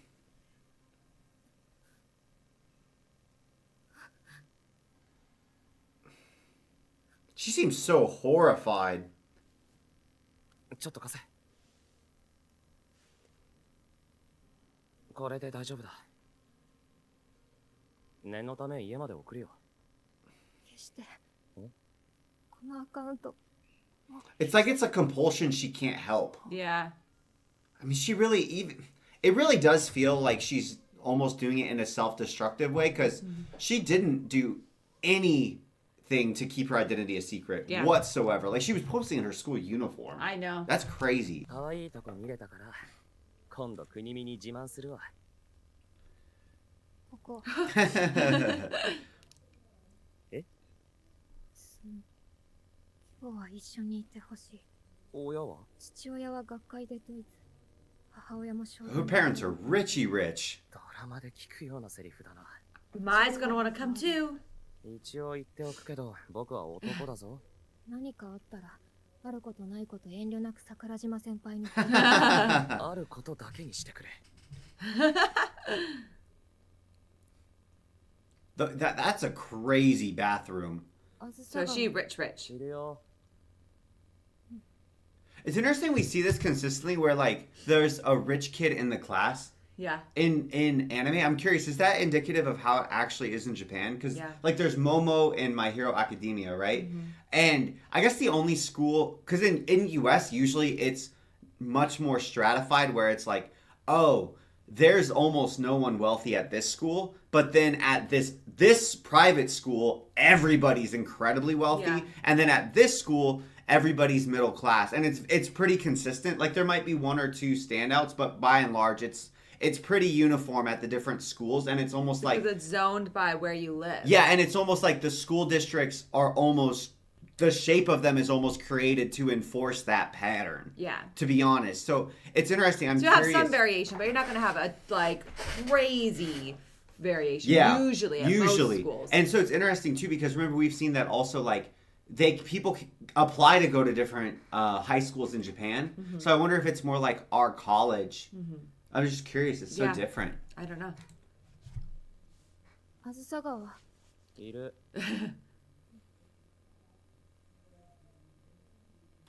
Because she hasn't had the bath time Yo, routine yeah, with yeah, them. yeah. なんだと思う。今はあずさ川と国見がいるけど、いつかまた一人になるんじゃないかと思う。なんだよそれ。高校に入るまでこんな不安はなかった。学校でも家でも。 Does she think she doesn't have any female friends? それが高校に入って1年であずさ川と国見と同じクラスになって、それから不安に思うようになった。国見は悪いやつだな。半分はあずさ川だ。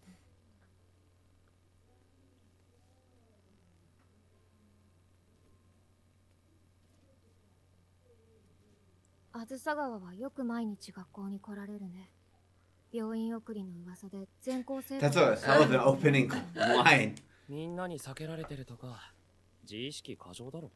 少しも過剰じゃないと思うけど。 Oh, that's kind. ダメだから学校に来てる。双葉って面白いな。あ、どこが？僕とこうして話をしている時点で相当だよ。そんなこともあったな。国見に彼女ができた時。 Like, oh, because he's gonna drop me. 国見は双葉を悲しませてばっかりだな。あずさ川もだよ。あんな美人の彼女ができたら、私になんか構ってくれなくなると思った。アホか。双葉には一生友達してもらうつもりでいるんだ。あとさ、双葉は全然分かってないのな。何が？国見に惚れてるくせに、あいつのこと全然分かってない。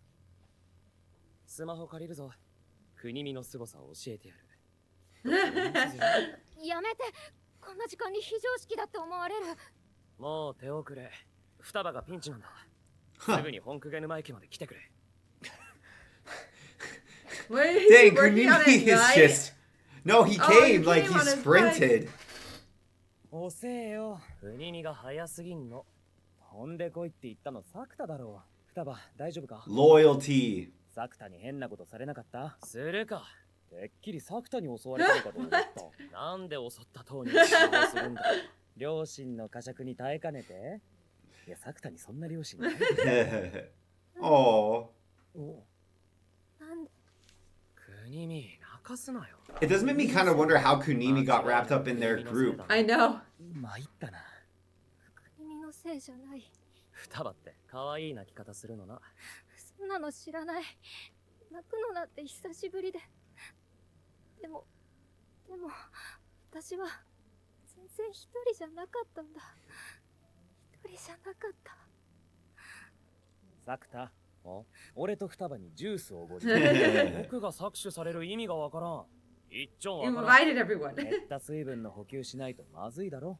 Aww. I sweated. She cried. ほい、Thank you. Do you hear the cicadas? 佐川はすっかり桜島先輩に飼いならされてるね。作田って変なところでけなげだよな。で、これからどうするよ。これ。Fireworks? Are they? I think. Oh. 風強くね？明日の夜台風らしいね。もっと寄れ国見。そのでかいから。近い。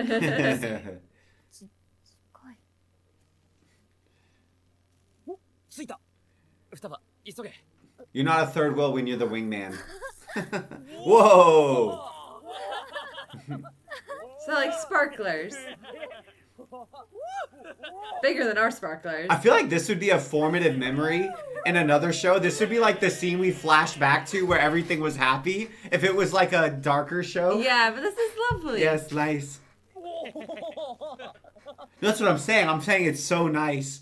You know, like they do that thing where there's like a dead wife in a show. Yeah, and then there's always like, oh, I'm a haunted widower, and she's like, ha, ha, ha, giggling as she like runs through the water. Yeah. And then it's always that, and it's like, ha ha ha ha ha. This is that like scene. that, yeah.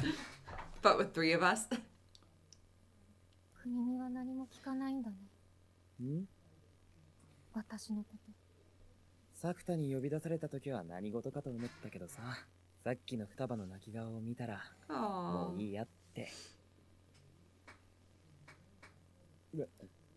ああ、くっそ負けた。こっからだとよく見えそうだな。江ノ島の花火大会。来週だろ？また3人で見ようぜ。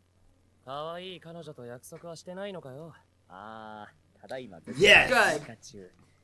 You have to be careful. That's the trap, though, gang. I'm going to give you some real advice from someone in my 30s that didn't figure it out when it was time to figure it out. When your friends get in fights with girls that you don't like, don't say anything. You can't, or when with guys, it goes the other way too. Like you can't be like, "Good, I'm glad they suck." You're so right. They probably horrible. get back together. Yeah, and then once they get back together, like. What did you say? Now suddenly it's like, even though you took their side, if you take it too hard and you say mean things about their boyfriend or girlfriend, then when they get back together, they retroactively will be like, Yo, you don't like my girlfriend. What did you say about my girl? And it's like, what did you say about your girlfriend first? I was just on your side. It doesn't matter. 先輩と約束してないの？ただいま事務所からデート禁止令が発令中。さすが超人気芸能人。双葉は？別に予定ない。んじゃ決まり。ほら、明るくなってね。こんな風に徹夜するの初めて。私何やってんだろう。そうや、バカなことだろうな。確かにバカなことしてんな。This is like the good something stupid expression of youth, though. It hurts nobody. It's just a memory. もう始発動いてるな。じゃあお疲れ。またな。おう。It's not even really like mischievous. It's just like slightly 今日 irresponsible. も一緒にいるぞ。それは平気。もう一人の私のこと。重症なのはあっちの方だよ。あっちは私のこと。I was curious if this version of Futaba would care about the other one. She seems like she does, but the other version hates her, she just said. だからお願い。もう一人の私のこと。お願い。Oh, give up the phone. Oh. おかえり。 Is there one phone or two phones? お疲れだね。これ、アカウントは消したって。多分もうしないと思う。そう。詳しくは後で話すよ。とにかく眠い。寝る。Is it now school day? Aww.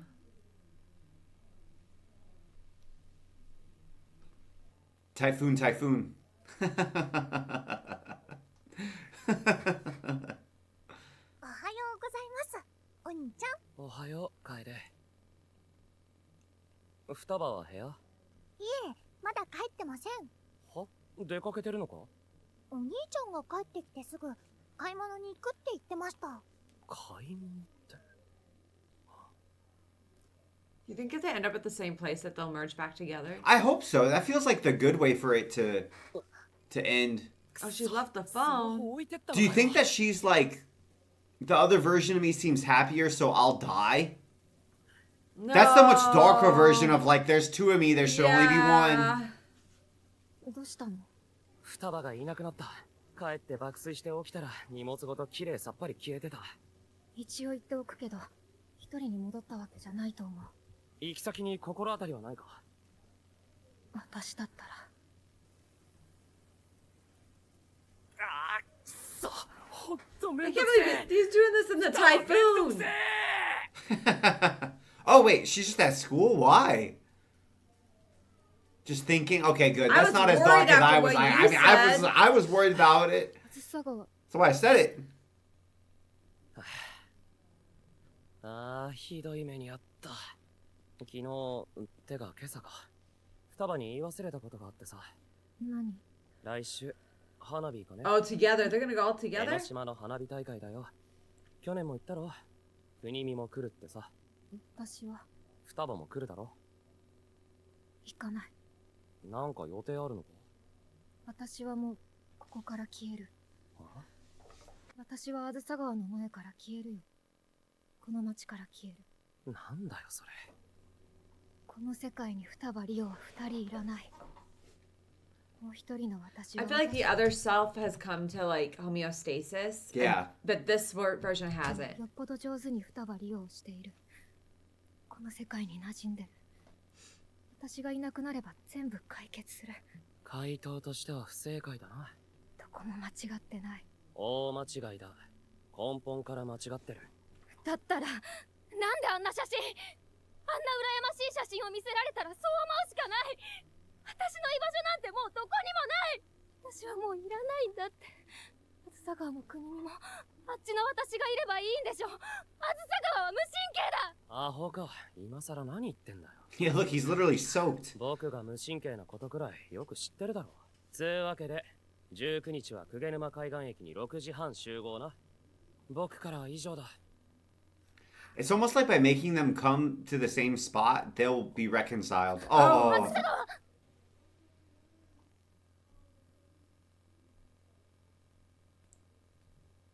おはよう。大雨の中、ずぶ濡れになって走ったりするからよ。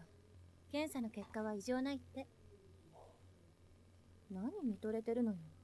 すごい美人の先輩がいたから、つい。その様子ならもう大丈夫。舞さんはなんでここにいるの？双葉さんから連絡もらったの。あずさ川。双葉にも迷惑かけたな。ほんと、やり方が卑怯。あそこで倒れられたら放っておけない。だったら倒れた甲斐もあったな。あずさ川、私は。自分はもう必要ないだとか、自分がいなくなれば全て丸く収まるだとか、でも本当は怖くてどうすればいいかわからないだとか、そういうめんどくさい話ならもう聞きたくないぞ。自分のことなんて別に嫌いでいいんだよ。僕は、こんなもんだろって思いながら。さすがだね。普通だとここは少しずつ自分を好きになっていく。He says. 双葉にはいいところ。No, I just can't deal with it. そんな前向きな生き方疲れるだけだろ。最低だね、あずさ川は。だけど、なんかほっとする。ほんと。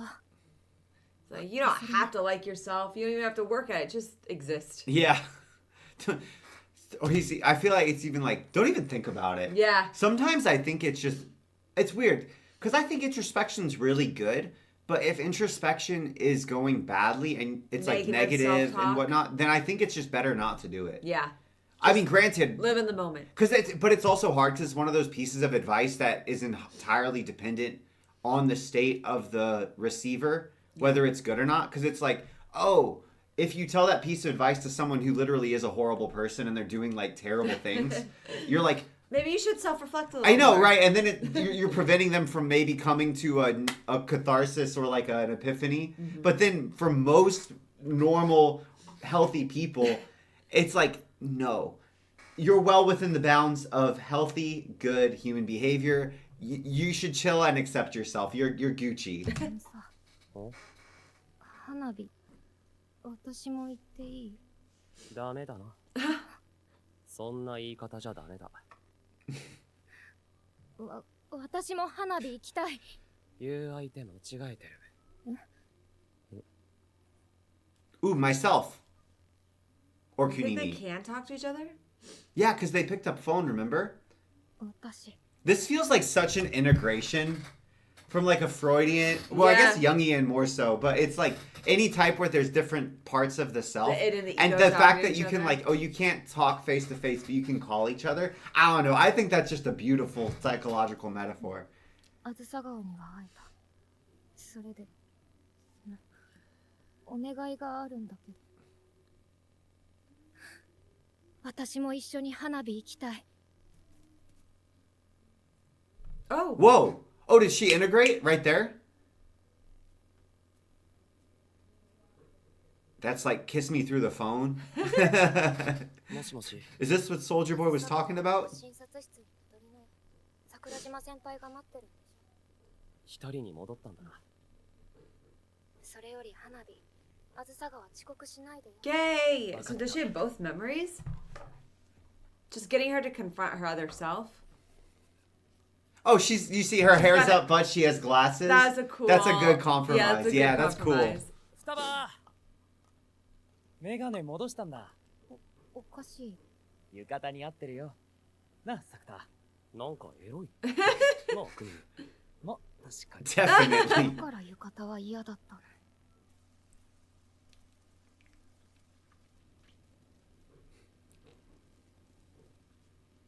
Kunimi's such a good guy. 国見、 Oh. Oh, 何？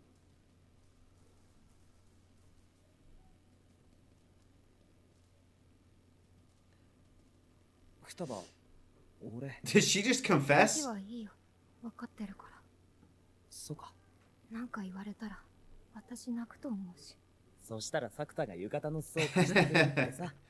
鼻かんでいいぞ。 Oh, 国見、ん？彼女と仲直りしなよ。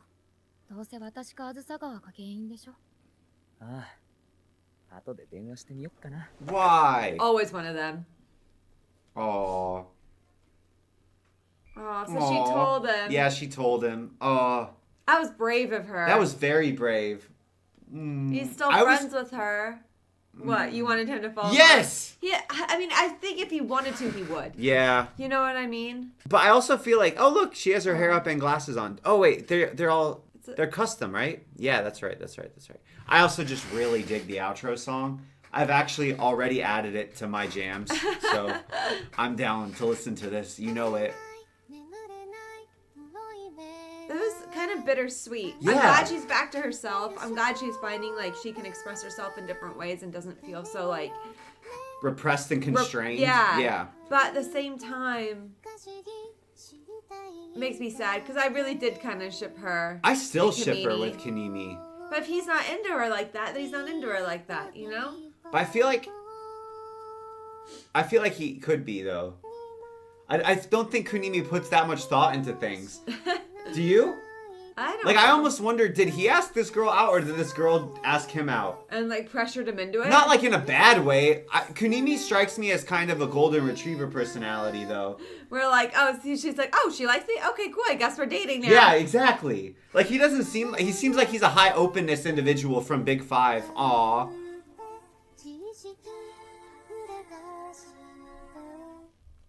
That made me happy. Oh. Oh. Is this a real or is this a preview? We've a blonde character? Who are you? What? She woke up in someone Whoa. else's body. I thought she looked like Mai for a second. I thought I was like, did Mai wake up with blonde hair? That's what I thought. Does Mai have siblings? It's Hayasaka.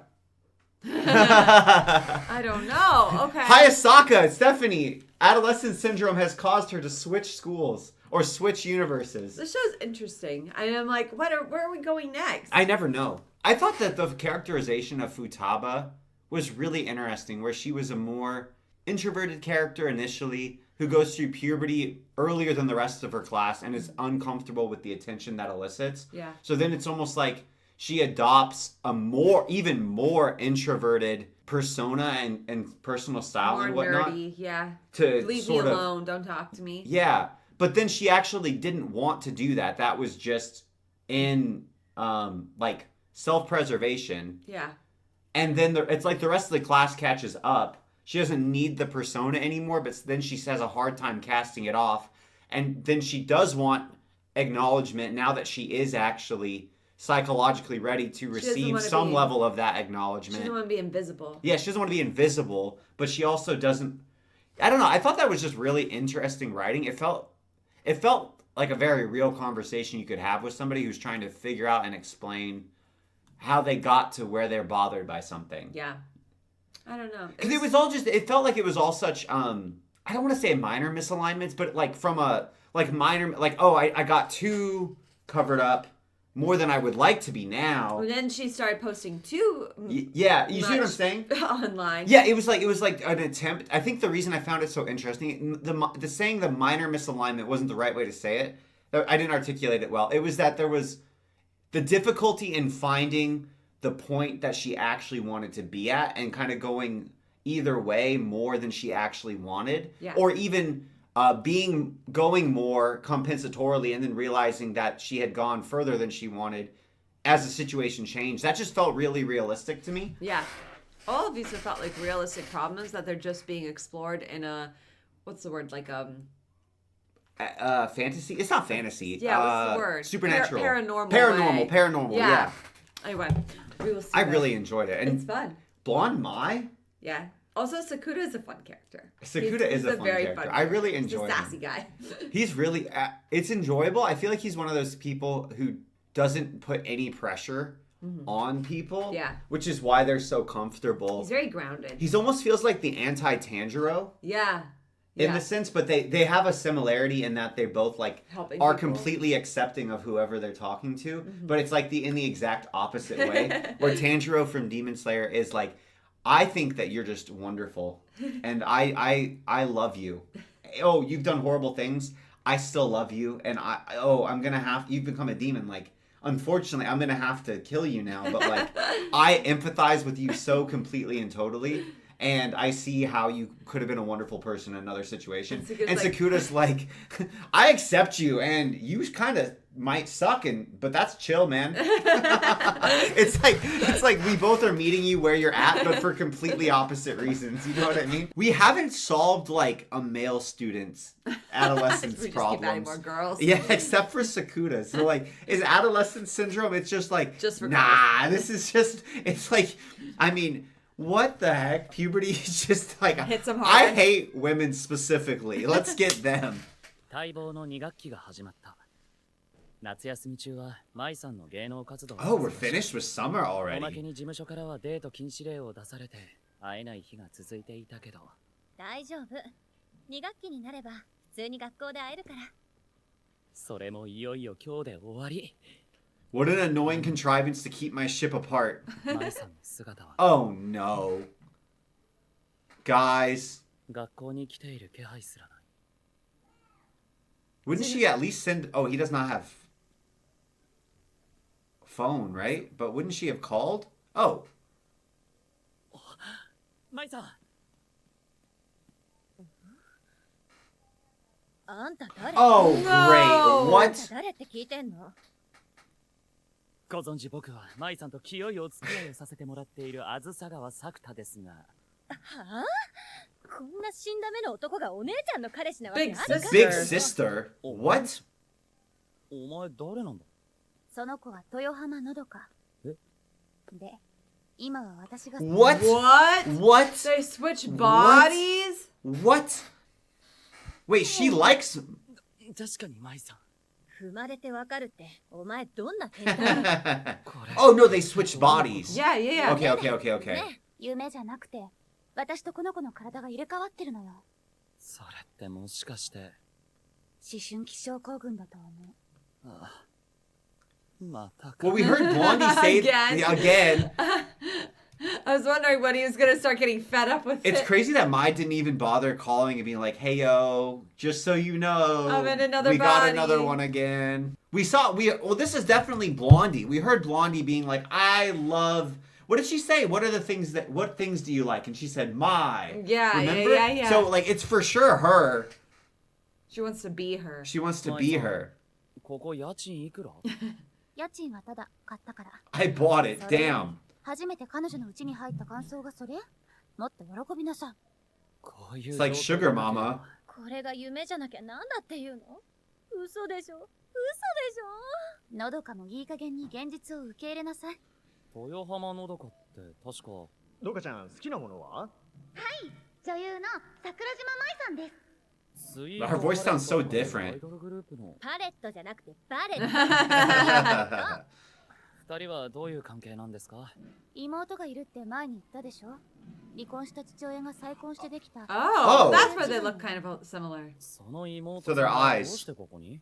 昨日夜遅くに突然訪ねてきたの。家に帰りたくなかったんだって。それで今朝起きたら入れ替わってたってわけ。何なんですかそれ。富山さん、なんか心当たりは？は？心当たり？僕の舞さんと体が入れ替わった心当た My り。 my son. 誰が僕の舞さんよ。心当たりなんてない。てか、なんで二人ともそんな冷静なんですか？体が入れ替わるとか絶対完全におかしいじゃないですか。そうな。They did a good job giving them different body language. Yeah. 舞さんはいいんですか？今のこの状態で。いいも悪いも、現にこうなっちゃったんだから仕方ないでしょ。それより、元に戻るまで、私はのどかとして、のどかは私として生活していかないと。私はこれだけ。ファッション雑誌の撮影と、インタビューがいくつか。So she's jealous of Big Sister, probably. Presumably. Uh-huh. ガキからは抑えたの。誰かさんが They don't feel very Aw. close. No. As sisters. They don't feel like... They're- There's a little bit, because she, like, came to see her and let her stay, right? Yeah.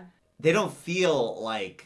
Because she's not telling her about her boyfriend. They weren't sitting on the couch even, like, next to each other. Yeah. She wasn't like, oh, it's okay. Well, it's weird to little like sis. pet your own self's back. But you know, I mean, I'm just Yeah. saying, she's not exactly being, like, if your sister was clearly freaked out, you would have been a bit more, like, you have a little sister. I Yeah. know you. It'd Like, still be a you weird would have situation. been more... Comforting. Comforting. Like, they don't seem like they're kind of my sort of just like, okay, kid, get over it, you But to know? be fair, like it feels like they are getting closer despite their じゃあ parental 意味ないんですけ relationship. ど。のどかの方はびっしりね。仕事じゃなくて、ほとんどが歌とダンスのレッスンです。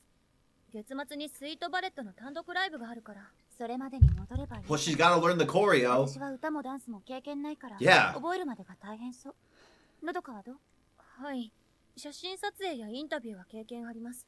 でも CM 撮影は監督は台本通りやる人だから準備すれば大丈夫だと思う。お、サクタはもう帰ってるの。僕と舞さんのイチャイチャ生活はどうなるんですか？明日は7時50分に下で待ち合わせね。 It's so のどかを precise. 学校に連れて行ってあげて。 It's so awkward because you're like, I'm in love with you, but it's not your body. ナスロと颯に先を越されてしまいました。お兄ちゃんを起こすのは妹も含めなのに。おはよう、楓。楓も猫になりたいですわ。 Oh no. Oh Oh no. no. Oh no. Oh no. 猫と入れ替わったりしたら、ますますわけがわからんからな。She just starts meowing. It's like, imagine like you come home and your little sister is pooping in the litter box. Like that's why she's like scratching on the furniture. Please don't. I don't think I want that I don't want episode. that episode. I do feel like Kaede, we put her on ice. Like there ain't no way. Surely She's it's got good. something. I feel like it's almost like when she's in the apartment, she might be in a like. You know how when kids play tag, they're safe. Yeah, she's in her safe I zone. feel like I feel like whenever they get her to finally leave, Yeah. it'll Trigger. activate. Yeah, don't you? 変だってすぐに気づくと思います。大丈夫。舞さん友達いないかあ？何よ。サクタも似たようなものじゃない。Hey, ら。 I have 友 two 達います っ friends. て。3人。 Well, 3 including you, my. そういうわけ No, no, including 学校で Koga. 私のふりするのは簡単。 Oh yeah, true. 黙って授業を受けて終わったら帰る。誰とも話 She's す gonna be 必要はない faced that her idealized version of her sister isn't real. I know. You know, this is what would really throw you off is that like they're wearing their hair completely differently. Oh yeah, I'm true. I didn't even surprised Her notice. sister hasn't thrown her hair up in a ponytail. Yeah. You know what I mean? Because that was one of the things. Like if you're used to wearing your hair a certain way, you like will automatically do it, even if it's I feel like not your hair. You know? 私 Yeah. も一緒です。去年デビ She ューが even 決ま has っ the てから clips in 高 perfectly. 校の友達とは遊ぶ時間がなくなって。姉妹揃って友達いないって悲しすぎる。それじゃあ私はのどかの学校に行くから。横浜にあるお嬢様学校でしたっけ？のどかのこと大体予想はできてるけど、何があったか聞いておいて。その原因私かもしれない。国民的知名度のお姉ちゃんを持つと大変って話？ I mean, she's successful 母 herself. 親同士のプライドの話とか。前に言わなかったっけ？私の母親は別れた父とその再婚相手のどかの母親への当てつけで私を劇団に入れたの。聞いてないです。それを知ったのどかの母親も自分の娘を劇団に所属させた。なるほど。娘を代理戦争 Oh, that's really sad. That's why they're not probably closer. Yeah. It's like despite their moms. 気になる？うざ。She sounds like my こ there. のまま学校に行かせて大丈夫なのか？は？アイドルの豊浜のどかさんが普通に電車に乗ってパニックにならないか聞いてんの。バカにしてんの？心配 Oh, して she's る。 not as famous. 全然平気。アイドルって言ったって大して売れてないし。私のことなんかみんな知らない。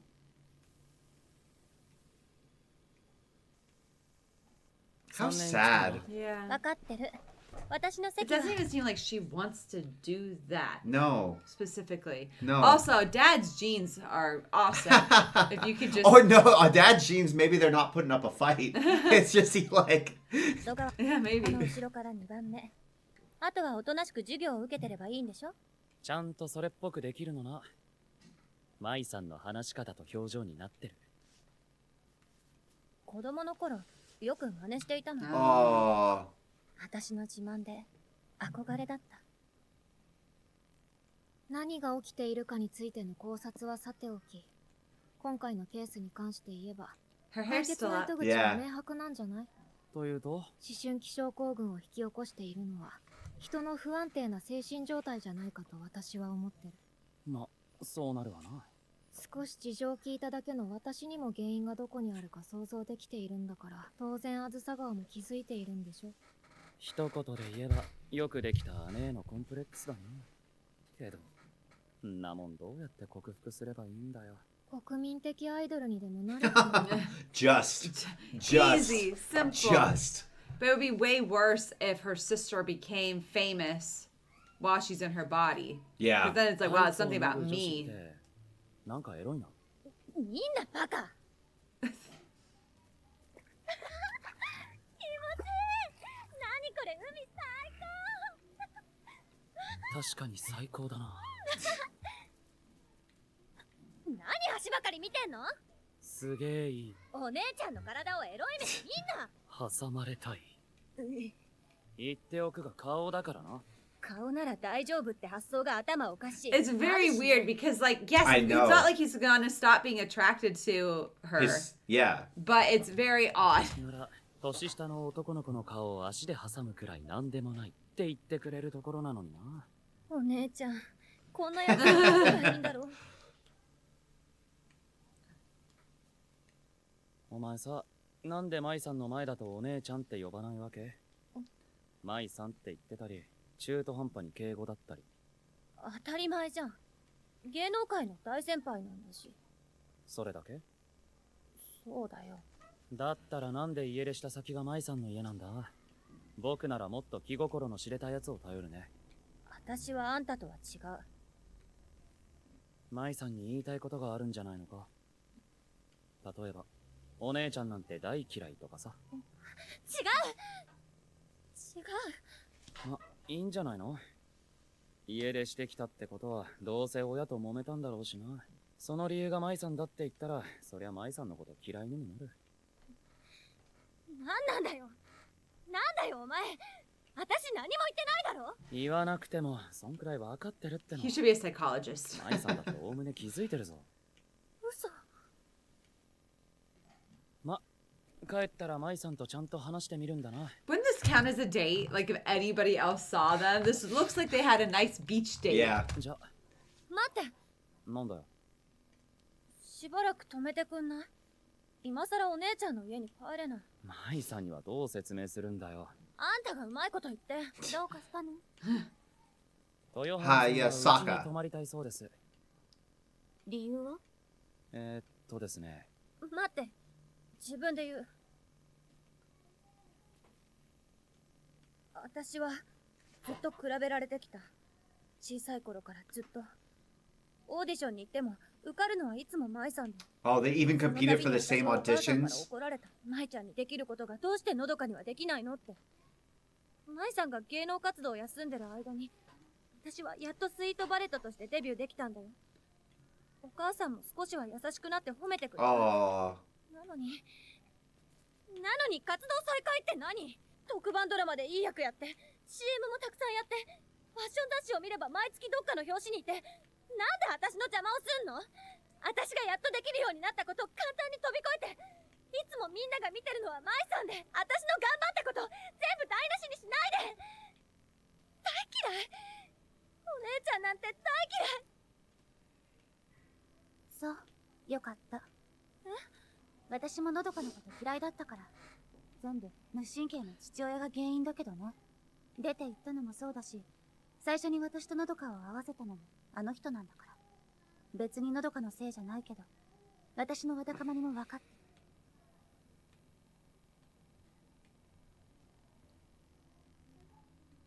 This is really sad. 本当に。Yeah. 舞さんがうちに泊まって。のどかを作田のところに泊まらせるわけにはいかないでしょ。まあ、それはそうですけど。I feel like if the press ever got a hold of this, they'd just be like, why do famous girls keep on coming and staying in this random high schooler's apartment? Another girl! 兄ちゃんが不良に目覚めました。いや、目覚めてない。兄ちゃんがチゴロに。Gigolo? どういう解析をしたそれ。また新しい女の人を連れてきてます。彼女は舞さんの妹だ。しばらくうちで預かることになったから。はじめまして、豊浜のどかです。He's bubbly. Fake bubbly Mai is so funny. 将来、僕が舞さんと結婚するとして、豊浜のどかは妹じゃなくて義理の妹でもなく、もともと舞さんとは異母姉妹なわけで、異母義理。こういう時はなんて呼ぶんだ？ずいぶんゆっくりだったわね。私のことでも考えて。Whoa. 舞さんのことなら常に考えてます。はいはい。本当は潜水艦ごっこに夢中になってただけです。あれ？どんな遊びか知ってます？その傷、消えないわね。触ります？なんでよ。舞さんに触ってほしいから。バカ言ってないで早く服着なさい。のどかの目に作田の裸が焼き付いたら大変でしょ。彼女も子供じゃないんだし。まだまだ子供。その子供と大喧嘩したのは誰だったかな。あれは素直になるのが一番だと思いますよ。正論なんか聞きたくない。I have feelings. Let me have them.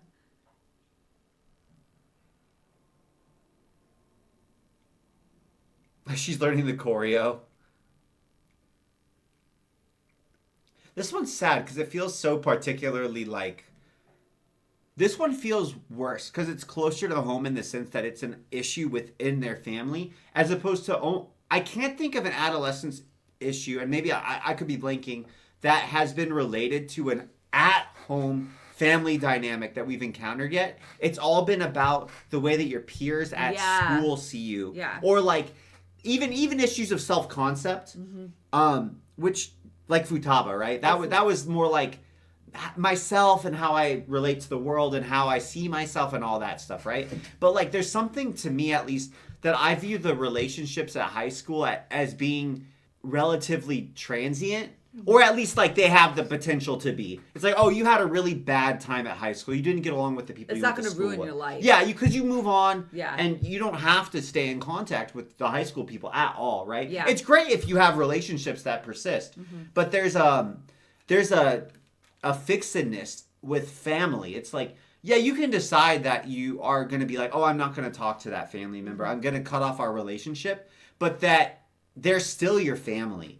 And so it still feels a big part of your life every once in a while. Like if you go and want a relationship with your dad, he's going to mention the sister, right? Like it's not like you can just totally pretend they don't exist. And the way that I don't want to say that people are fungible. Like people can't take the place of each other, but it's like, oh, I had a bad time at high school. Well, I can try again to make friends in college, right? Yeah. And it's not as if there's a part of me that's really missing, as opposed to like, oh, my sister. If you don't get along with your sister or with your dad or with your mom, you don't get another one. Yeah. Like even if you have multiple siblings, like that's still the only like that's a role in your life that can never be replaced. Yeah. You can have other beautiful relationships, but does that make sense? Yeah, it's That's a why I lot feel like more it's particularly harmful. sad. Yeah. They're doing great as each other. Yeah, it seems like it. Oh yeah, they look how they're not drawing big crowds.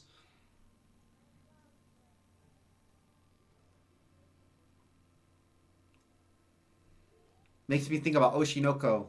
Yeah. はやていい子にしてましたか Oh, She's still here. 牧野原さんはお姉さんいないんだったよね。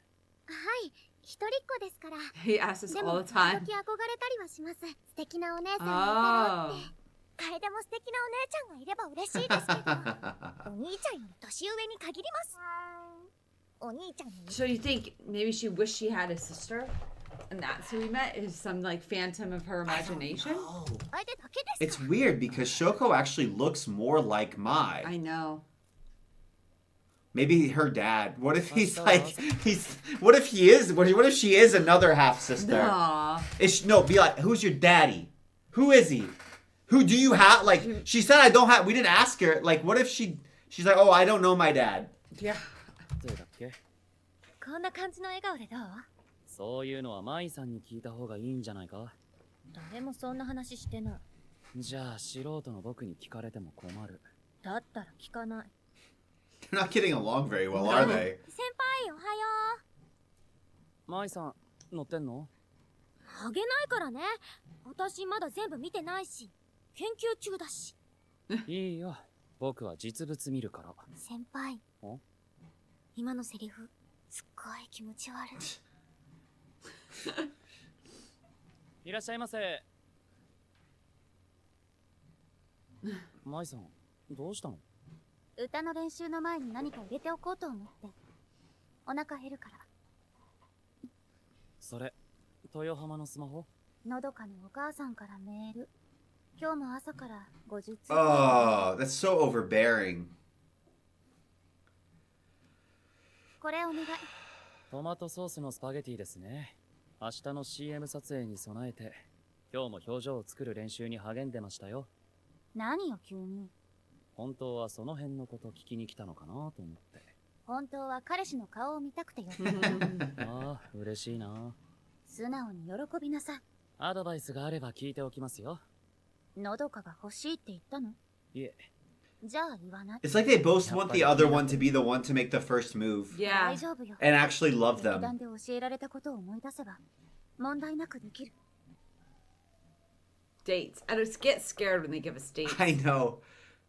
But it feels like the author has been mixing them in. And they don't always matter, so then we'll get slapped when we do a time travel. さすがにこの時間からだと眠いな。よろしくお願いします。早速テスト行きます。電車来る前に。じゃあ行きます。よーいスタート。はい止めます。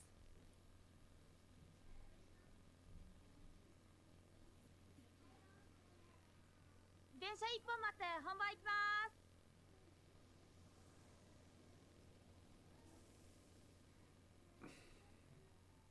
Maybe does she have stage fright?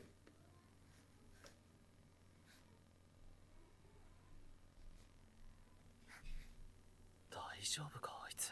では本番回します。本番本番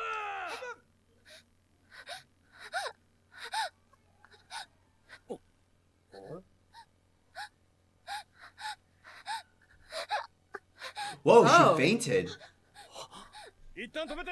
マイさん、落ち着いて、ゆっくり息してくださ A い。 panic, Panic attack. attack, panic attack.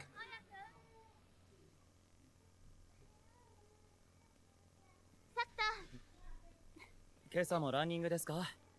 ライブに備えた体力作り。それより撮影の方は？ Man, you couldn't pay me to run someone else's body. I'm only running my own body. 見てください。ダメだったのはわかるけど、何度か撮り直して一応は終わったんでしょ？いや、それ以前の話でした。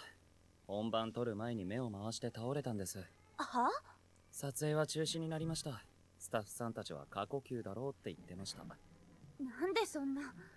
痛感したんだと思いますよ。桜島前に寄せられる信頼の厚さとか期待の大きさとかを。わかりませんか？そういうのが彼女にとっては全部プレッシャーになったんですよ、きっと。機嫌悪そうだな。なんかあったわけ？別に、ただなんとなく出来のいいお姉ちゃんがいるってどんな気持ちなのか。If he ever becomes aware of adolescent syndrome, he's gonna be so 姉ちゃんと比べられると nonplussed he's been out of the loop. じゃあ、出来のいいお姉ちゃんがいるやつに聞いてみるか？ Oh. This could actually make. This could be the best way that this goes, actually, now that I'm thinking You about guys it. made a very good point that when she found out about Futaba's like picture account that she was doing, her Instagram account or whatever, she could have gone and told everybody and spread it around and spread rumors about it, but she didn't. She went to her boyfriend, was like, hey, just so you know, I found this. Other people could find it too. Oh, that's actually kind of nice. Yeah. Now that I think about that's it. like way. And I guess from her perspective, too, she's like, this girl clearly is interested in my boyfriend. Yeah. Also, she has Like, said that to me. yes. And I feel you guys also said they're like, I'm sure when Futaba like confessed her feelings, Kamini's first thought was like, damn it, she was right. Yeah. You know what yeah. I mean? Like, if we had gotten introduced to her first, I would have hated Futaba. Right. Wouldn't you? I mean, we're... I know this because we've reacted to so much stuff together. Like, we First are... character. First Ride or one that die. introduced, we're like, no, this is our ship, and I'll die with this ship. Like, we're like that captain who's just like, the life rafts are here, I'm not going to take Kamini's them. not into her though, so I さっ dropped き it. 聞きたいことがあるんだって。上里ってお姉さんいるのか？いるけど。てか、あずさ川なんで知らないの？逆になん She's で so 僕がお前 suspicious. の家庭の事情を知ってなきゃなんないんだ？お姉ちゃん、去年までこの学校にいたし、生徒会長やってたから見たことあるでしょ？記憶にない。もうちょい頑張ろうか。お姉さん優秀だったんだ。日本一の国立大学に現役で合格してる。上里はお姉さんのことを好きか？別に。じゃあ Really? 別に。なるほど。よくわかった。は？何が分かったっていうのよ。好きとか嫌いとかそんな単純な話じゃないんだろうなってことだな。別に嫌いってわけじゃない。お母さんがお姉ちゃんを見習って勉強しなさいとか言ってくるのがうざいだけ。I feel like that gets turned up to 10 when you have toxic moms. Yeah. That it's not the same mom. And this is the same mom who loves both of her kids. Yeah. Which can still have all types of issues, but it's just like this gets complicated an extra step. うちの鍵。合鍵くれるの？合鍵なんて簡単にあげるわけないでしょ。いやらしい。痛い痛い。一時的に預けるだけ。だから頼んだわよ。Oh, she was offended at the word giving. 自分で言って声かけてあげればいいのに。なんて言えばいいかわからないのよ。それも含めて話せばいいのに。それは嫌。ま、舞さんにもお姉ちゃんとしてのメンツがありますもんね。じゃ、ちょっと行ってきます。待って。何ですか？和室の戸棚は絶対に開けないこと。Okay. Okay, so that's hyper specific. So he's definitely going to open them. I feel like that's a big breach of trust to do that, though. 絶対に。But that's Mai's way of saying. Oh yeah, that's true. Never that's ever true. open these. You know, Yeah, it's yeah. Mai. It's like I don't want you to ask you to open these, but I need you to. Yeah. If she Yeah. said like actually, I don't want you to open Yeah, them. you're right. It's very different. 上がっていい？ダメでも舞さんから預かった合鍵で入るけど。Do you think it's pictures of little sis? お姉ちゃんなんか言ってた？別に。何の心配もしてなかった。何度か NG 出すと思ってたみたいだけど、それでもお前なら監督から OK もらえるって疑ってなかった。本当に？お前さ。Do you see how happy she was? は？ CM の撮影。練習じゃ無理やり舞さんっぽく笑おうとしてたけど、はっきり言って嘘くさかったぞ。にしても。ひでえな。She's not taking care of it? What a little sis! 飯は食ったのか？朝から食べてない。じゃ、なんか作るから。Sorry. まずは風呂入ってさっぱりしてこい。覗くなよ。それは覗けってことか。That's because that's what you said what mine does. Okay, so because this is something that I've learned, is you cannot, like, life is almost like a class-based video game, and you can't play yourself as if you're not a class that you are not. Did I really mess that up? In my head, I felt like I really expressed it well, but now I don't think I did. Okay, I'll try again. Ready? Okay. Are you guys ready? Life is like a video game. We were good to that point. Yeah. With classes. Okay. Like rogue, paladin, D&D type things. Okay. Wizard, right? Okay. But the problem is, it's like you're playing and you don't automatically know what your class is. Okay. So, like, you don't know, am I a wizard? Am I a bard? Am I a... Like, what's my role in life? Yeah, yeah. I don't know. Am I a didn't barbarian? discover that. You don't get, like, if you're playing a video game, it's obvious. Yeah. But you don't get have a thing of floating above your head or like a instruction manual that you get at birth. Saying, That's like, teacher. You're a barbarian. Congratulations. Put all your time and energy into strength, right? Okay. So it's hard because then you can see the way that other people's lives are run and how they do things and how they structure their life. And you think, And- oh, that should work for me. Yes. Or this, if I follow in their footsteps, I do everything they do, I'll succeed too. Which is a very rational assumption to make if people, again, I'm going to use my word of the day, fungible. If people are fungible and there's no real differences between them, you should be able to just emulate the successful people. And do it, and they'll have the exact same results. Right. But And it's still actually probably one of the best things that you can do, with the one caveat that, like, you have to understand that not all of the advice will work for you. Yeah. And you might have need to play do yourself differently. first. Like, smile differently. My Yes. smile's not going to work on your face. It doesn't matter how, like, theoretically optimal a behavior is if you yourself aren't that class. So it's like, oh, like, let's say in a video game, the meta is that strength is the best attribute in the game. Yeah. But, like, sorry, buddy, you don't get to pick your class. You're a wizard. Yeah. So it's like, no, you can't just put things into the theoretically best thing because you have to filter it through what would be good for you uniquely. Yes. Right? Yes. So it's like she has to learn to play herself. Yeah, and stop copying mine. Yeah. I agree.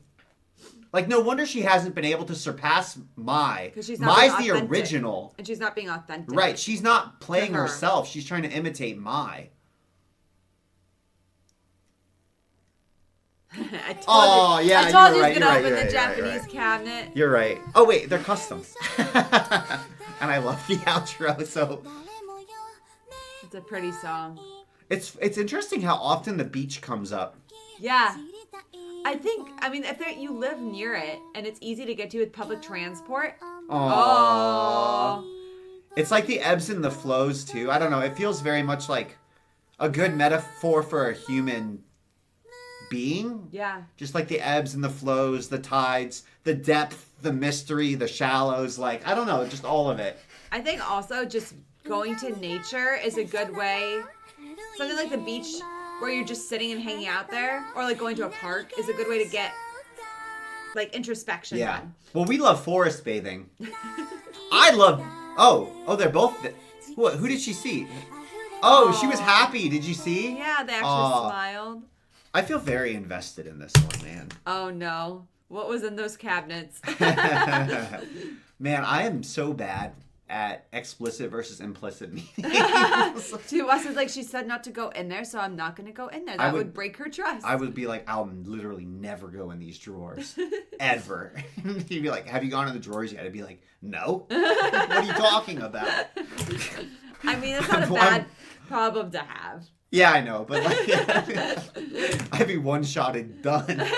Progress on this adolescent syndrome stalled. None. Right there. You know, I was thinking about it. What? Mai and Sakuda both have little sisters. So they That's- have that in common, even though it's like beyond that, there's almost no parallel in their relationship with their sibling, but... Oh. Oh.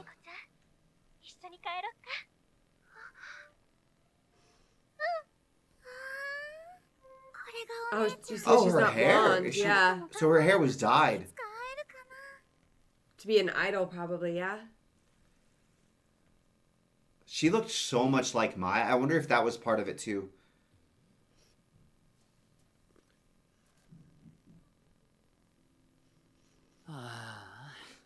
Fuck. 早く仲直りしてくんないかな。What did he What sign? was it? I don't know. You think it was like her bunny た outfit? だいま。No, what? 遅かったわね。ご飯作ったり洗濯したり掃除したりしてま Oh, した look.。それだけ？まあ今日のところは早く仲直りしてくんないかなっていうのが正直な気持ちです。そう。今日はもう寝る。様子を見てきた僕にご褒美はないんですか？明日朝早くからライブの打ち合わせがあるから。Whoa. Whoa, yeah, what? やだ、窓開いてる。 Oh, to, あなたもいっぺん死んでみ is this mine? いや、この笑顔じゃないだろ。マイさんの研究するならもっと爽やかなやつにしろよ。I'm both scared of Mai's acting. もう明日じゃん。結局何にもつかめてない。どうせ明日になっても変わんないよ。そんなことはっきり言うな。できないことまでやろうとしなくていいんじゃないの？まあまあでいいんだよ。欲張りすぎ。何、帰るの？帰りが遅いとマイさんが機嫌悪くなる。待って。あのさ、 She was already in a bad mood. ゆっくりお風呂入りたいから出てくるまで部屋にいてくんない？ Oh, after watching the 僕 scary は show. 理由がわからん。一丁わか A らん。 scary movie. 一人でお風呂入ってると時々さ、嫌な気配感じることがあるっていうか。要するに怖いのか。あんたもさっきお風呂のシーンでピクってなった。一緒に入るんならいいけど。それはお姉ちゃんに聞いてみないと。よし、じゃあマイさんに電話するか。やっぱなし。マジしね。ただいま。お帰りなさい、お兄ちゃん。早かったですね。それは新しい遊び。 What is she doing? 楓がいつも遊んでいると思ったら大間違いです。楓もいろいろ思うところがあるんですわ。何を思ったらそうなるんだ。 Oh, she was not in her panda. お兄ちゃん、笑わない Oh です。 yeah. 笑わない。 She's in her uniform. です。 Oh, Is she thinking sweet of- little She didn't sister. それだけですか？なんか中学生っぽい。 Is she thinking about going back 楓は out? 正真正銘の中学生なんですよ。楓もそろそろだと思うんです。そろそろ Oh, I'm so proud of her. Question about school in Japan. Do you, like, in America, if you just stop going to school, you get in trouble. Yeah. You know, like, you can be homeschooled, but then your parents have to, like, sign you up for that Yeah. and do all the paperwork and stuff like that. I'm like, she just didn't go, and that was fine. I don't know. I'm trying to understand. Yeah, I don't get it either. ほどほどに頑張れよ。最近お兄ちゃんが次から次へと新しい女の人を連れてくるので、楓がそろそろちゃんとしなきゃいけないと思うんです。ただいま。おかえりなさい、のどかさん。制服？かわいい。本当ですか？ Oh, that's the reaction she wanted. これお土産。ありがとうございます。 That is sweet. いいプリンです。 She's I gonna just be feel like, she's gonna be like, my little sister is the best. あとこれ、月末のライブのチケット。のどかにも渡しておいて。自分で渡せばいいのに。サクタの分もあるから一緒に見に来て。あとのどかのお母さんにも送ってあげて。 Really? よーいスタート。 When Nadaka's mom doesn't come. はい、オッケー。 Oh, she did it. お疲れ様。ありがとうございました。 He's just always like hovering. 無事に終わってよ。 Dang, going sailing looks 全 fun. 然無事じゃない。12テイクとかマジありえないから。私、お姉ちゃんみたいになるのはやっぱり無理。毎日毎日こんなプレッシャーの中で生きていくとか、マジ考えられない。絶対無理。ああ、どう Go back into your body and live the life you want to 気 live. が出てから悩め。そういう話じゃないっつうの。お前はどうなん It's だ？ also okay to just not want to do show business at よ all. くわかんない。前はなりたかったんだと今は？思う。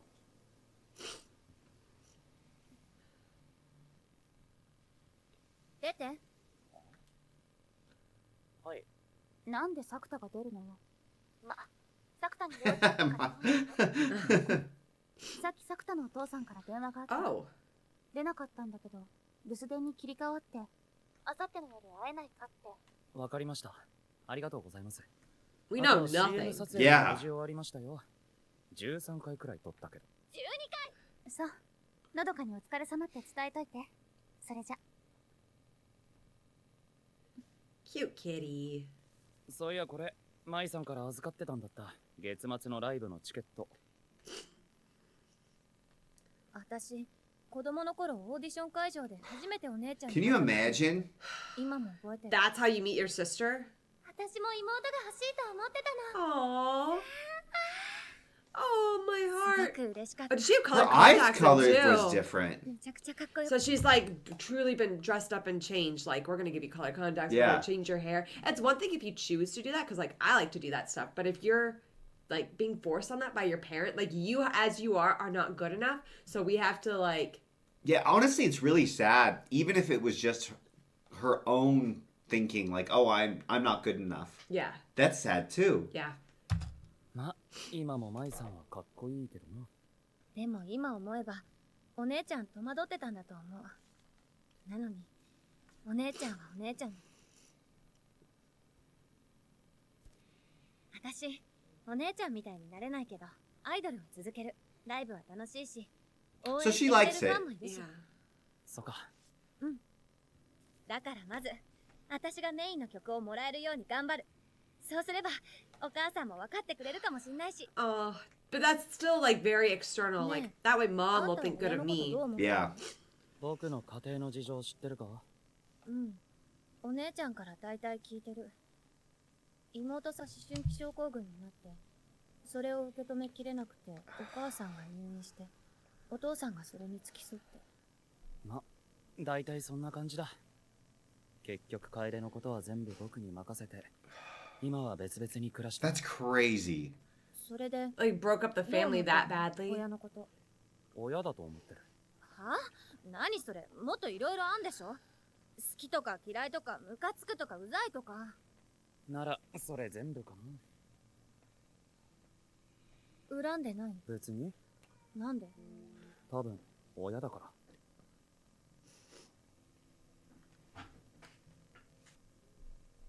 お、どうかしたか？お母さん。Oh. のどかはどこですか？あの子は今大事な時期なんです。返してください。すみません。 Please return 私 her が見えないの like she's an あなたの item. 家にいるんでしょ？いえ、いません。嘘おっしゃい。本当にいません。部屋に上がって確認なさいますか？ Nodoka's coloring is just like her mom's. Yeah. のどかから連絡あったら早く帰ってくるように伝えてちょうだい。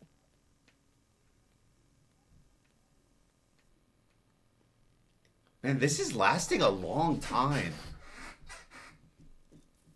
久しぶりだな。かな。 He and his dad don't look much alike. よくなってきた。 Oh, maybe Oh, they do. more so there, yeah. Yeah. よかった。楓はどうしてる？この前家に帰ったら制服着てた。外に出るのはまだ難しいけど、このままじゃいけないんだって気持ちは楓も持ってるんだと思う。そうか。あのさ、なんだ？親ってどんな気分？まさか子供いや違う。まだそういうことはしてない。僕が聞いたのはそういうことじゃなくて。そうか。まだか。ま、親の気持ちなんて、作田が親になったら知る I don't know how you describe it. 僕もいつかなんのかね。拍手をすると、作田が生まれて、父さんも母さんも大騒ぎだった。何もかも初めてで不安だらけだった。一度、疲れて朦朧とした頭でおむつを変えて、途中で寝てしまったんだよ。どうせならもうちょいマシなエピソードにしてくれ。That's it?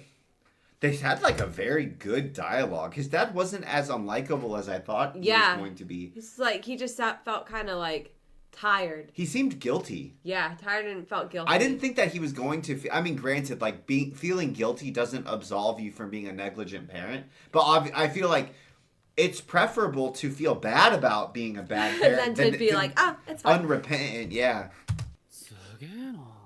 人気あん this じゃ is ん。 bigger than I thought. They were a very small これぐらいの箱を group 埋めるのが精一杯。 because we saw them performing on the street. Remember? 中にいるのか？多分前の方に。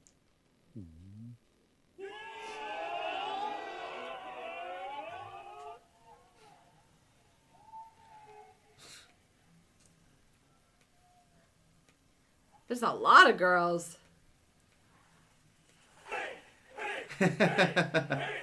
Are we gonna do a performance? Like a music video?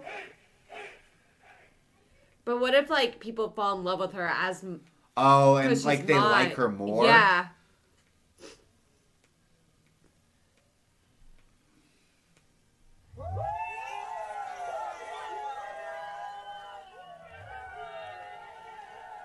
They've got like an Avril Lavigne thing going on. A little bit, yeah.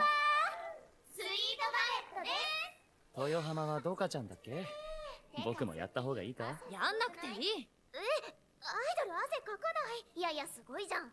ズッキーライブの後、いつもパンツまで汗で。 Whoa. って言ってたじゃん。アイドルパンツ履かないから。ズッキーはノーパン？いやいやいや、違いますよ。アイドルは汗かかない。じゃあそれは？これはほら、なんか汁が出たの。これ以上いじってるとアイドル的に致命的な発言が飛び出しそう。よーし、次の曲。I wanna kiss you, love me, baby. I wanna kiss you, love me, baby.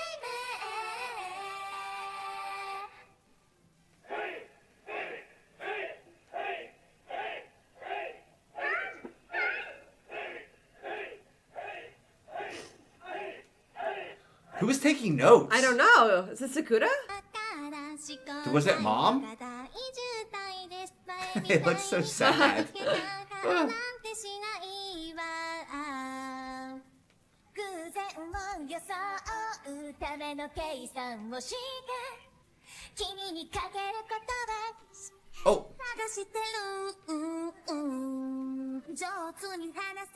I feel like this isn't gonna help if Mai's just like a better idol. I know. Wouldn't it do the opposite? I don't think it's gonna help at all. Oh no. Like she's a better idol than me after she's practiced for a month? That's not gonna make you feel better.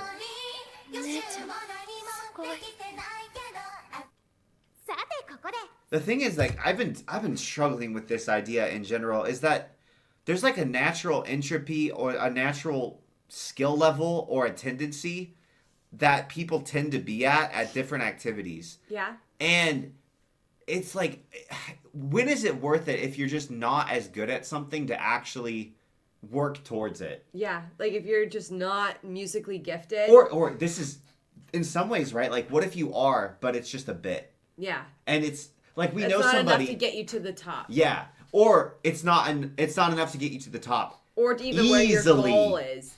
Or even like you're gonna have to work really, really, really, really hard to get to be mediocre. Or where you want. Is it worth it?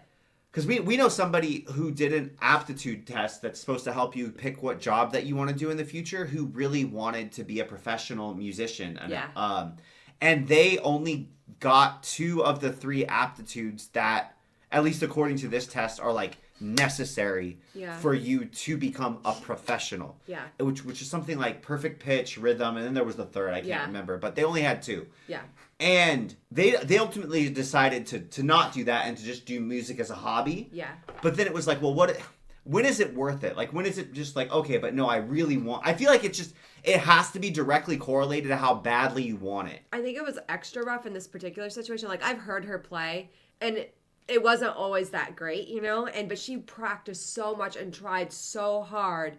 And the worst part was that her brother played the same instrument and plays it like beautifully and super easily too. And I think that that's always been hard. Is like she's had to work so much harder than him and still not be as good as him, you know? It's just something that like... It's brutal. Just to be brutally honest, like that is the reality. It's honestly kind of similar to to this situation we're describing here. Yeah. And I just don't know. I don't know. Like, when is it worth it to try to work through something you're not naturally good at? Yeah. I don't know. It's got you because it's like, man. I think every person has to decide that for themselves. It's like, you know what it is? It feels like it's like swimming upstream versus swimming against the current versus swimming with the current.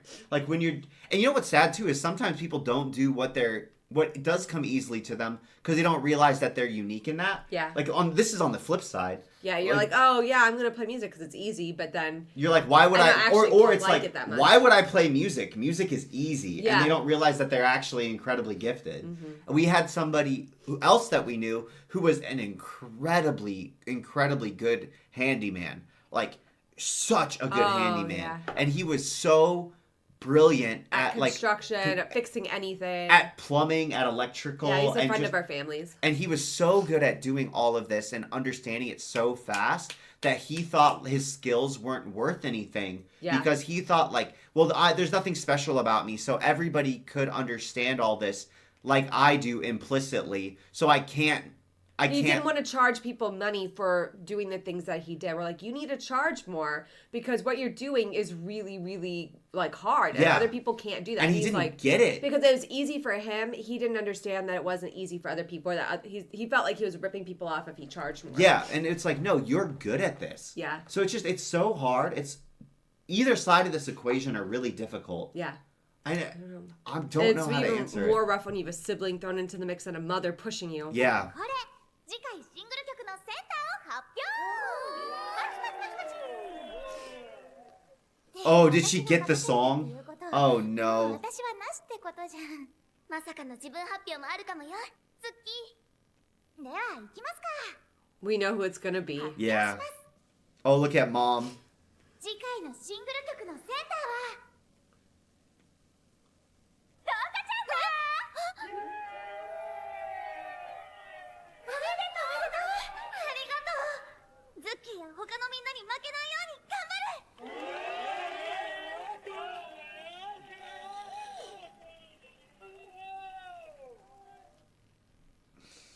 That's brutal. 楽しかった。アイドルに熱狂する人がいるのもなんかわかる気がするな。Oh no, she looks so dejected.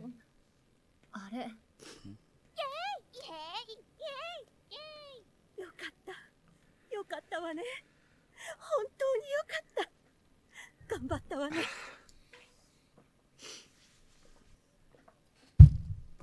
She seemed like she sincerely cared, even though, like, so it's not all pathological. Yeah. It is pathological, but there's some root that's not. 私の前ではあんな顔したことない。結局そうなの。お姉ちゃんなの。やっぱりお母さんはお姉ちゃんが良かったんだ。Do you think that's what it was? Like, I wonder Yeah. if my mom would love me if I was like Big Sister. Is that what we were actually trying to deal with here? Yeah. 海、行きたい。わかった。少しだけな。He sees Nodoka more as Mai than he ever saw Mai as Mai. Like he's spending more time with Nodoka as Oh, Mai yeah, than yeah, he yeah. did with Mai. Yeah. Because he wasn't allowed to because she's... Whoa, what is she doing? Whoa. How deep are we going? 私のことなんか誰も Oh, oh, damn. お前何してんだよ。私はもういい。あ、いいわけあるか。話せよバカ。バカはどっちだ。Also, she's killing Mai here, by the way. Oh, yeah. だったらこんな卑怯なやり方で僕を試すな。助けてもらう前提で海になんて入るな、バカ。うるさい。あんたはお姉ちゃんのことが大事なだけでしょ。そうだよ。豊浜に何かあったら舞さんが悲しむ。そんなの嘘だ。嘘じゃない。お前に何かあったら舞さんは絶対に悲しむ。私のこと嫌いって言ってたじゃん。そっちが嘘なんだよ。 That was a good line. I like that dialogue a lot. じゃあ証拠は。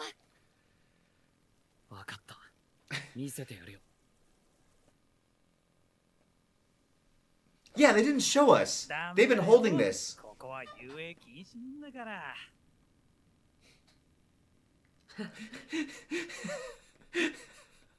What a thing to say when it's like they're in their clothes. Oh, that was way darker than I thought when she started wading into the ocean. これ、私が書いた手紙。なんで？わけわかんない。なんで？そんなの嬉しかったからに決まってるだろ。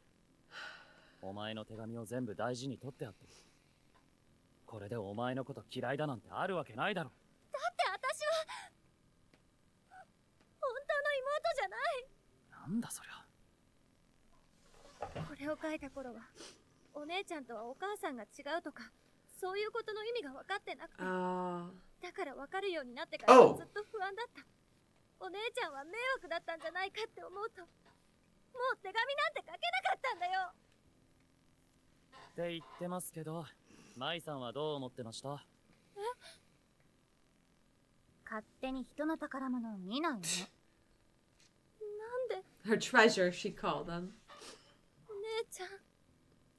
あの頃は忙しくて目が回りそうだったことだけ覚えてる。家に帰っても寝るだけで自分で出演した番組を見る暇もなかった。大勢の人から褒められたりもしたけど、この人誰だろうってそんなことばっかり考えてた。でものどかだけは違ったの。妹だって紹介された時は正直戸惑ったけど、お姉ちゃんかっこよかった。お姉ちゃんすごいっていつも手紙をくれて、その度に勇気をもらえた。のどかが喜んでくれるならまた頑張ろうって思う。おかげで私は仕事が好きになった。だからのどかありがとね。妹になってくれてありがとう。お姉ちゃんずるいよお姉ちゃん。今さらそんなこと言ってももう遅い。私だって頑張ろうと思ってたのに、なんで私より先にセンター曲もらっちゃうの。なんでお姉ちゃんがお母さんに褒められてんの。だって練習したもの。毎日コツコツ練習したの。そういうとこだよ。やらなきゃいけないことを辛くてもちゃんとこなして、できない方が悪いっていう、そういうかっこいいところが大嫌い。Oh, what? どうして僕？ごめん、なんか甘っちょろいこと言ってたから。Sakura got the brunt. 叩く相手が違うよね。明日ファッション雑誌の撮影で後が残ったらどうするのよ。Wasn't there a thing that there would be royalty that wouldn't get royalty who had servants who would get punished in their place? I don't know. I feel like I've read about that before, but I can't remember where. というとこもだよ。プロ意識が高すぎて、私なんてどうしようもないじゃん。どうしようもないじゃん。Like, to be fair, like, Mai ran in someone else's body. Like, she trained. Yeah. For stuff that was not hers. Like, I remember we even joked. We were like, imagine going and doing cardio in someone else's body. のどか。ライブが終わった後、ハイタッチの列にお母さんいたでしょ。この手を握ってきたのどかのお母さんの手、震えてた。ずっと不安だったんだと思う。不安？お母さんの期待にばかり応えようとしてくれるのどかを見て、のどか自身が本当に幸せなのか、ずっと。でも、そんなの私知らない。何も聞いてない。そりゃ子育てが不安だなんて親が子供に言えるわけないだろ。だって私はいつもお母さんが怒ってるから喜んで欲しかったんだよ。お姉ちゃんのことばっかり言うから、私だって褒めて欲しかったんだよ。お母さんに笑って欲しかったの。だからこれからはのどかの選んだことで喜ばせてあげなさい。お母さんに言われたことじゃなくてね。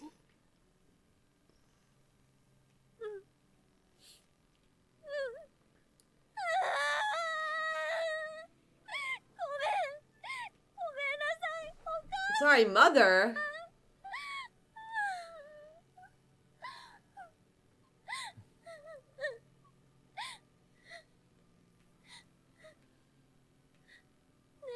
お姉ちゃん。何？私、お姉ちゃんみたいにならなくていい。No. のどかがなりたいならなってもいいけど、なりたくない。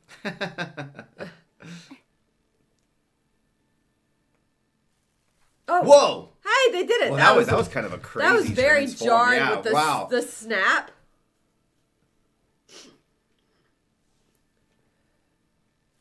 Why is that crazy? It's weird that their appearance has changed, not their souls switched back. What a different way to do it.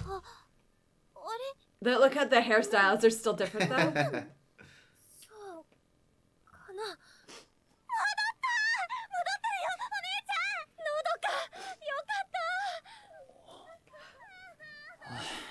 That is crazy. これでマイさんとイチャイチャ。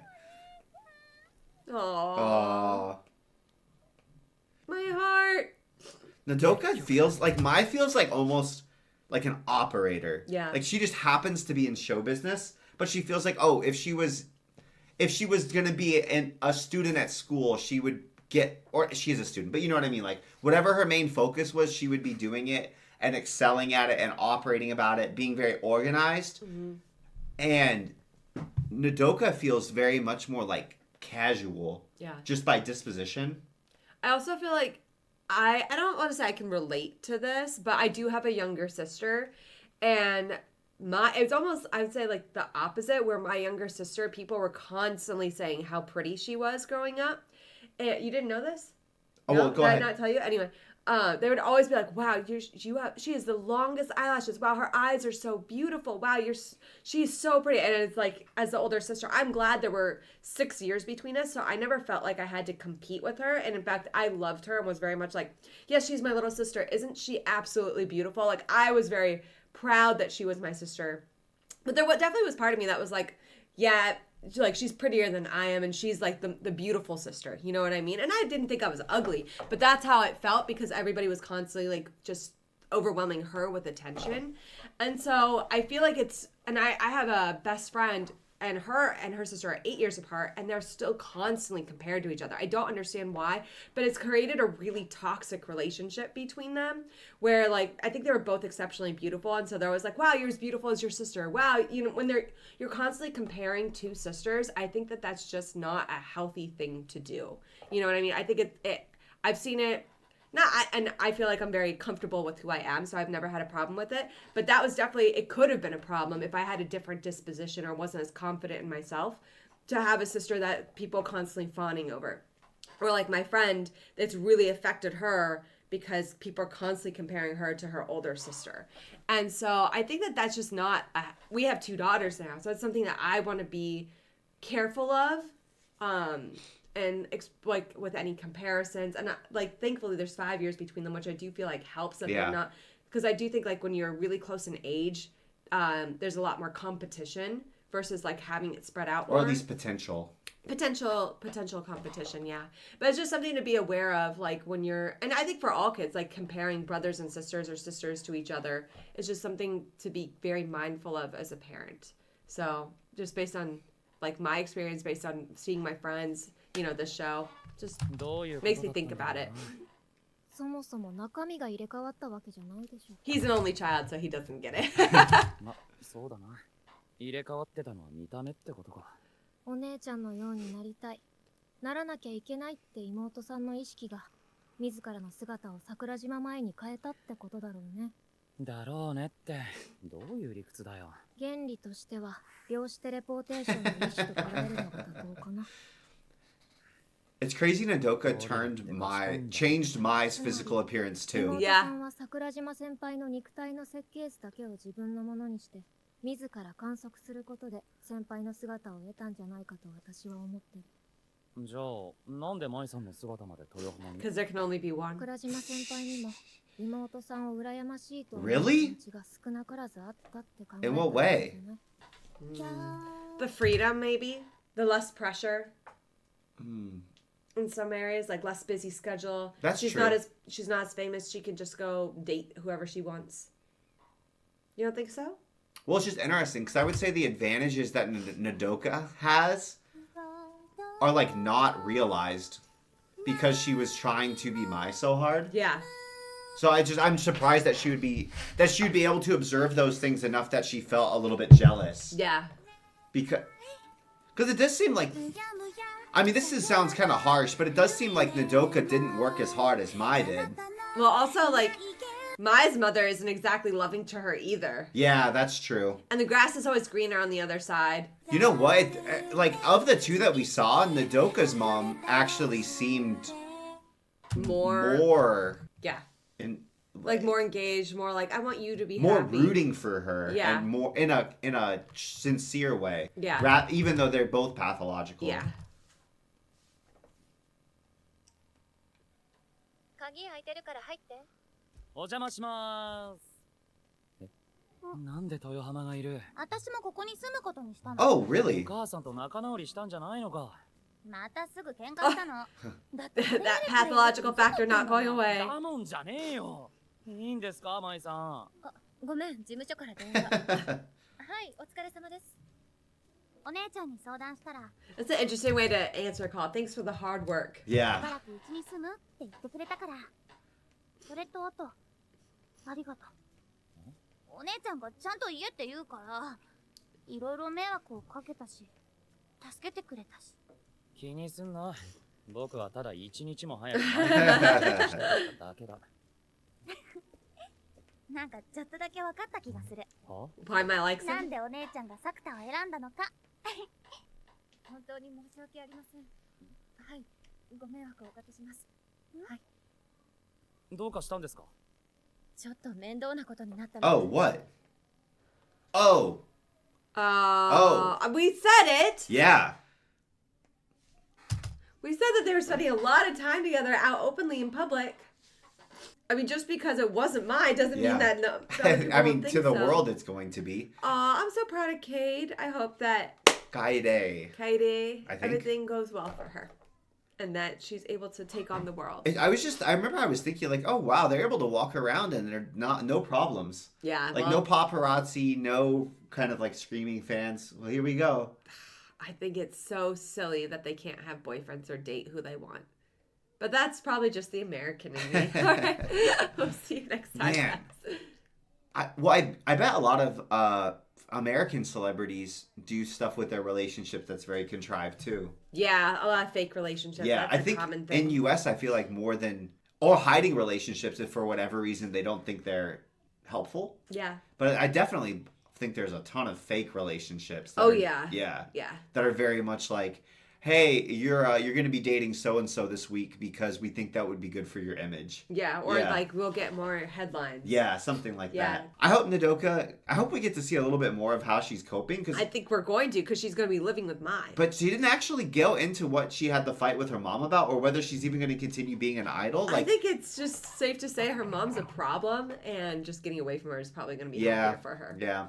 One thing I find aggravating is that alongside what we were talking about earlier, as a parent, when you're like, oh, well, should I push my kid to be better at something or should I just let them should I be completely hands off and just have a very much like emergent mentality where, okay, well, they'll eventually get exposed to something, they'll eventually get and understand their own aptitudes, and they'll eventually, therefore, make their own way. I'm going to be completely hands off. I'm literally never going to push them. I'm literally never going to try to facilitate them getting better at something. I'm not going to try to help them get better. I'm just going to let them figure it out on their own. Yeah. So I don't do what Nodoka's mom did, right? Yeah. But then on the flip side, I'm like, oh, well, but should I not be trying to help them get like exposure to a lot of different things and to be able to enjoy life more? Sometimes it is nice to be able to do certain things. Yeah. And like I'd like for them to be able to as easily as possible be able to provide for themselves. So I'd like to try to help them figure out what they should do to like earn money, you know? Yeah. So there's all of these things and I feel like there's very much a pathology to either side going too far out of extreme. Mm-hmm.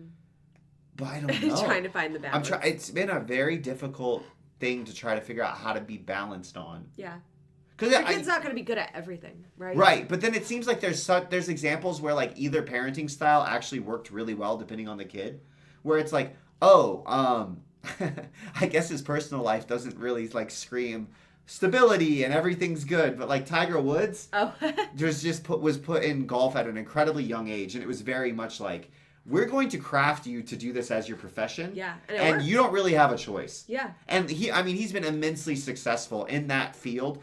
Whether you are going to say he's successful as a human is going to be up to your own judgment. And no one really knows because I don't know personally, right? Yeah. But then there's the opposite where it's like, oh, this person is like Michael Jordan wasn't really even pushed towards basketball at all. Yeah.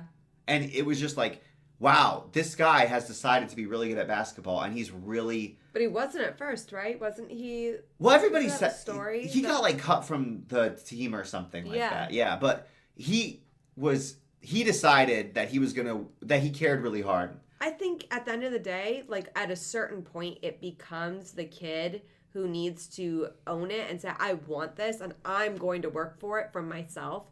And if it has, at some point, if it doesn't reach that point, then I think it does become pathological. But I do think early on, like exposing and helping the kids get good at things that they show interest in is the right thing to do. But right? should like, you try to help them get good? Yeah, I think so. Do you If they think want so? to, if they are showing that they want to. Man. And now, if there's like, I would say But for me and piano, right? Like, I'm glad my parents forced me to play piano for as much as they did, and I'm also very thankful that they let me stop when I wanted to stop because I was tired of it. You know what I mean? Yeah. And I was never going to be a professional piano player, and I wasn't doing it for me. So I'm glad that I had the exposure, but I'm also glad that I wasn't like continually forced to do it. I see what Does you mean. that make sense? Yeah. But I feel like this is just a very difficult question. Like, how involved should you be at trying to help your kid get good at math, as an example? If they're just like, what if they just suck at math? But they can always get better. For the They can record, always learn. none of our kids have shown that they suck at math. They don't even do math yet. But you see what I'm saying? Like, Yeah. they could always get better, but is it worth it? Like, if somebody really, really, really is horrific at math, is it like worth it to set that as an objective? Yeah, because you can use math in real life. Like, no, you don't need to push them into calculus, but they definitely need to be able to do up to like algebra. Yeah, so there's like a requisite level that is necessary to achieve, right? Yes, like you have to get this baseline. And that's in- not for everything, Maybe but you have to I get this picked baseline in math. music. You Like, need to get this baseline in math and science. You need to get this baseline in reading. You have to get this baseline. but then in... there's other things you don't need to have a Athleticism. baseline in, like being an idol, right? Yeah. So I agree with you that there's certain things that like you need a baseline in, or it's going to negatively affect your life. So maybe those things we can say seem like they are definitely worth it to push on, Yeah. regardless of inherent aptitudes. Mhm. So that's good. We figured that out. But then other things, it's like, oh well, then do they need to be able to? You know what I mean? Like. Yeah, like the idol stuff. That seemed more like it was for the mom than for the kid. Unless the kid just like loves it. It's one thing that I have figured out is that, and I think I did this to my parents, is I think that it can sometimes be easy to accidentally make your parents think that you like something when you don't actually like it that much, and you don't even necessarily realize you don't like it that much because you haven't necessarily been exposed to things that you actually like. Like, I played soccer growing up, and I can say, in retrospect, I can confidently say I liked it a bit. Yeah. But, like, I probably liked it about a 6. But you were pushed into it like it was a 10. Yes. Yeah. And I don't think it was I think that I gave my parents sincerely the impression that it was like a 10. Yeah. But you also didn't know any better because like you weren't exposed to that Yeah. many different things. But I wanted to like it because I could tell that my dad liked it. Yeah. Does that make sense? Yeah. So I feel like it's very difficult because like what if I'm convinced my kid likes this thing, but they don't actually like it that much. They're just trying to please me because they know I like that thing. You see what I'm saying? Yeah, and not to make it more complex, but there's also the aspect of like the first time you do anything, it's going to be really, really hard, especially when you're young. But that also makes this because sometimes it's not. That's the whole problem with the dispositions. Yeah. That's the whole problem with this whole dispositional thing, right? Where it's like, no, that's like You've heard our personal conversations. well, like you always hear these stories where it's like, oh yeah, this kid. Like, there's a boxer. He's an Argentinian boxer. I can't remember his name. But, like, he didn't start boxing until he was, like, 16 or something, which is outrageous to become a professional boxer when you start that late. Yeah. Like, it's considered impossible. And he walks in, and he's, like, one of the best. He's never done it before in his life. He's just great. He's great at it. And he becomes a world champion. And there's other stories like this. Like, Francis Ngannou started training combat sports very late. And he aren't those the exceptions though? Because everybody else does start really early. Yeah, but they're exceptional. You see what I'm saying? Yeah. Like exceptional achievement usually necessitates exceptional inputs. But the odds that you have that exceptional child or you are that exceptional person are pretty low. Yeah. So then you should just go into it with the mindset, I'm going to have to work hard at this.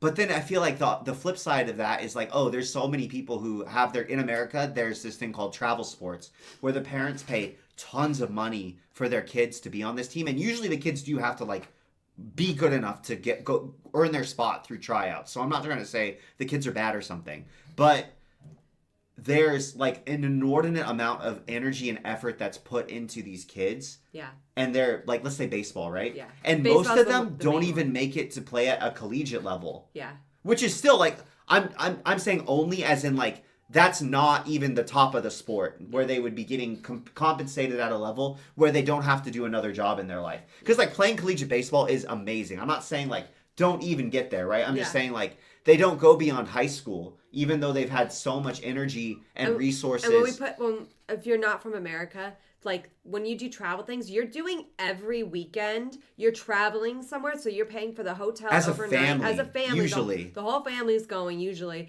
and then you're playing in games like all day, back to back days, and you're doing that for like the entirety of baseball season. Like that's a lot.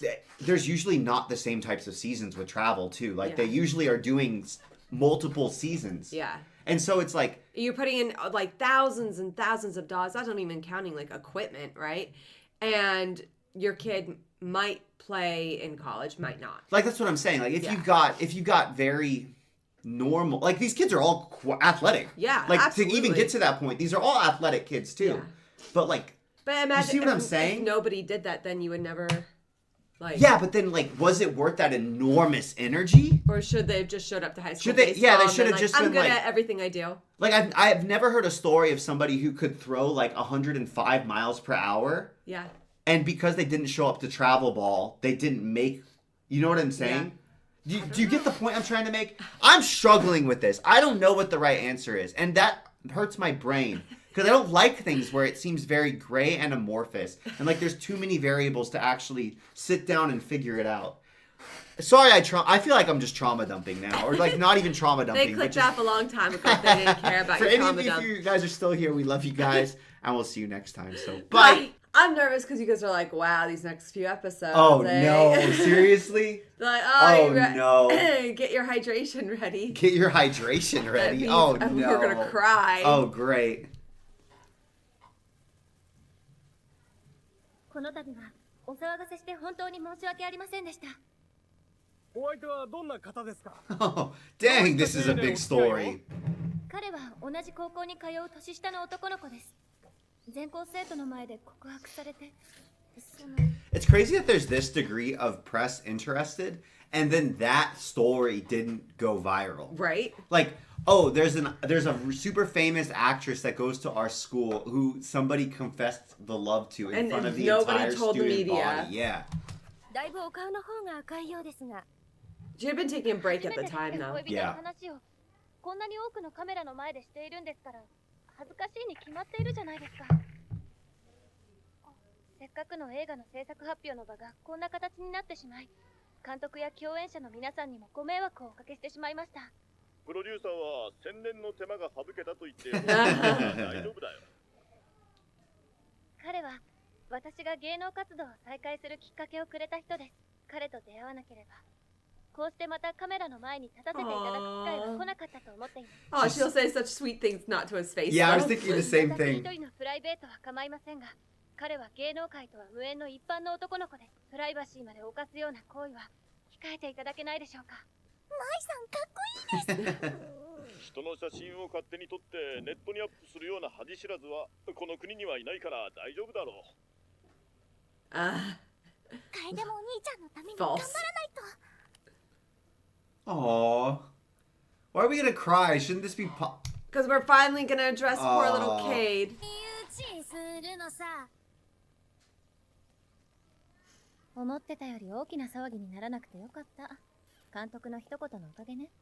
それもあるけど、やっぱり舞さんの会見の印象が良かったからだと思いますよ。なんか初々しくてすげえ可愛かった。舞さんが彼女で、僕はすげえ幸せです。This is so wholesome. 世界で一番幸せです。So sweet. I'm nervous. 当然じゃない。けど、映画の撮影が始まればまた忙しくなるわよ。でも僕は幸せです。ほんと、世界で一番幸せだな。Aww. ねえ、舞さんは The happiest girl in the world? あのね、サクタ。何ですか？多分、サクタが思っているより、Aww. 私サクタのこと好きよ。いや、僕の方が好きですって。はいはい、そういうことにしておいてあげる。それじゃね。Aw, that was so cute. When they're actually nice to each other. That was a really indirect way of saying that she loves him. Yeah. I'm in love with you. Yeah.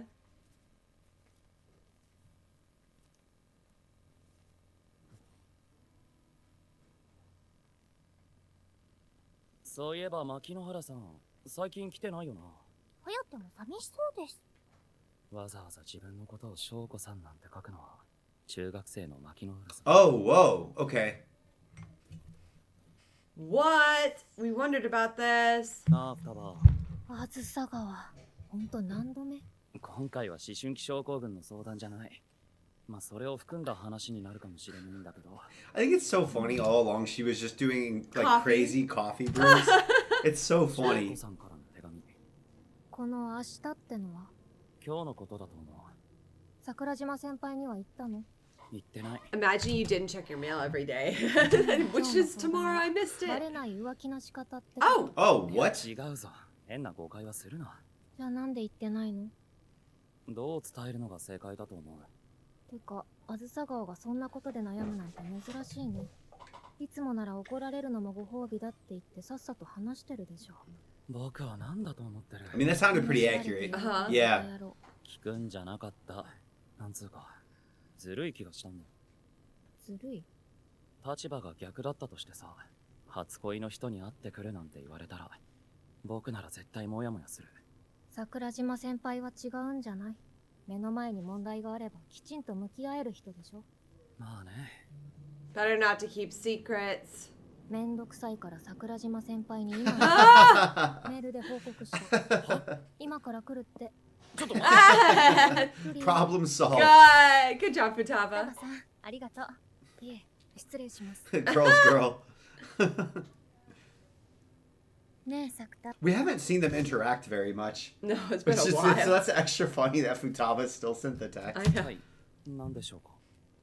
6時には帰ってこられる？え？夕飯作りに行ってあげる。はい。多分帰れると思います。そう。じゃあそれくらい Can の I 時間に cook? 行くから。 You know this is going wrong. 舞さん、それだけ？なーに？焼きもち焼いてほしいの？まあ、それもあるけど。なんて表現すればいいのかわからないけど、彼女のことは Like, 私 I の want 気になるしね。 answers. 翔子さんと翔子ちゃん、二人の関係も含めた上で、だから許してくれるんだ、舞さんは。サクタがへこんでる時に支えになってくれた人なんでしょ？私としては、サクタに変な未練を残したままでいてほしくないの。面白くはないけど。何か感想は？舞さん恥ずかしいからやめなさい。もっと別の形で誠意を見せなさい。じゃあ。なんで？どうして昔の女に会いに行こうとしてる彼氏とキスしなくちゃいけないのよ。その件は先ほどお許しいただいたのかと。それとこれとは別。そういうことは簡単にはさせてあげないから。This is this それ and じゃ that is that. 約束通り6時までには絶対帰りますから。Oh. 覚えてませんか？カエちゃんの幼馴染の加野琴美です。おお。サクタ、場所変えたら？ごめんなさい。私、急に来て迷惑でしたよね。いや、それは全然いいんだけどさ。舞さん、非常に頼みづらいんですが。海は私が行ってあげる。Oh. 翔子ちゃんを知っていれば、パッと見でわかるのよね。はい、わかると思います。 It's cool using the honorifics to designate who we're talking about. Yeah, With that's Shoko a Chan clever way. versus Shoko Chan. すいま Chan. せん。何か予定があったんですよね。大丈夫。それより、なんで僕の通ってる高校がわかったの？その、雑誌に載ったのを見て。 Oh, that makes sense why she only got in contact now. ずっと忘れようと。 It's while she recognized him by a pixelated photo, by the way. That's cool. Like, I don't think I could recognize any of my childhood friends, siblings, from a pixelated photo. カエちゃんがひどい目にあって、私は何もできなくて、カエちゃんとお兄さんも引っ越しちゃって。あの後、カエちゃんに対するいじめのことが学校で問題になったんです。カエちゃんをいじめてた女の子たちが、みんなからしろとか言われるようになって、今度はその子たちが学校に来るようになりました。なんか悪者を退治して、終わった感じの空気になって。That's kind of crazy. Because they didn't help when it would have helped. Yes. And then, instead of helping when it would have helped, they then did the same thing to those girls that they did to Kai-chan. Yeah. Which, like, in one sense, it was good that it got punished, but in another sense, it was like, it almost makes it feel more like it was an excuse to bully the bullies. It feels like it's just fickle. Like, it kind of reminds me of A Silent Voice. You remember that? Remember the deaf girl? Oh, yeah. And how that unfolded? Yeah, Where it's almost like, oh, cool, we get a chance to, like, we get to be virtuous and nasty at the same time. Yeah. Even though we weren't virtuous when it was going on, and actually in a way that was conducive and helpful to protecting Kai-chan. Like, she's already gone. We're literally, like, you know what I mean? Yeah, I agree. It's not... I don't know how I would handle it differently exactly, but this doesn't feel good. Yeah. でも私、カイちゃんに何もしてあげられなかった。助けてあげられなかった。ただ心配してただけで。しょうがないよ。隣のクラスなら何もできないって。カイちゃんは元気ですか？元気だよ。家が好きすぎて家から出られないんだけどさ。カノさんが落ち込まなくていいよ。カイちゃんに会うのは無理ですか？多分戸惑うから。It's kind of crazy that Mai got sent. あの子は？駅まで送ってきました。それじゃあ私、先に帰るから。僕も帰りますよ。翔子さんは待たなくていいの？日も暮れそうだし、待っても来るかわからないでしょ、これ。サクタがいいなら私はいいけど。あ、でも一応言いたいことは言っておくかな。Oh, he left a message.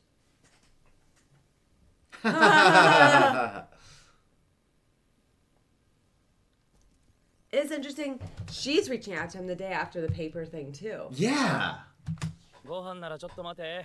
今日はマイさんが来て作ってくれるから。マイさんのご飯は美味しいの Oh, so Mai's a good cook.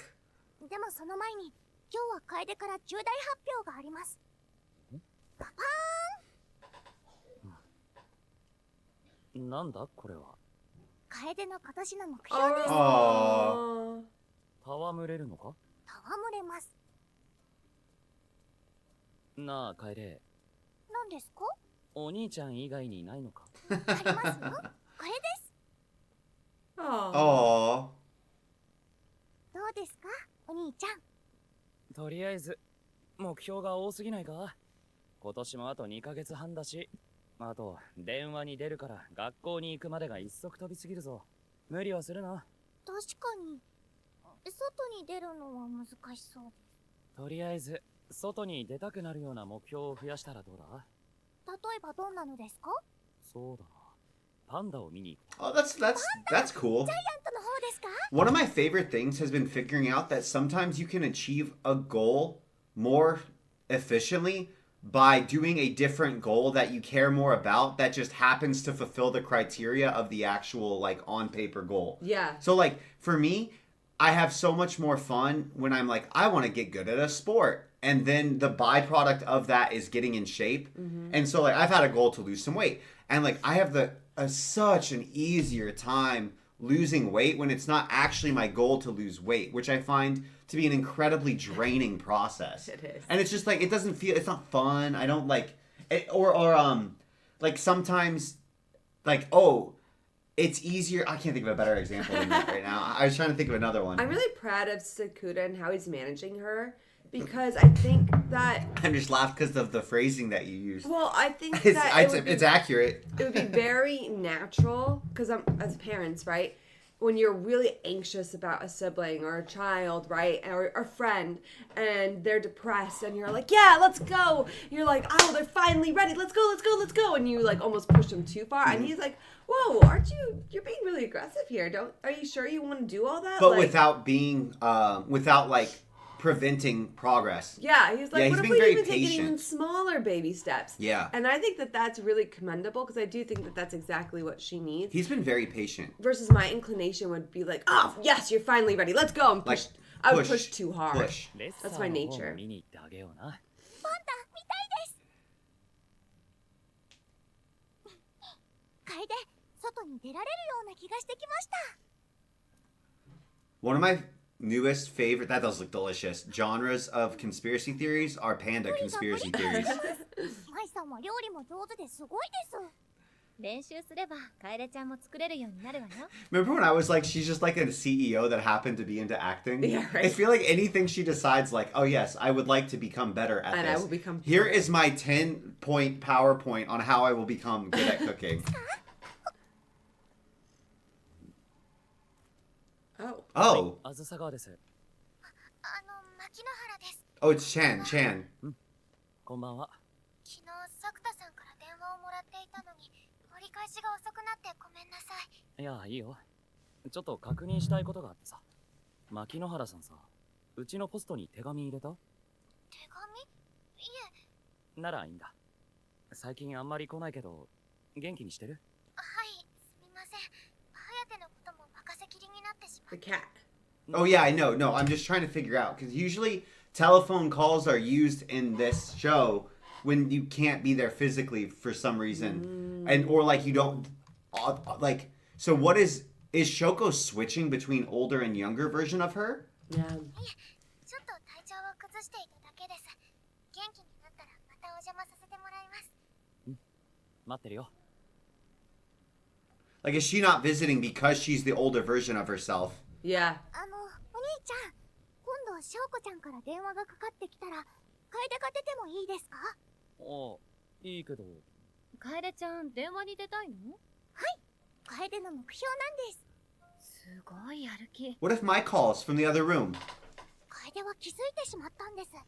楓が独り立ちしないとお兄ちゃんが一生結婚できなくなってしまうって。詳しく聞こうか。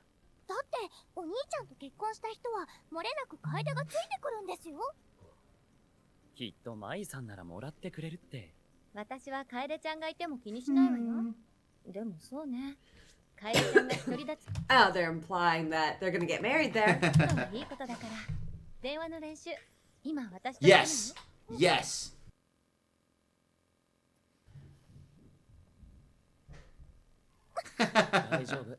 She's like a sprinter waiting for the gun. I know. あずさ川です。おめでとう楓ちゃん。よくできました。やりましたよ、お兄ちゃん。もしもし、楓ちゃん聞こえてますか？はい、聞こえてます。これで私からの電話には出られそうね。頑張ったな、楓。Oh, whoa, uh-oh. 大丈夫です。熱がある。ごめん、頑張らせすぎちゃったね。いえ、舞さんのおかげで楓は目標を一つ達成できました。この調子なら Talking on the phone is something like people who haven't been through this kind of trauma still like struggle with. You know what I mean? に出られるかもしれません。そうだな。バンドも見に行けそうです。 That was a very violent reaction, though. I feel like this is a puberty syndrome thing.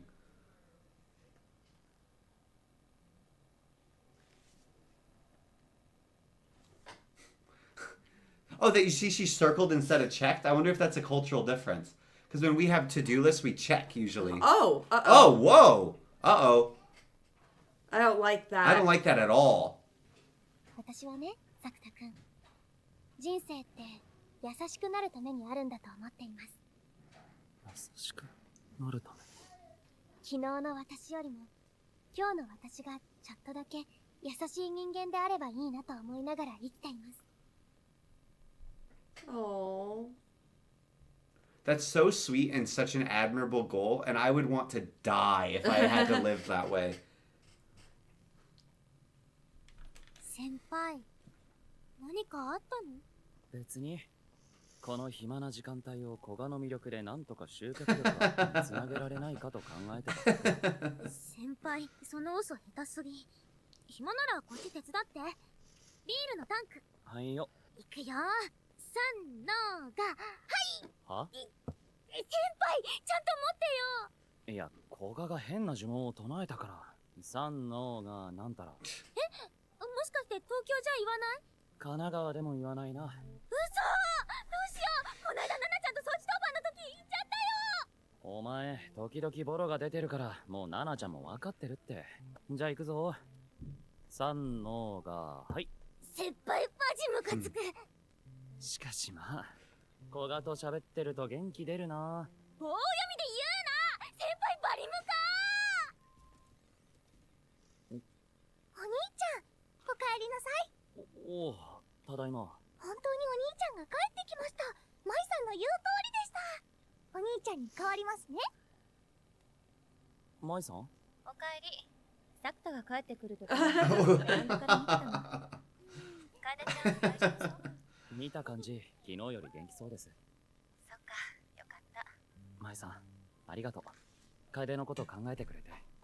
サクタも無理しちゃダメよ。しんどい時は舞さんに甘えて癒してもらうんで。それで元気になるならいいけど。うわ、今すぐ舞さんに会いたくなった。ダメ、今からお風呂だし。それ余計に会いたくなるんだけど。今日は我慢しなさい。楓ちゃんから新しい発表があると思うし。お兄ちゃん、ついにできましたよ。それはめでたいな。おめでたです。何ができたんだ？楓が外に出るための作戦です。パパ1、かわいい服に着替え。These are good micro goals. Yeah. 3、玄関へ移動。4、ちょっと休憩。5、靴を履く。6、ちょっと休憩。休憩が多いな。休憩はこまめに取るのが大事です。I think it's good for her. 7、お兄ちゃんの背中が高い。8、お兄ちゃんパワーを。9、そしてお兄ちゃんと一緒に外へ。ちゃんと有事の際の対処法も用意しておきました。これ Like で a princess. Our daughter will ask that. She'll say, "Will you carry me, princess style?" こんなにたくさん。全部雑誌の撮影できた No の。 wonder that she's so like obsessed with Sakuda. By the way, who's her only parental figure because they got abandoned. ありがとうございます。お兄ちゃん、舞さんにこんなにいっぱい可愛い服をもらっちゃいました。よかったな、楓。合わせてみ I た want ら a superstar friend to give me her cute clothes. それはちょっと大人っぽすぎませんか？大丈夫よ。ほら、楓が楓じゃないみたいです。もう少しフェミニンな感じだとこれなんかも。フェミニンです。I'm worried though, Oh. because we haven't solved the rash and fever. Yeah. 楓、今から外に出たいです。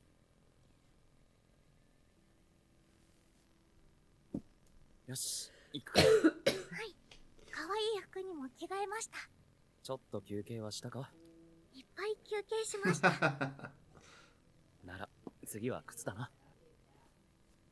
きついか？新鮮な感触がしただけです。次は兄ちゃんの背中に合体です。よし、わかった。こんながっつり行くのか。がっつりいきます。なあ、楓。はい、今はお兄ちゃんパワーを補給してるでいいんだな。50% です。あと何分かかる？5分です。怖いなら、今日はこのくらいで勘弁してやってもいいんじゃないか？なんたって靴を履けたんだし。嫌です。楓は怖いんですよ。楓はこのままでいるのが怖いんです。ずっとこのままだと思うと怖いんです。そっか。家はとっても好きです。外に出るのは怖いです。怖いんですけど、ずっと出られないことの方がもっと、もっと怖いんです。そうか。そうかも。楓、ドア開けるな。はい。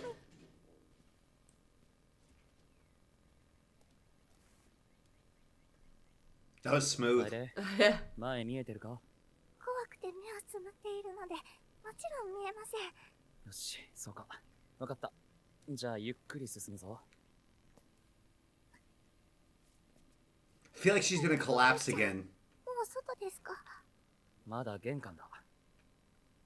今度こそ外ですか？まだ先だな。もう少しだぞ、楓。待ってください、お兄ちゃん。もうダメです。無理です。やっぱりやめます。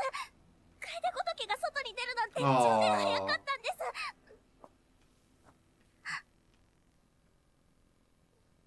Oh, she was already there. Aww. お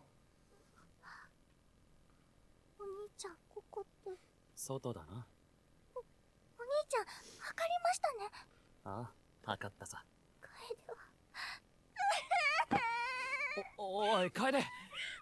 悪かった、嘘を言って。お兄ちゃんが本当、悪かったって。違うんです楓は外に出られたのが嬉しいんです Oh, little sweetheart. What did she go through that brought her to this point, you know? それから、楓はちょっとずつ。Oh, really? Oh, wow. Okay. What? That's wonderful. That's great. 次の日はエレベーターの。Oh.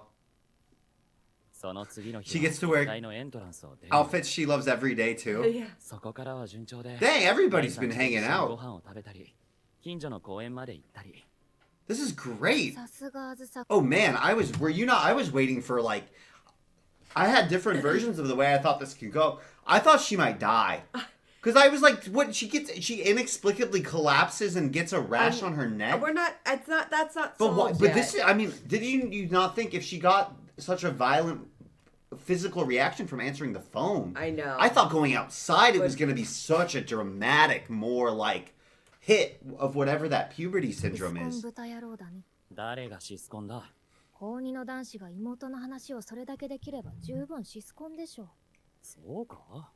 ま、何にしてもよかったね、ほんと。あ、それで桜島先輩には話してあるわけ？何のことだよ。楓ちゃんのあのこと。言ってないんだ。It's weird too that Shoko's kind of been put back on the back burner. Yeah. に思われてませんか？大丈夫だって。でもなんだか生温かい視線を感じました。楓がこ Oh, everybody's there. についてるからだろうな。でもお兄ちゃんから離れたら楓は死にます。楓、後ろの窓の外見ててみ。I'm glad Nodoka's around too. Me too. And supporting her. I think that's sweet. I do too. And that Nodoka's like has their company this often. Yeah. 外で食べるおにぎり What a fun picnic. ほんと、舞さんの握ったおにぎりは格別だな。中身が鮭のやつは私が作ったの。道理であんまり。じゃあ食うな。They fight like siblings. He bullies my sister so much more than he bullies his sister. I know.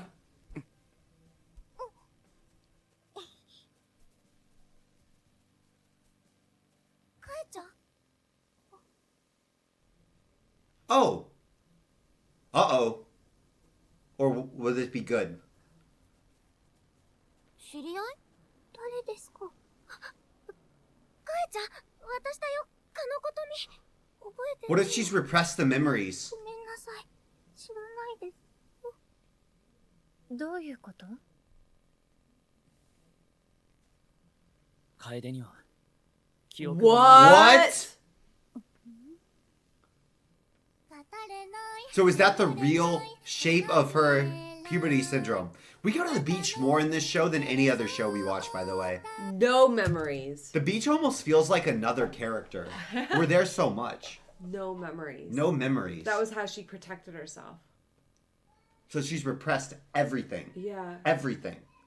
Do Do you think that? What did she go through? Poor little girl. Do you think that it's things that threaten to bring on the repressed memories that cause the violent reaction? So maybe there was something about a phone. Oh, maybe. It's a good guess. So like the man. Well, let's play the pretty song while we talk. Okay. That makes me so sad Yeah. for her. I don't even know how to process everything that we've seen so far.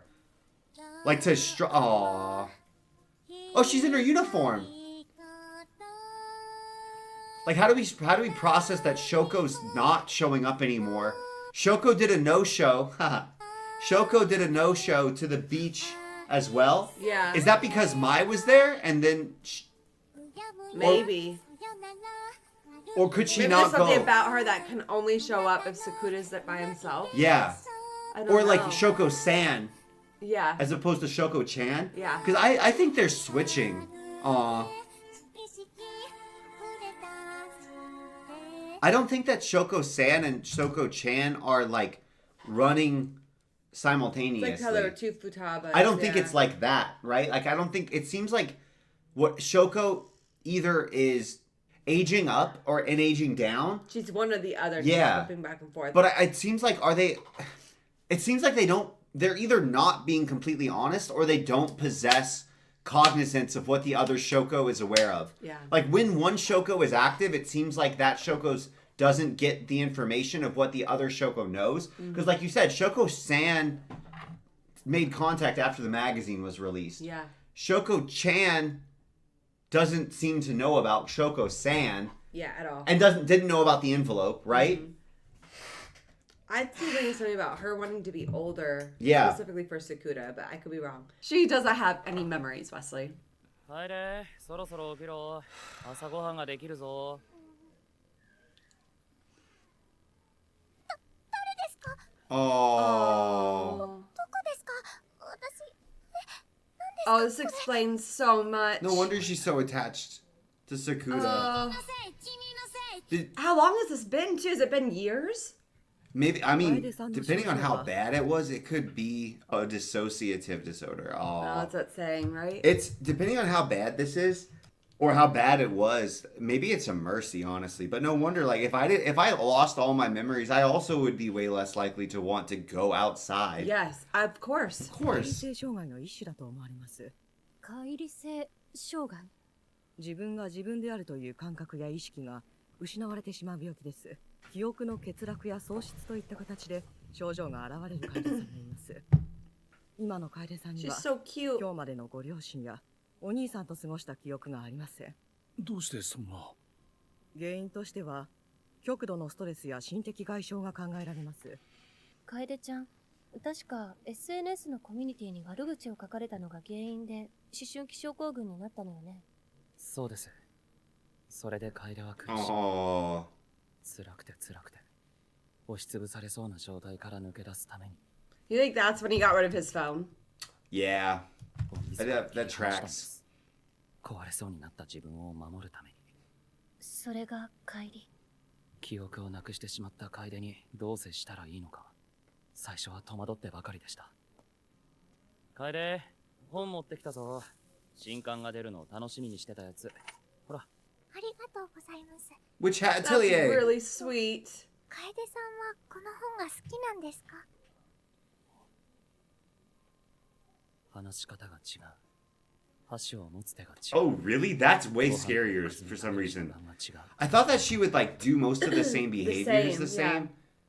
It would feel like your sister got like replaced or body like somebody swapped. else. Because I thought, oh, her base level, everything would be the same. It's just that she lacks her memories, but no. That's crazy. Now I'm a little bit nervous that it is a different person. No way, no way, no way. 上から止める。歩き方が違う。楓とは違う。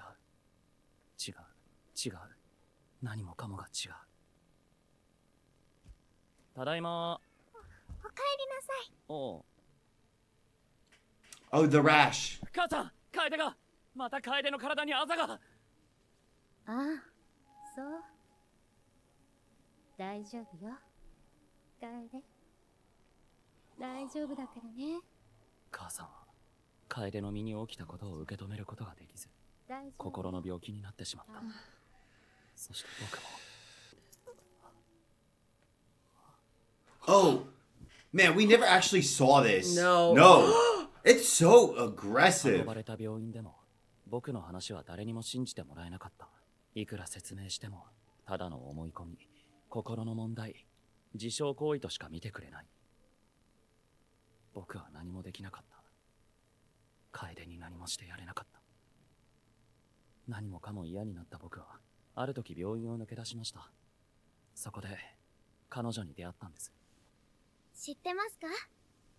人の目の高さから見える水平線までの距離は約 4km なんですよ。翔子さんは僕の話を黙って聞いて全部信じてくれたんです。それから僕はたびたび病院を抜け出すようになりました。七里ヶ浜の海にはいつも Always. I mean, that in and of itself is pretty suspicious. Yeah. 考えてたんですか？翔子さんのことを考えてました。なるほど。エッチなことですね。違いますよ。どうして翔子さんは信じてくれるのかと思って。楓の傷とか、あざとか、思春期症候群のこととか、いくら話しても、誰もまともに聞いてくれない。誰も僕の見たことを信じようとしてくれない。見える世界は人の数だけ存在しているんですよ。きっと。私が見ている水平線よりも、作田くんが見ている水平線の方が遠いように。この海風もそうです。気持ちいいって思う人もいれば、肌や髪がベトつくから好きじゃないっていう人もいるんです。こうして出会えたのも何かの縁ですから、人生の先輩から素敵なアドバイスをしてあげます。普通自分で素敵って言います？私の人生にも決して大きな夢や希望はありませんでした。それでも私は自分の人生に意味を見つけられました。私はね、作田くん、人生って優しくなるためにあるんだと思って。優しくなるため？昨日の私よりも今日の私がちょっとだけ優しい人間であればいいなと思いながら生きています。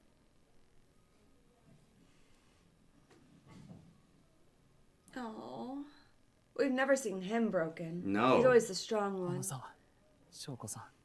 何ですか？僕も翔子さんのように生きてもいいか。Is that what Sakuta's been doing? 人に理解されない苦しみを知った作田くんなら、きっと誰よりも優しくなれます。絶対に誰かの支えになってあげられます。It's funny because he is deeply kind and deeply supportive, while being surface not kind. 退院したその日、僕は一冊のノートとペンを買って帰った。これを？昨日先生が言ってたんだ。何でもいいからその日あったこと、思ったことを自分の言葉で書いてみるといいって。はい。まずは名前だな。Oh, this is her journal where she made her list. 名前なんだけどさ。大丈夫ですよ。きちんと書けます。お花の花に楓の木の楓で楓ですよね。ひらがなで楓にしよう。ひらがな？今ここにいるのは今の楓だから。今までごめんな。お兄ちゃんだけです。楓のことを分かっているのは。This is why she talks in third person too.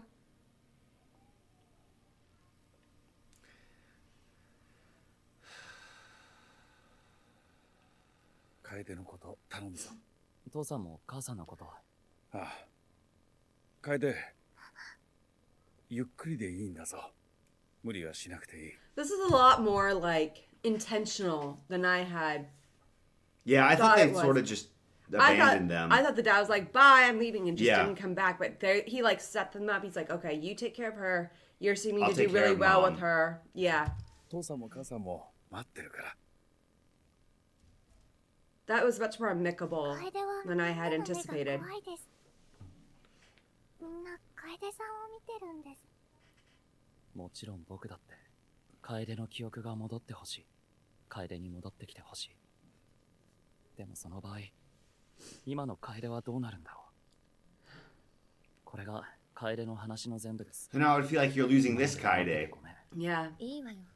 楓ちゃんのためでしょ。そうなんですけどね。なんかみんなと少しずつ仲良くなっていく楓を見てると言い出せなかったんです。このままでいいって気がして。わかってる。別に怒ってないから。でも、もう少し早く言ってほしかった。怒ってるじゃないですか。おはよう、楓。おはようございます、お兄ちゃん。楓はもうダメかもしれません。全身が痛いんです。昨日いっぱい遊んだから筋肉痛だろう。熱はないな。Oh. It seems so random when it pops up. また舞さんに会えなくなるのか。あさってまでは都内のスタジオで撮影だから、家には帰ってくるわよ。何かあったら連絡して。何もなくても電話します。今のは楓ちゃんにって意味。ただいまー。楓、ただいまー。何してんだ？いたたた。おとなしく寝てろって。昨日はせっかく海まで行けたので、楓はこのいい流れを筋肉痛に邪魔されたくないんです。楓は今日。And that was such a excuse me, good detail to add that like she's not used to using her muscles. Like just walking would make her tired. ないと思います。マジか。マジです。しかも制服デビューか。制服デビューです。プリン買ってきたぞ。話をそらさないでください。大丈夫だよ。焦らなくても外は逃げないって。楓は大丈夫ですか？大丈夫だ。でも昨日海で会った女の子を楓は知りません。楓さんの知り合いなんですよね。楓が知りたければどういう子か教える。楓は楓さんを知ってる人が苦手です。苦手ですけど、知らないのも怖いです。あの子は加野琴美さん。幼稚園に通う前からの知り合い。前は同じマンションの上の階に住んでたんだ。楓とはちっちゃい頃からよく一緒に遊んでた。昨日はこれを読み返そうと思って海に来たらしい。楓に借りてた本だそうだ。なんでしょう。Oh. 見てもいいですか？あ。Oh.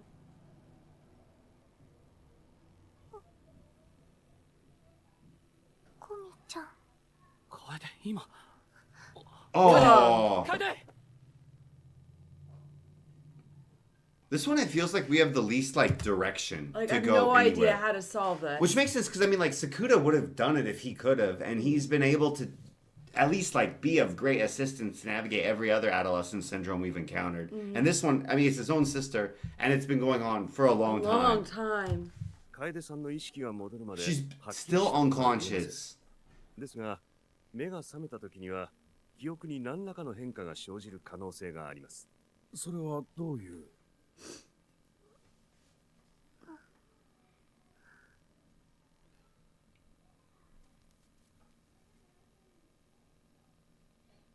ま、楓はお姫様ってからでもないけどな。楓？お兄ちゃん。ここ？倒れて救急車で運ばれたんだよ。お兄ちゃんが楓を着替えさせたんですか？違うから安心しろ。看護師さんと舞さん、豊浜にも手伝ってもらった。そこはお兄ちゃんでもいいんです。楓なんだよな。楓は楓ですよ。楓の意識が戻りました。検査結果も異常はないようで、今日にも退院できるみたいです。よかった。ただ、今回倒れたのは楓の記憶が戻る兆候かもしれないそうです。もし昔の楓の記憶が戻った場合、今度は今の楓の記憶が消えてしまう可能性があるって。そんな。お父さん来てたんですか？ああ、楓のこと。 I mean, she's outside again. It's big for her. なあ楓、今一番何がしたい？プリンが食べたいです。退院祝い的なやつだ。もっと大きなことでいいんだぞ。大きなプリンが食べたいです。まあそれは食べるとして、例えばパンダを見に行くとかそういう感じの。パンダは2番です。1番は？ 1番は学校に行きたいです。Whoa. 楓が学校に行きたいって言ってる。そうか。僕はその願いを叶えてあげたい。わかった。中学校には明日のうちに事情を話しておく。作田、きちんと飯を食ってるか？食べてるよ。そうか。あとな、落ち着いてからでいいんだが。何？お前がお付き合いしている彼女のことを紹介しなさい。ああ、落ち着いたらで。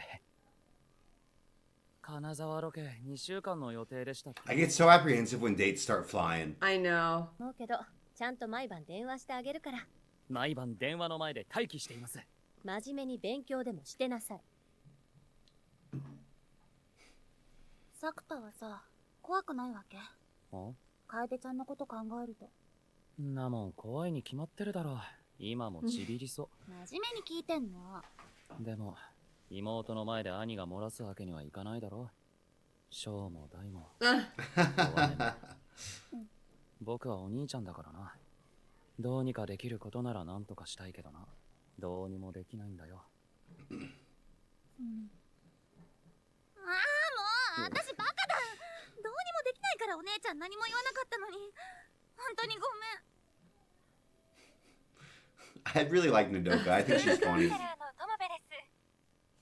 最初は通学路を少しだけ歩いてみるところからでもいいんです。学校もいきなり教室じゃなくて保健室からでも。She's being very sweet. I know. I'm surprised they're being so accommodating. それはもちろんみんなとは違いますよ。そうですね。だけど同じように見えて実はみんな違っているんですよ。例えば背の高い子や低い子もいますよね。走るのが得意な子もいれば苦手な子も。This lady seems like an angel. I know. I can't believe it. だから楓さんが一生懸命やった結果ならそれが学校に行けたということでいいんです。じゃあ保健室でも丸をつけていいと思いますか？丸？ Circled. いいと思います。では楓は絶対に学校へ行きたいと思います。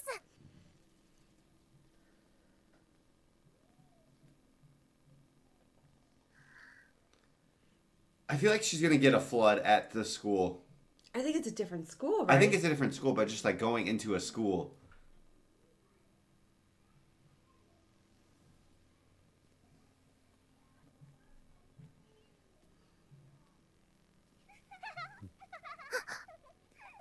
Oh. そしたらあの子なんて言ったと思う？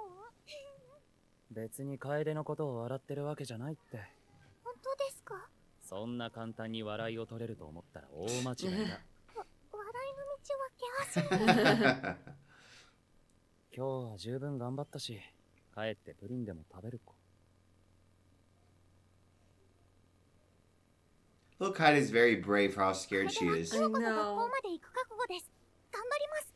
そんなに焦らなくてもいいんだぞ。楓は焦ってませんよ。友部さんもゆっくりでいいって言ってたろ。楓？それじゃダメなんです。ダメって。Oh no.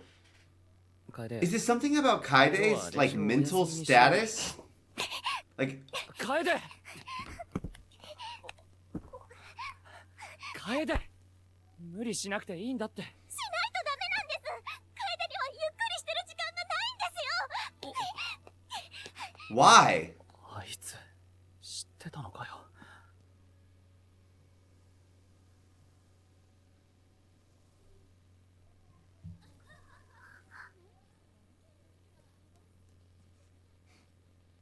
Oh no. 楓。どうしてダメなんですか？なんで楓は学校に行きたいのに動いてくれないんですか？楓。楓は帰りません。帰りません。学校に行けるようになるまで練習します。練習します。わかった。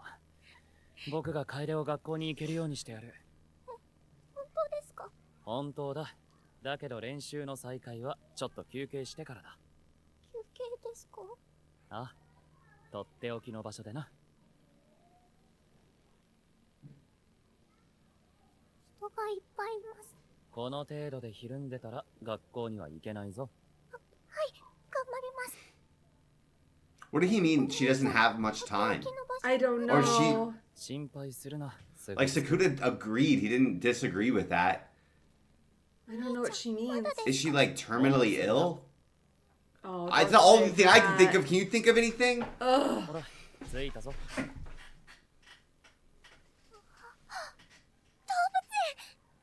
園ですお兄ちゃん。だからとっておきの場所だって言ったろ。どうぞごゆっくり。 Oh. Red pandas are so ナス cute. の匂いがします。するなぁ、獣臭いな。パンダ。お兄ちゃん、パンダですよ。パンダがいるんですよ。おおおパンダです。パンダが歩いてます。 Oh. 歩いてるなぁ。あっちのパンダは食べてます。食べてるな。 Pandas are so silly. さすがジャイアントだな。こっち見ましたよ。パンダまた食べ始めました。笹は栄養がないから一日の大半を食事に使わないとパンダは生きていけないんだって。 Wow. 前にテレビでやってたな。パンダも大変ですね。みんな頑張って生きてるんだな。Our kids get pumped for the elephants.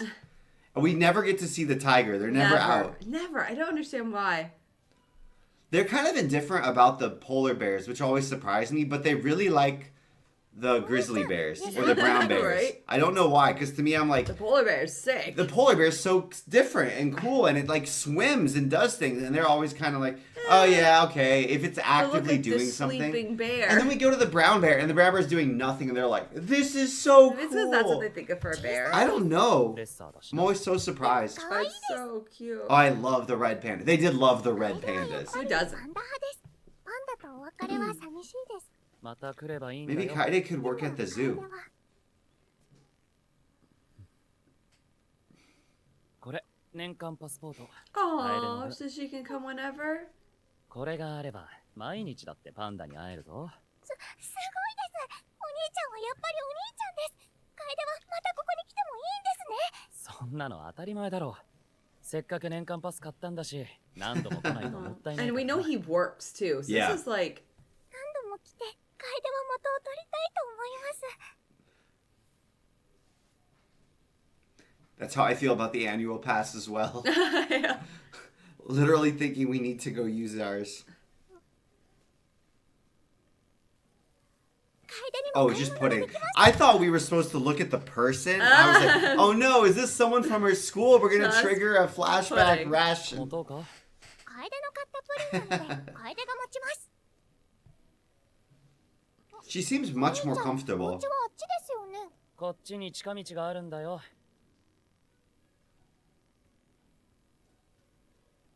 I'm impressed with her sense of direction to never go outside and then to know which way the house is. right. 近道なんて知りませんでした。楓はまだこの辺りの Do you think he's 素人だから secretly な taking her to お school? 兄ちゃんは I 上 know. 級者 Oh, なんです maybe よ。 at night. もはやプロと言っていい。すごいです。お兄ちゃんここ。 Hey! You were もう right. 夜だから静かにな。 That was a good idea of his. ダメですよお兄ちゃん。俺、 It's so much. ちょっと覗 I く would do だけ walkthroughs of school before school ちょっとだけ。 Yeah, or during the summer. to just make sure that I knew where all my classes work. Mm-hmm. 楓の初登校だな。お、ここ3年1組だ。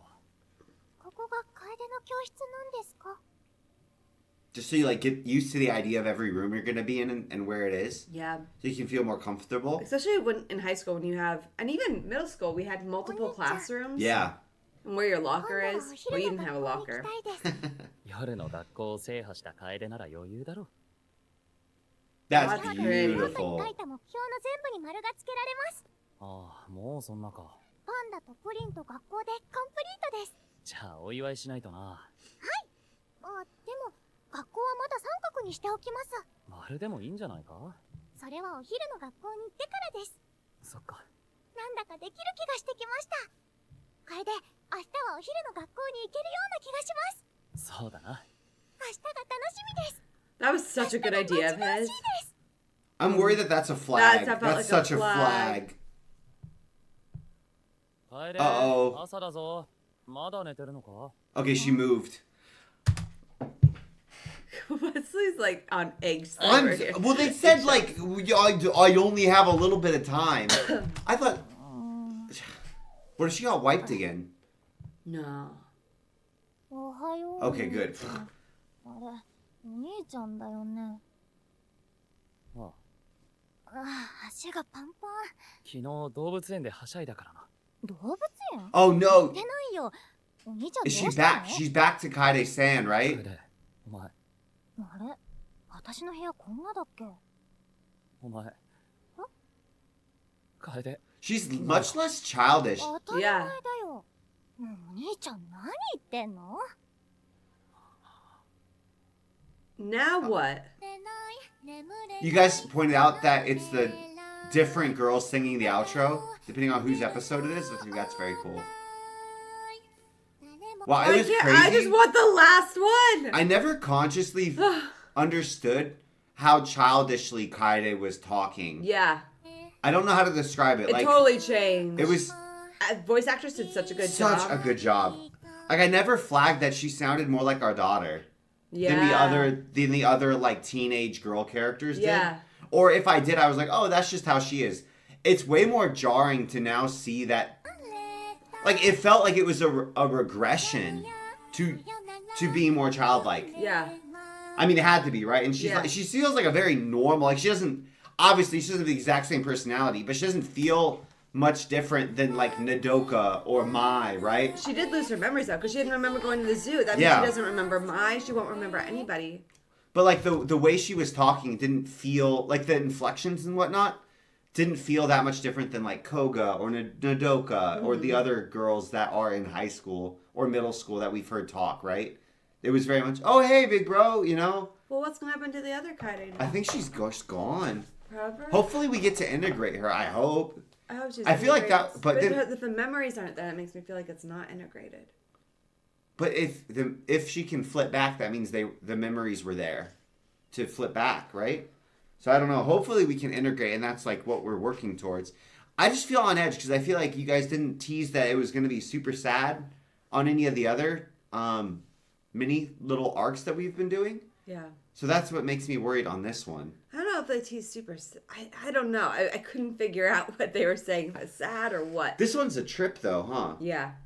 Oh, maybe it's kind of like, oh, well, okay, you don't need this childish persona anymore if you're going back out into the world.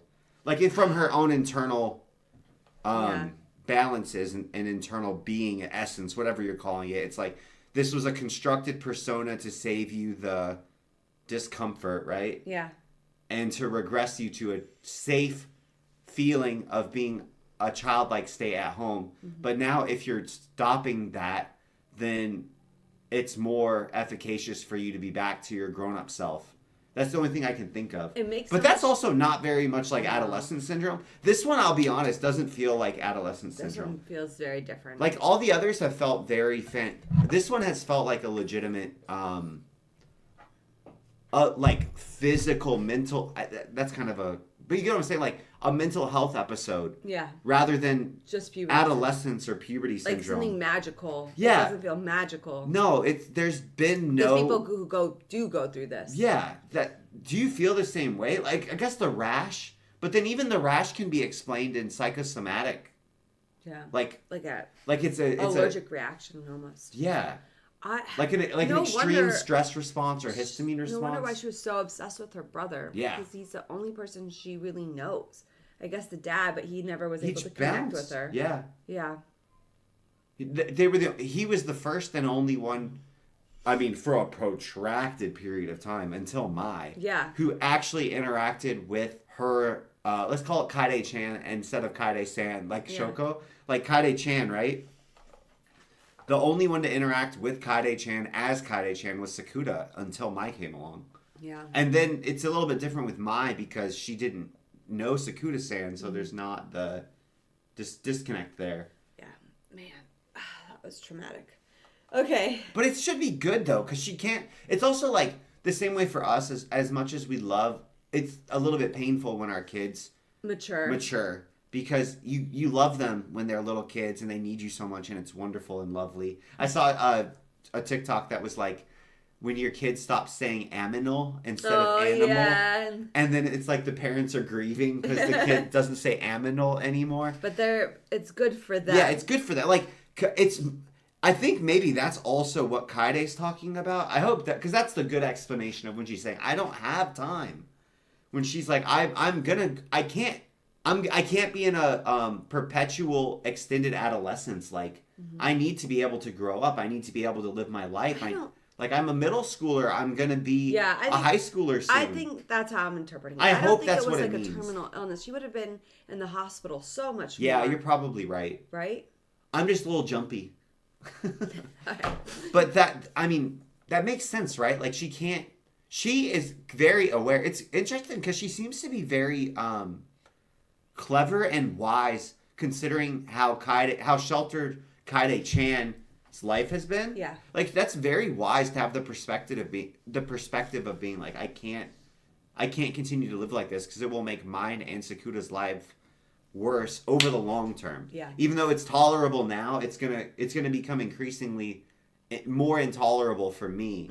She's such a brave little girl. She is a brave little girl. But it's weird, too, because, like, she's not even that little when you see her. I know. Like, my conception of her age, I'm realizing was also just wrong. Like, I legitimately thought she was younger than she actually Because she was is. acting younger. It's crazy how that flip and the speaking patterns and even the body language was so dramatically altered my perception instantly. I know.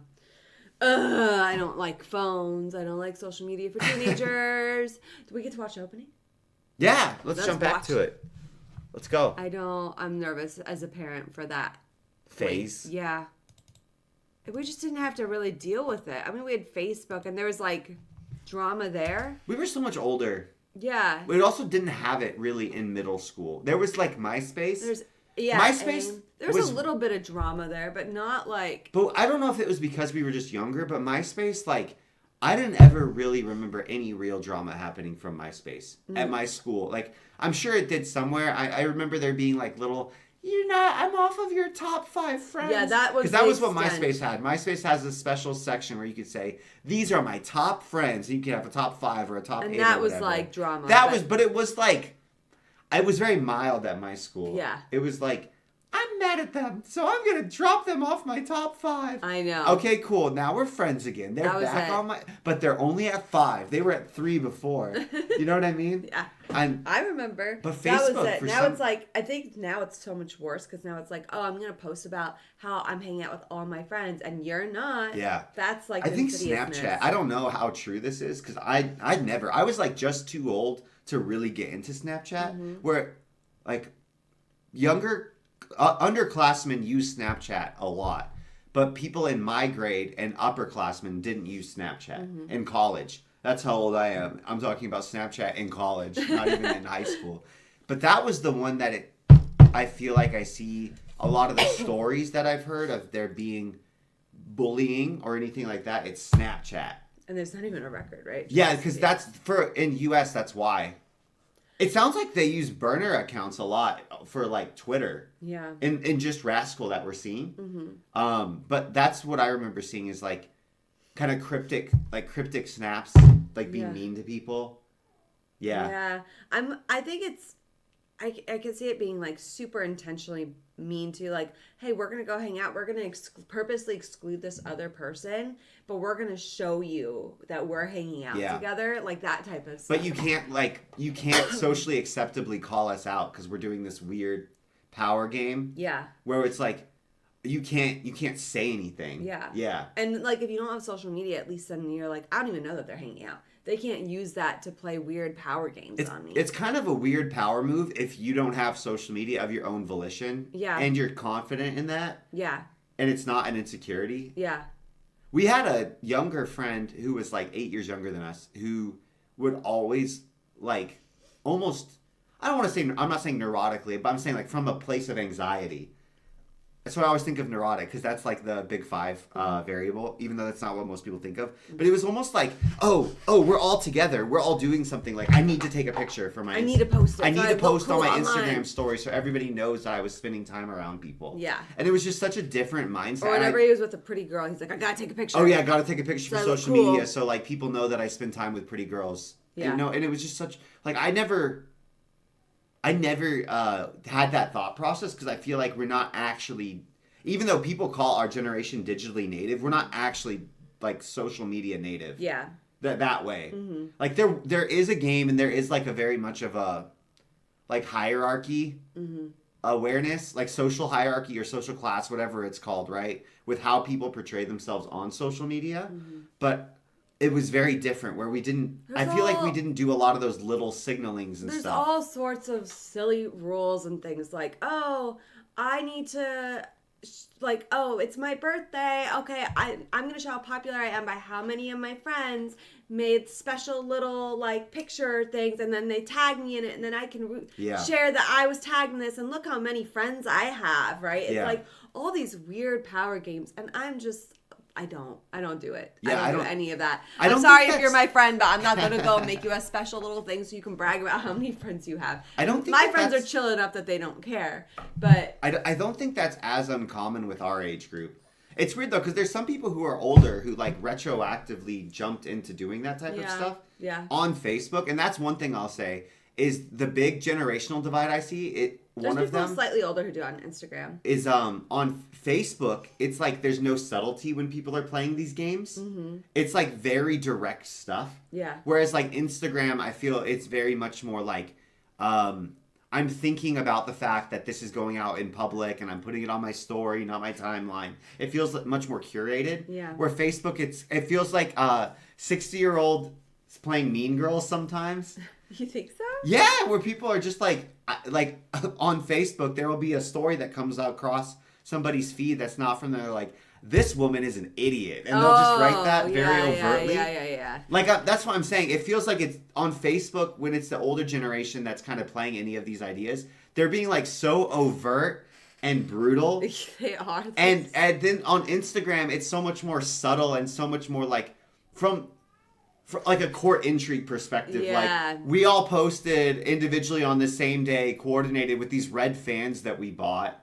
And this girl we're all mad at, we didn't tell her she should post with her red fan. So she posted it late, and everybody can see that because her story was up for 6 more hours than ours. Or some bullshit like that. You know what I'm saying? It's so much more, like, subtle. And then I don't even get Snapchat, just to be real with you. Like, I don't even get how that social works. I've never really used it. Never used it. But I know that there's all kinds of things there, too, with perception, where it's like, you keep our streak alive. Oh, you didn't keep your streak alive. Oh, all this other things.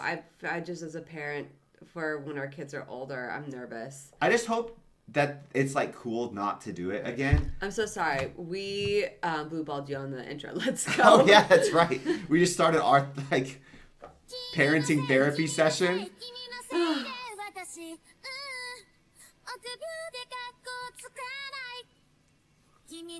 Whoa, those clouds were crazy.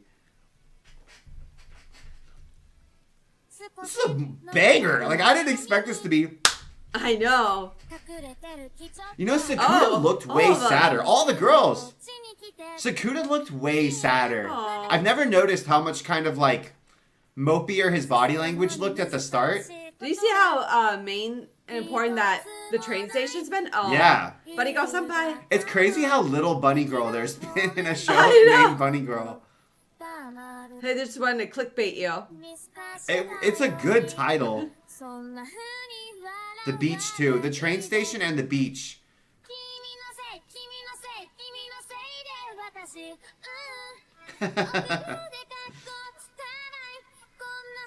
Aww. They made Nodoka look so grumpy. I know. Oh wow, what is this? That was an intense shot. Who's that? Oh, that's Shoko. Was it? Yeah, that was Shoko, you're right.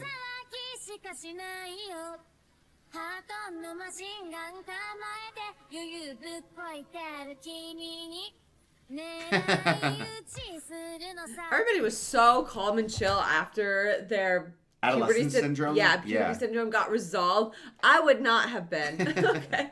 It's been wild to me how the Futaba storyline has kind of just been like, oh, cool, now we're good. Yeah. I don't know. I thought that was going to be a That's big catchy old intro. ship. I thought I was going to be a maritime captain sailing No. those damn seas. And Nope. they were just like, nope, he's not into her. And it's just like, oh, man, okay. It's completely normal. I feel like I don't see that many shows that we've watched where the guy is like, nah, I'm not into you. I know, it's very rare. I can't think of many shows at all, actually. Where the girl confesses her love, but the guy's not into it. And the guy's like, nah. Like, we've seen a lot of the opposite. I have to think about it, but surely there's one. Can you? I can't think of one off the top of my head. It doesn't happen in Kaguya that we've seen. Where the girl Did likes it ever the happen guy in and the guy Horimiya? doesn't like her back. Yeah. I'll have to think about it. I'm sure there is one. I'm confident. We'll That think of it. intro was so much more high octane. It was great. I loved it. I It was a really banger. enjoyed it. I liked all the cuts too. The slam, Yeah. the slam cuts where they showed all the girls. My doing the pistol was pretty sick They also too. don't show their faces sometimes. It was Yeah. like face, not face. Not face. I'm glad we didn't watch it until now though. Yeah. Because it does kind of. I'm assuming like these are the storylines. Yeah, So yeah. that means we're on the last one, if not, and maybe Shoko, presumably. That's gotta. I feel like that's tied in somehow. Yeah. All right. It feels like it is because we're getting it teased much earlier. I guess Kaide has been teased for the entirety, but we weren't trying to really work on it. Shoko showed up. when Cade's memories disappeared. Was Shoko? Oh, what? Yeah, you're right. That's weird. Shoko is Cade. No.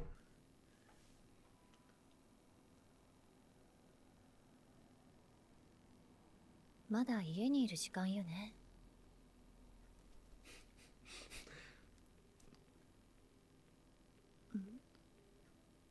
どうしたサクタ？楓の記憶が戻ったみたい。どこ？僕が間違えるわけないし。そうだな。今から病院で見てもらおうと思うけど、来られる？ Man, there's so much more dialogue between parents and him than I initially thought. 間のことは何も覚えていないようですね。今はまだ状況を理解しきれていないようですが、しばらくすると記憶の空白部分に戸惑うようになってくると思います。落ち着くまで入院して様子を見るのがいいでしょう。At the hospital, away from Sakuda? 私、どこも悪くないと思うんだけどな。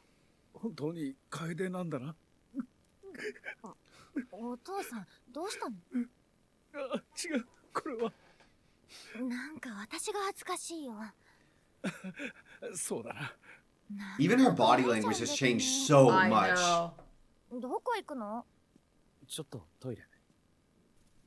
For him, it's like he got to attach to the other version of her too, you know? How much was the other version of her like she was when she was younger? You know what I'm saying?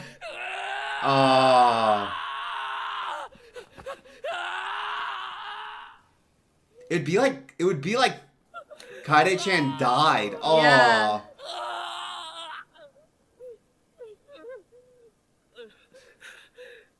またパンダ見に行くんじゃなかったのかよ。年間パスの元取るって言ったじゃないかよ。明日には学校にも行けそう。行けそうだって。言ってたんだよ、楓は。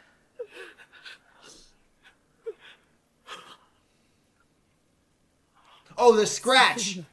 Oh, it's back! It's back! 叫んだ。なんだよこれ。なんだよ。They're two. They seemed connected They somehow. are. サクタ君は大丈夫です。翔子さん。はい、翔子さんです。And this one seems connected too. What? These three seem to interplay really dramatically with each other. 開けますよ。着替え中でも事故ですからね。Is this older Shoko-chan? Yeah, this is Shoko-san. まだ少しかかります。そのままじゃ風邪をひいてしまいますよ。はい、万歳してください。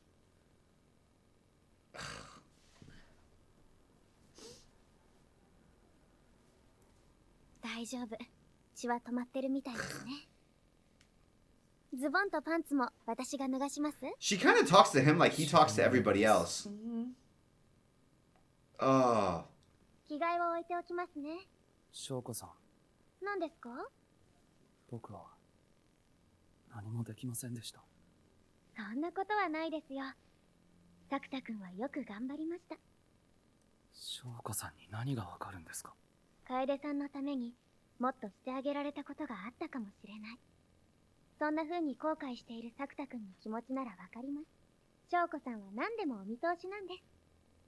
楓さんはサクタ君のことを恨んでましたか？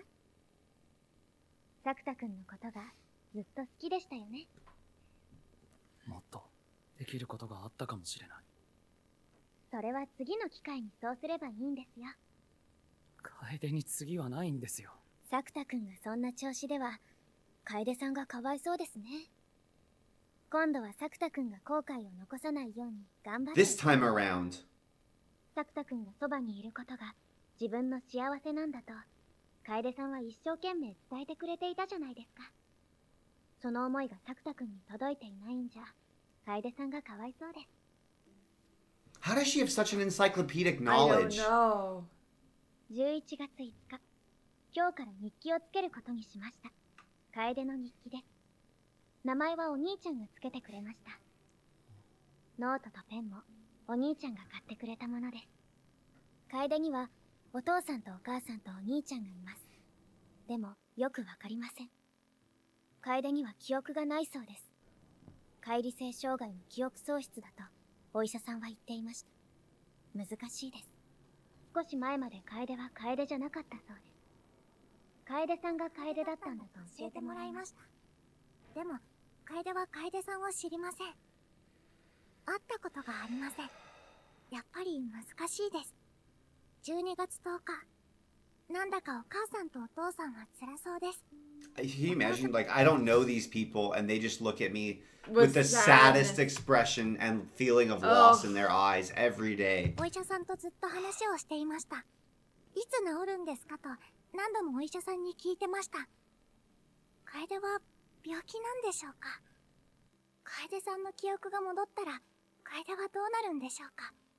楓はどこに行ってしまうんでしょうか？考えていたら怖くなって泣いてしまいました。3月7日、楓は引っ越すことになりました。 Man, that's a big jump from November to March. Yeah. お兄ちゃんが言ってくれました。楓さんのお部屋にあるものはちょっと苦手です。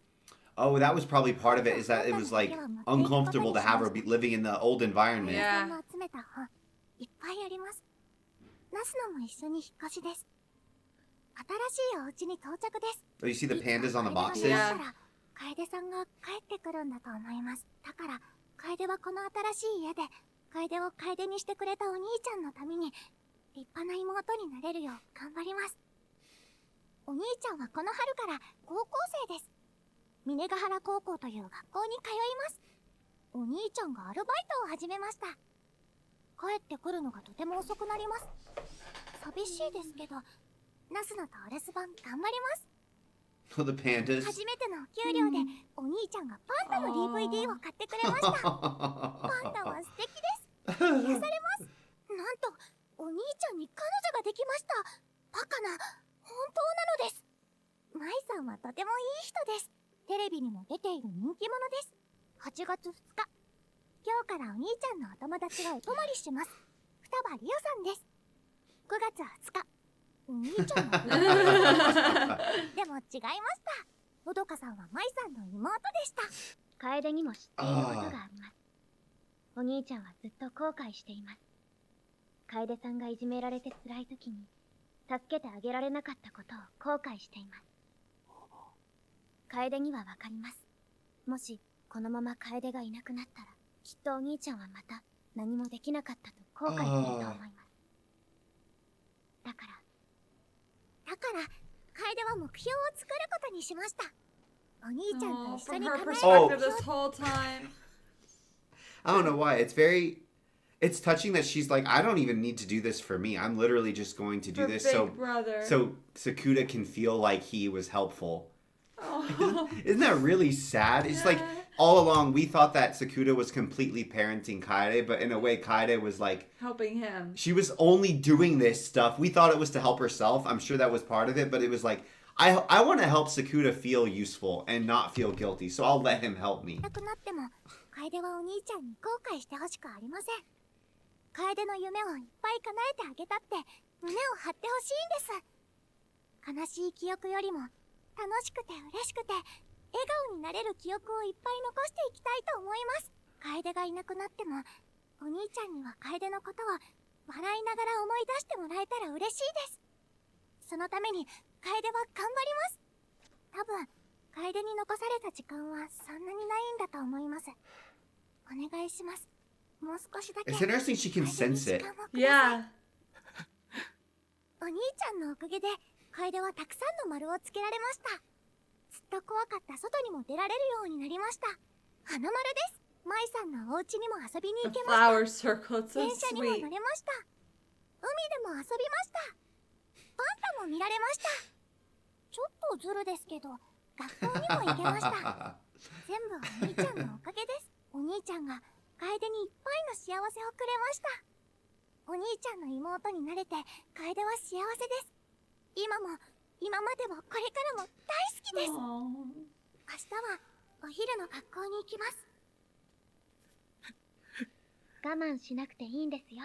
僕は泣いたらダメなんですよ。ここで泣いたら僕は楓の思いを裏切ることになる。 It feels like a hyper condensed version of some of what we've experienced being parents so far. With having, you know, a baby. Your baby is 100% reliant on you Mm-hmm. in everything, and they're 100% dependent on you. You are their world. They love you. Like a baby, we have a 3-month-old right now, and Rebecca, like if we just make eye contact with her, it lights her up. It makes her day. Like she gets so happy just from our attention and engaging with her. And then as babies grow up, they become less and less dependent on you specifically to get their needs met, whether that's physical needs like food, whether that's attention needs, friendship, like all these things. You go from being 100% of their world, and now you're like 95, 90, 85, 80. And that's healthy, and that's what's supposed to happen. But there's a real sense of loss when you notice it happening. So like with Rose, who's 5.5, we're still incredibly close with her, and we love her so much. But sometimes I feel a real sense of loss for that. The childlikeness. Yeah, the level of dependency that we used to have. It's not necessarily the dependency. It's the who she used to be, right? Like that childlike sweetness and care and wanting mommy and daddy and just what went out. She's growing up and it's beautiful. Yeah. But we've loved her at every stage. But luckily, though, it's gradual, right? Yeah. You don't really notice it until you look back at pictures and you're like, oh, look how cute, right? You're not slammed with it like this. Not slammed right in the face. Yeah, you're not slammed like with this jump off a cliff style. Like you were basically parenting a 5-year-old, let's say, just like theoretically, right? She seems like she was like 8 years old here, yeah. 8 or 9 in her and then idealism. It's like, guess what? Now immediately, she's 16 and she doesn't remember any of that. Yeah, she doesn't remember any of it. Doesn't remember how much you helped her. There's just trauma still left that we don't know how she's going to deal with that. I guess she doesn't really remember. We'll see, right? I don't know how much she remembers. Yeah, but there's a real sense of loss. Even already, and that's like. It's almost like he's mourning the death of the child. Yeah. But it's almost like a completely different person. Even worse here. Where like for us, we have this gradual change, which is good and it's healthy and like we're rooting for it. It's just you also feel like I miss when Rose would sleep on me for several hours, right? Yeah, and cuddle. Yeah. Every day, because I would baby wear her in a baby carrier, and I would like go about my day, and I was even sometimes frustrated about it because so much of my day was just like her sleeping on me. But now I miss that so much, and that's never gonna ever happen again. You know what I mean? Yeah. And so I can't imagine if it was like. Because she still remembers that kind of, you know what I mean? Yeah. She's not and we're still like attached and close and all these things. It's like the multiple personalities, right? On top of what we're describing too. Yeah, so you've kind of fallen in. Because dependency, you've formed a relationship with one personality. Yeah. Now that personality's gone. And dependency is a type of closeness. It's not the only type of closeness. It's not the only type of intimacy, right? But like dependence is a type of intimacy. Yeah. And so it's really difficult. それを僕が台無しにしてどうするんですか。その悲しみも楓さんがタクタ君にくれた大切なものなんです。 How do you fit into all this, Shoko? 楓さんの存在の大きさそのものなんですから。タクタ君はお兄ちゃんなんだから全部受け止めてあげなさい。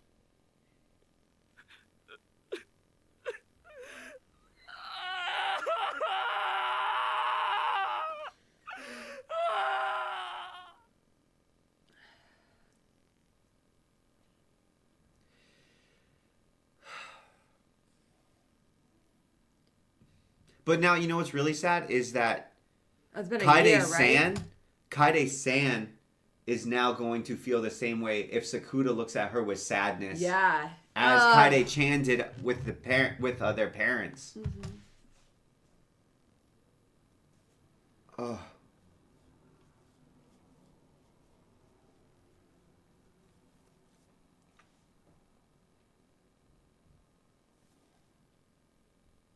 It seems like he almost summoned Shoko when he's at his lowest. Yeah.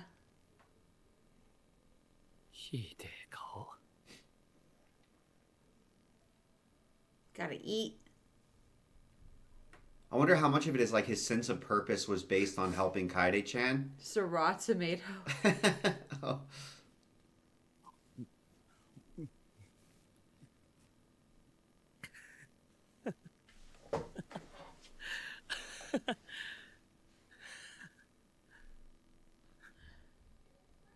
一件のメッセージがあります。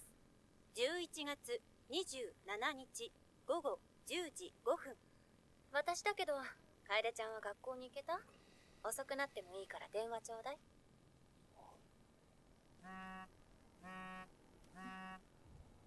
作田？おはようございます、舞さん。昨日はすみません。いろいろあって眠ってしまったみたいで、電話に気づきませんでした。いいのよ別に。それより楓ちゃんは？お昼の学校には行けた？いえ、学校へは行けませんでした。今は病院にいます。昔の記憶が戻ったんです。ただ、この2年間のことは何も。 2 years. She's missing 2 years of her life. 改めて紹介しないとダメみたいです。2 years, Wesley. That's a long 心配は time. いりません。体の方は元気ですし、病院といっても検査と様子見のための入院なので。作田の方は大丈夫なの？僕も昨日はちょっと混乱しましたけど、今朝はもうだいぶ落ち着きましたから。舞さん、準備はできましたか？ごめん、迎えが来たみたい。もう行かないと。はい。それじゃあまた夜にゆっくりと。I wish she could be more upfront with my. I know there's not time right now, but that wasn't really accurate. Yeah. For what it did to ど him. うしたの？トイレに行ったっきりで戻ってこないんだもん。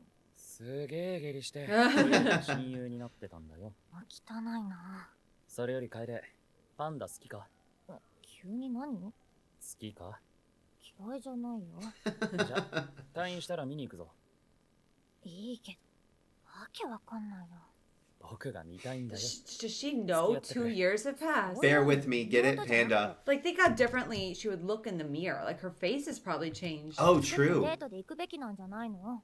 彼女ならいるぞ。嘘？今度紹介するから覚悟しとけよ。I don't know why. For a second, I thought that looked like a crime scene. It did. You It think- did. I was like, what the hell are we cutting to? 大丈夫ですか？え？彼氏と何かあったのかと。大丈夫です。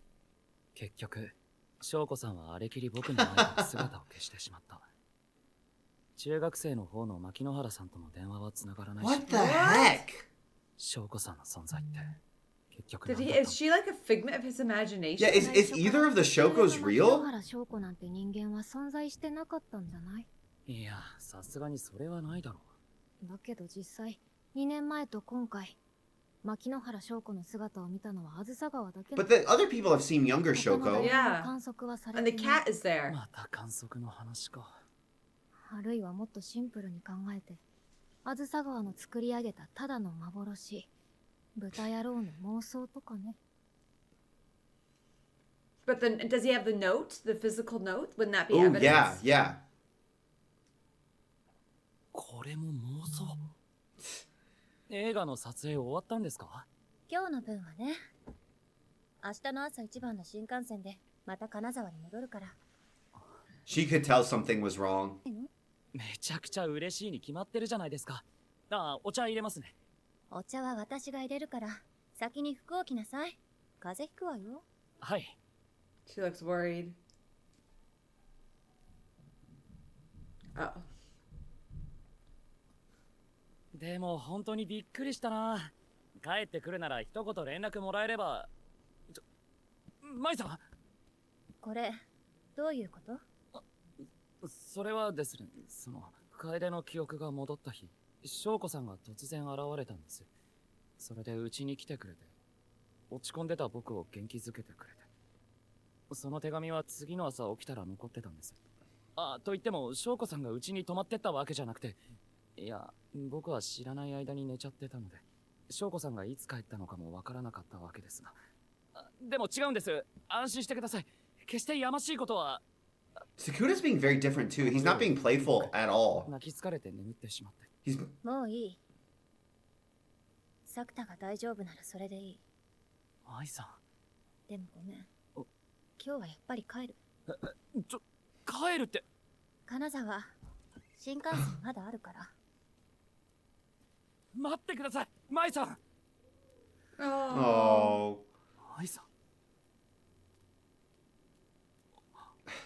しばらくそういうの無理だから。ごめん、舞さん。そんなこと言われるために私は作田と付き合ってるんじゃない。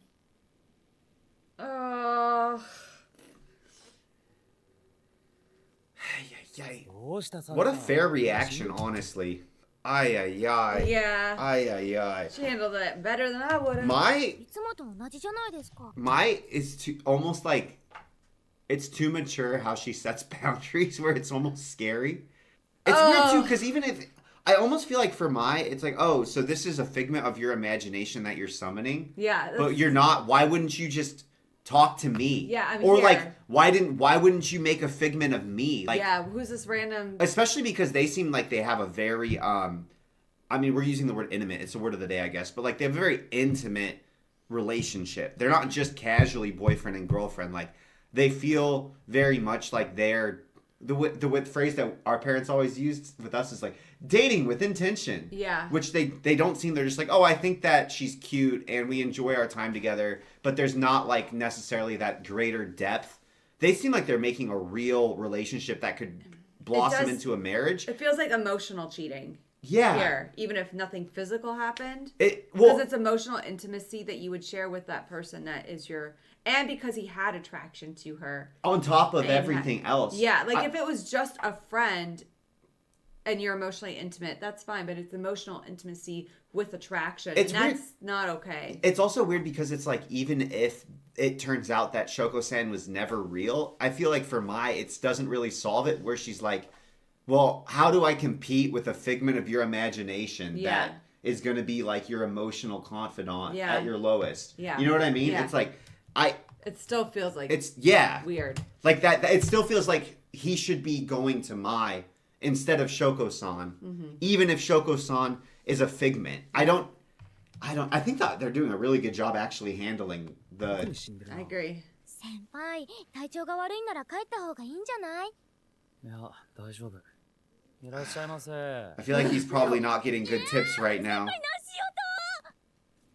I don't know if other countries do tips the same way. Oh, true. ちょっと話があるんだけど。今度にして腹減ったし、いろいろ考えなきゃいけないこともあるんだ。作田はお姉ちゃんのことだけ考えてろ。だからいろいろってのは舞さんのことだって。お姉ちゃん、無理して金沢から帰ってきたのに。だからあれは舞さんが翔子さんのことを勘違いして。はあ？本気でそんなこと思ってんの？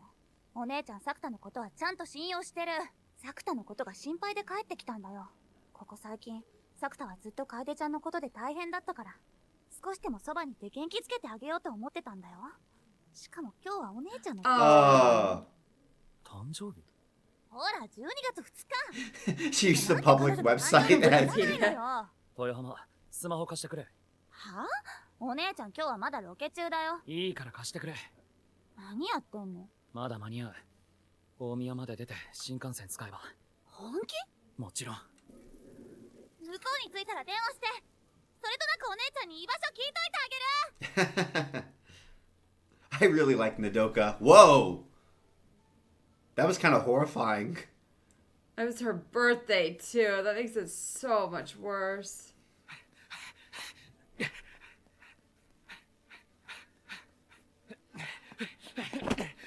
Oh, dropped your bag, yeah. dude. Oh, that was... Remember we saw that in the intro. He drops his bag and runs, but it wasn't here.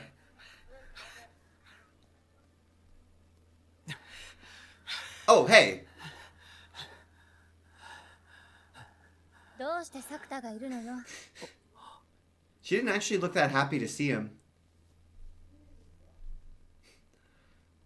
Do you see they drew her like flushed from the cold? Yeah. もしかしてって思ったの？それとなくって言ってた。ここまで来るのにお金かかったでしょ。まあ、ちょっと。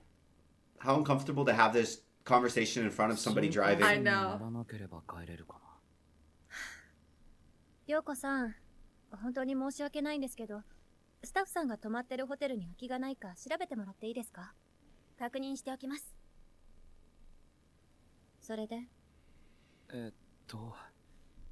とりあえず、誕生日おめでとうございます。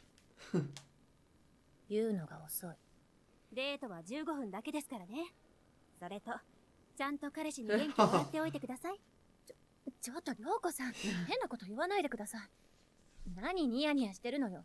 ほら、行くわよ。He's got the jacket on. Why does he get the jacket now? 舞さん、元気なかったんだ。サクタは随分元気そうね。僕も今日は一日しょんぼりしてましたって。それより寒いんだけど。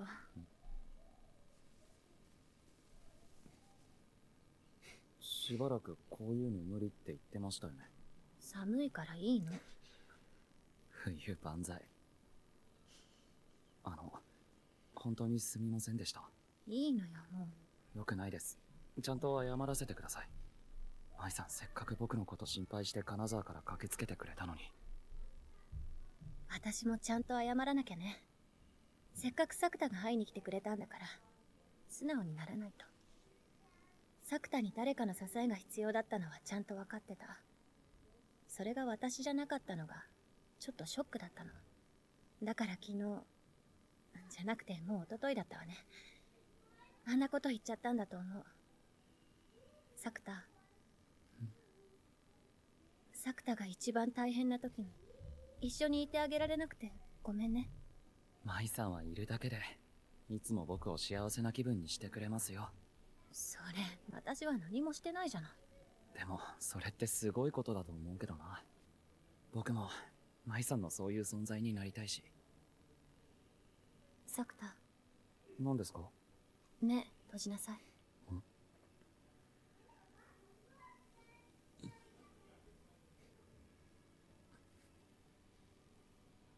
サクタ。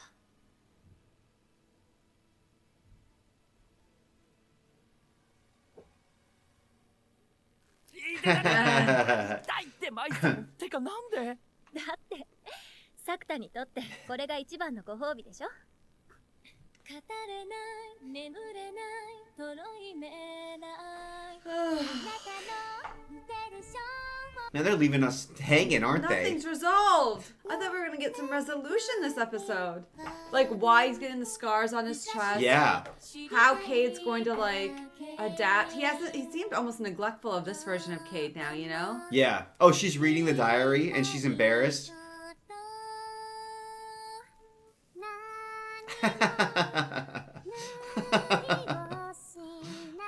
Is this like what it's gonna be like going forward? It seems like we're kind of time jumping a little. Kaide's not there. Okay, they're at the hospital though. Yeah, so and she's meeting her for the first time.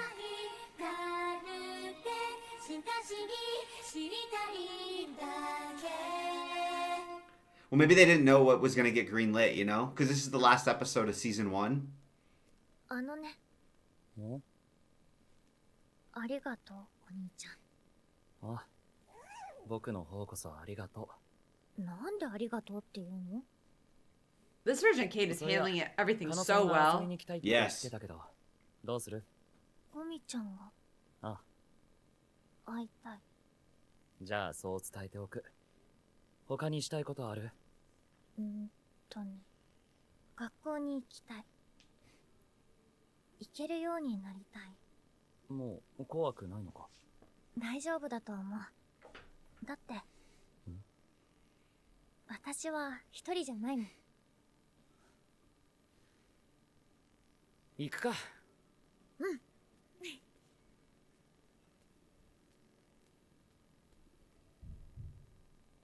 I'm glad that they seem like they're connected again. 豚野郎だな。So was that the end of the season then? Yeah.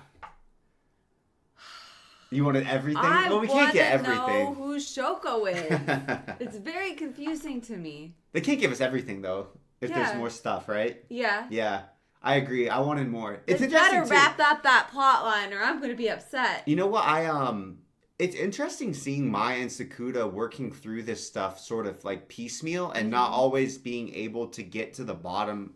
From my perspective, being so much older than them, right? Like I would say they haven't they like slightly solved the problem, or they approach being able to solve the deeper problem every time one of these conflicts comes up. Yeah. But they haven't quite got the problem. And it's interesting because I remember being in this phase of dating where it's like you're learning how to be a partner for somebody else. How to communicate. And how to communicate and how even to like structure and orient your life to include somebody else this intimately, which is very different. It's just incredibly different, right? Like we were long distance when we started dating. Which is honestly kind of similar to it feels very similar, yeah. And that was challenging, right? Because like we were both juggling schools and like activities and commitments or traveling around, and it's like we only got to see each other once a month. And you don't even understand, like if I got, let's say I annoyed you or you annoyed me, we don't always necessarily understand to a degree that we can articulate and communicate with the other partner why we're even mad ourselves. Mm-hmm. Yeah. You know what I mean? Exactly. And then there's the whole aspect of like, oh, okay, well, I called you and you didn't call me back. Yeah. Or I want to have time to talk and you don't have time. And then that can get frustrating. Or like the texting back, right? Like I texted him. He took 5 hours to respond. What is going on? Like, why isn't he responding to me? Right? And there's a weird game, too, where it's like, how committed are we going to be? Yeah. Like, are we going to get married? Yeah. Yeah. Like, are you that committed? Yeah. Am I that committed? Because I don't want to be that committed if you're not that committed. You know what I mean? There's this whole dynamic, and it's not even articulated. It's all happening subconsciously. And I feel like I can only explain it better retroactively now. But when we were in it, it was like it's just that. It wasn't. I don't want to misconstrue it. I liked dating you, and yeah. It's reminding me of the times that we had to solve problems and like, hey, what's it gonna be like if we're gonna be each other's main person? Mm-hmm. Yeah. And what does that entail? Yeah. And it's going to be different for everybody. Yeah. You guys have to figure out what it means for you too. And also, you're just a lot less mature. I mean, we were... Yes. They're more mature than we were. Just about to turn 19 when we started dating. Like, Sakuda and Mai are more mature than we were. We were older than them. Like, canonically, they're younger than us. And I think they are handling things a lot more way more maturely than we did when we were dating at an older age. Mm-hmm. I agree. So it's interesting. I feel like they've done a really good job of having them approaching very difficult grown-up problems and like showing them working on it and getting better at it, but just not like magically instantly talking as if they've been together for decades and are in their 30s, when right? they've only been together for months. Yeah. Yeah. Well, yeah. With weird stuff. Good point, right? It's really weird stuff. Like it's kind of weird where you're like, okay, so this girl doesn't even exist, possibly. Yeah. We don't know. I feel jealous of a girl that you made up. There was a note. Was in Sakuda's handwriting? Would it be his handwriting if it's like it's like a figment? Yeah. It's like Sakuda writes with his left hand when it's Shoko's-san. Yeah, you know what I mean? Yeah. Well, that wouldn't even be that weird for what we've experienced on the show. Like it would be within possibility. Yeah. For there to a note to have like materialized from a figment, right? Mm-hmm. Also, you guys brought up some relationships where the guy has rejected the girl, which I thought were interesting. Very interesting. Aaron and Mikasa, interesting. I thought the most controversial one. I would say because he didn't reject her because he wasn't attracted to her. He rejected her for other reasons, right? If you haven't watched the show, that's such a statement that like would not lead you to the conclusion. I feel like that one it was so funny because that was the last one that you read to me, and so like it's funny that you're leading with it. It's like he had some other things on his mind at the time. Yeah. That's how it feels like the most understated way of describing. Yeah. Sakura and Ishikawa. That was a really good one. That was a really good example. Really like one-to-one comparison. Yeah, it was very similar. Rem and then yeah. That was a really good one too. Rem and oh my gosh. I am brain farting so hard. Subaru. Subaru. How did I forget Subaru? I love Subaru. We casually talk about Subaru. I know. Rem and Subaru. That was a really good. That was brutal. That was the most brutal. Like outright rejection, where she really like laid her heart out of the three. And so Sakura didn't feel quite as bad because of how they shaped it. Yeah, I would say the Sakura one, it was almost like she knew that he liked somebody else. She knew it was kind of unrequited. That was probably the most similar to this situation too. And then even in this anime, Sakuda and Koga. Oh, true. Yeah, where. Good point. I feel like he handled it so differently. He like forced the confession out of her. So I don't know. It was it was interesting how they portrayed it. But you're right; those are all really Those good are examples. very good examples. Very, very good. But I still don't think it's super common. It's definitely less common, but those are good, very perfect examples. Yeah. You guys did a good job brainstorming. I thought it was so funny when we were going down the list. I was like, oh yeah, and then it was like Aaron and Mikasa, and I was like. It's like when he got too much else on his mind. I don't know. I just thought it was funny. It's like I have to focus on work right now. I'm sorry. Like, and you're just like work, and then cut to what Aaron's work was in the show, and you're just like, dog. All right. That's crazy. Imagine Attack on Titan in rom-com terms. That would be wild. Definitely not. A Hallmark movie, but it's Attack on Titan. No, like, rom-com, oh, wow, it is not. All right. No, Stephanie, we can't be done with Rascal Season 1. No. How am I going to meet all of my Rascal Does Not Dream desires? How are we going to answer all of our questions? There's so many more questions. If only there was somewhere where all the movies have been reacted to by us and it had already been done and was ready to be binged and watched right now. Over in our Patreon, guys, we have all 3 movies already reacted to. We've got Rascal Does Not Dream of a Dreaming Girl, which this is what that did to my emotions. Bow, bow, bow. We've got Rascal Does Not Dream of a Sister Venturing Out. That one also did this to my emotions. Bow, bow, bow. Is there one that doesn't? Rascal Does Not Dream of an advocate. That kid was happier. Happier. But it also did this to my emotions at parts. Bow, bow. And we're also reacting to Rascal Does Not Dream of Santa Claus Season 2 over there right now. I will say they also did this to my emotions. Like, it's okay.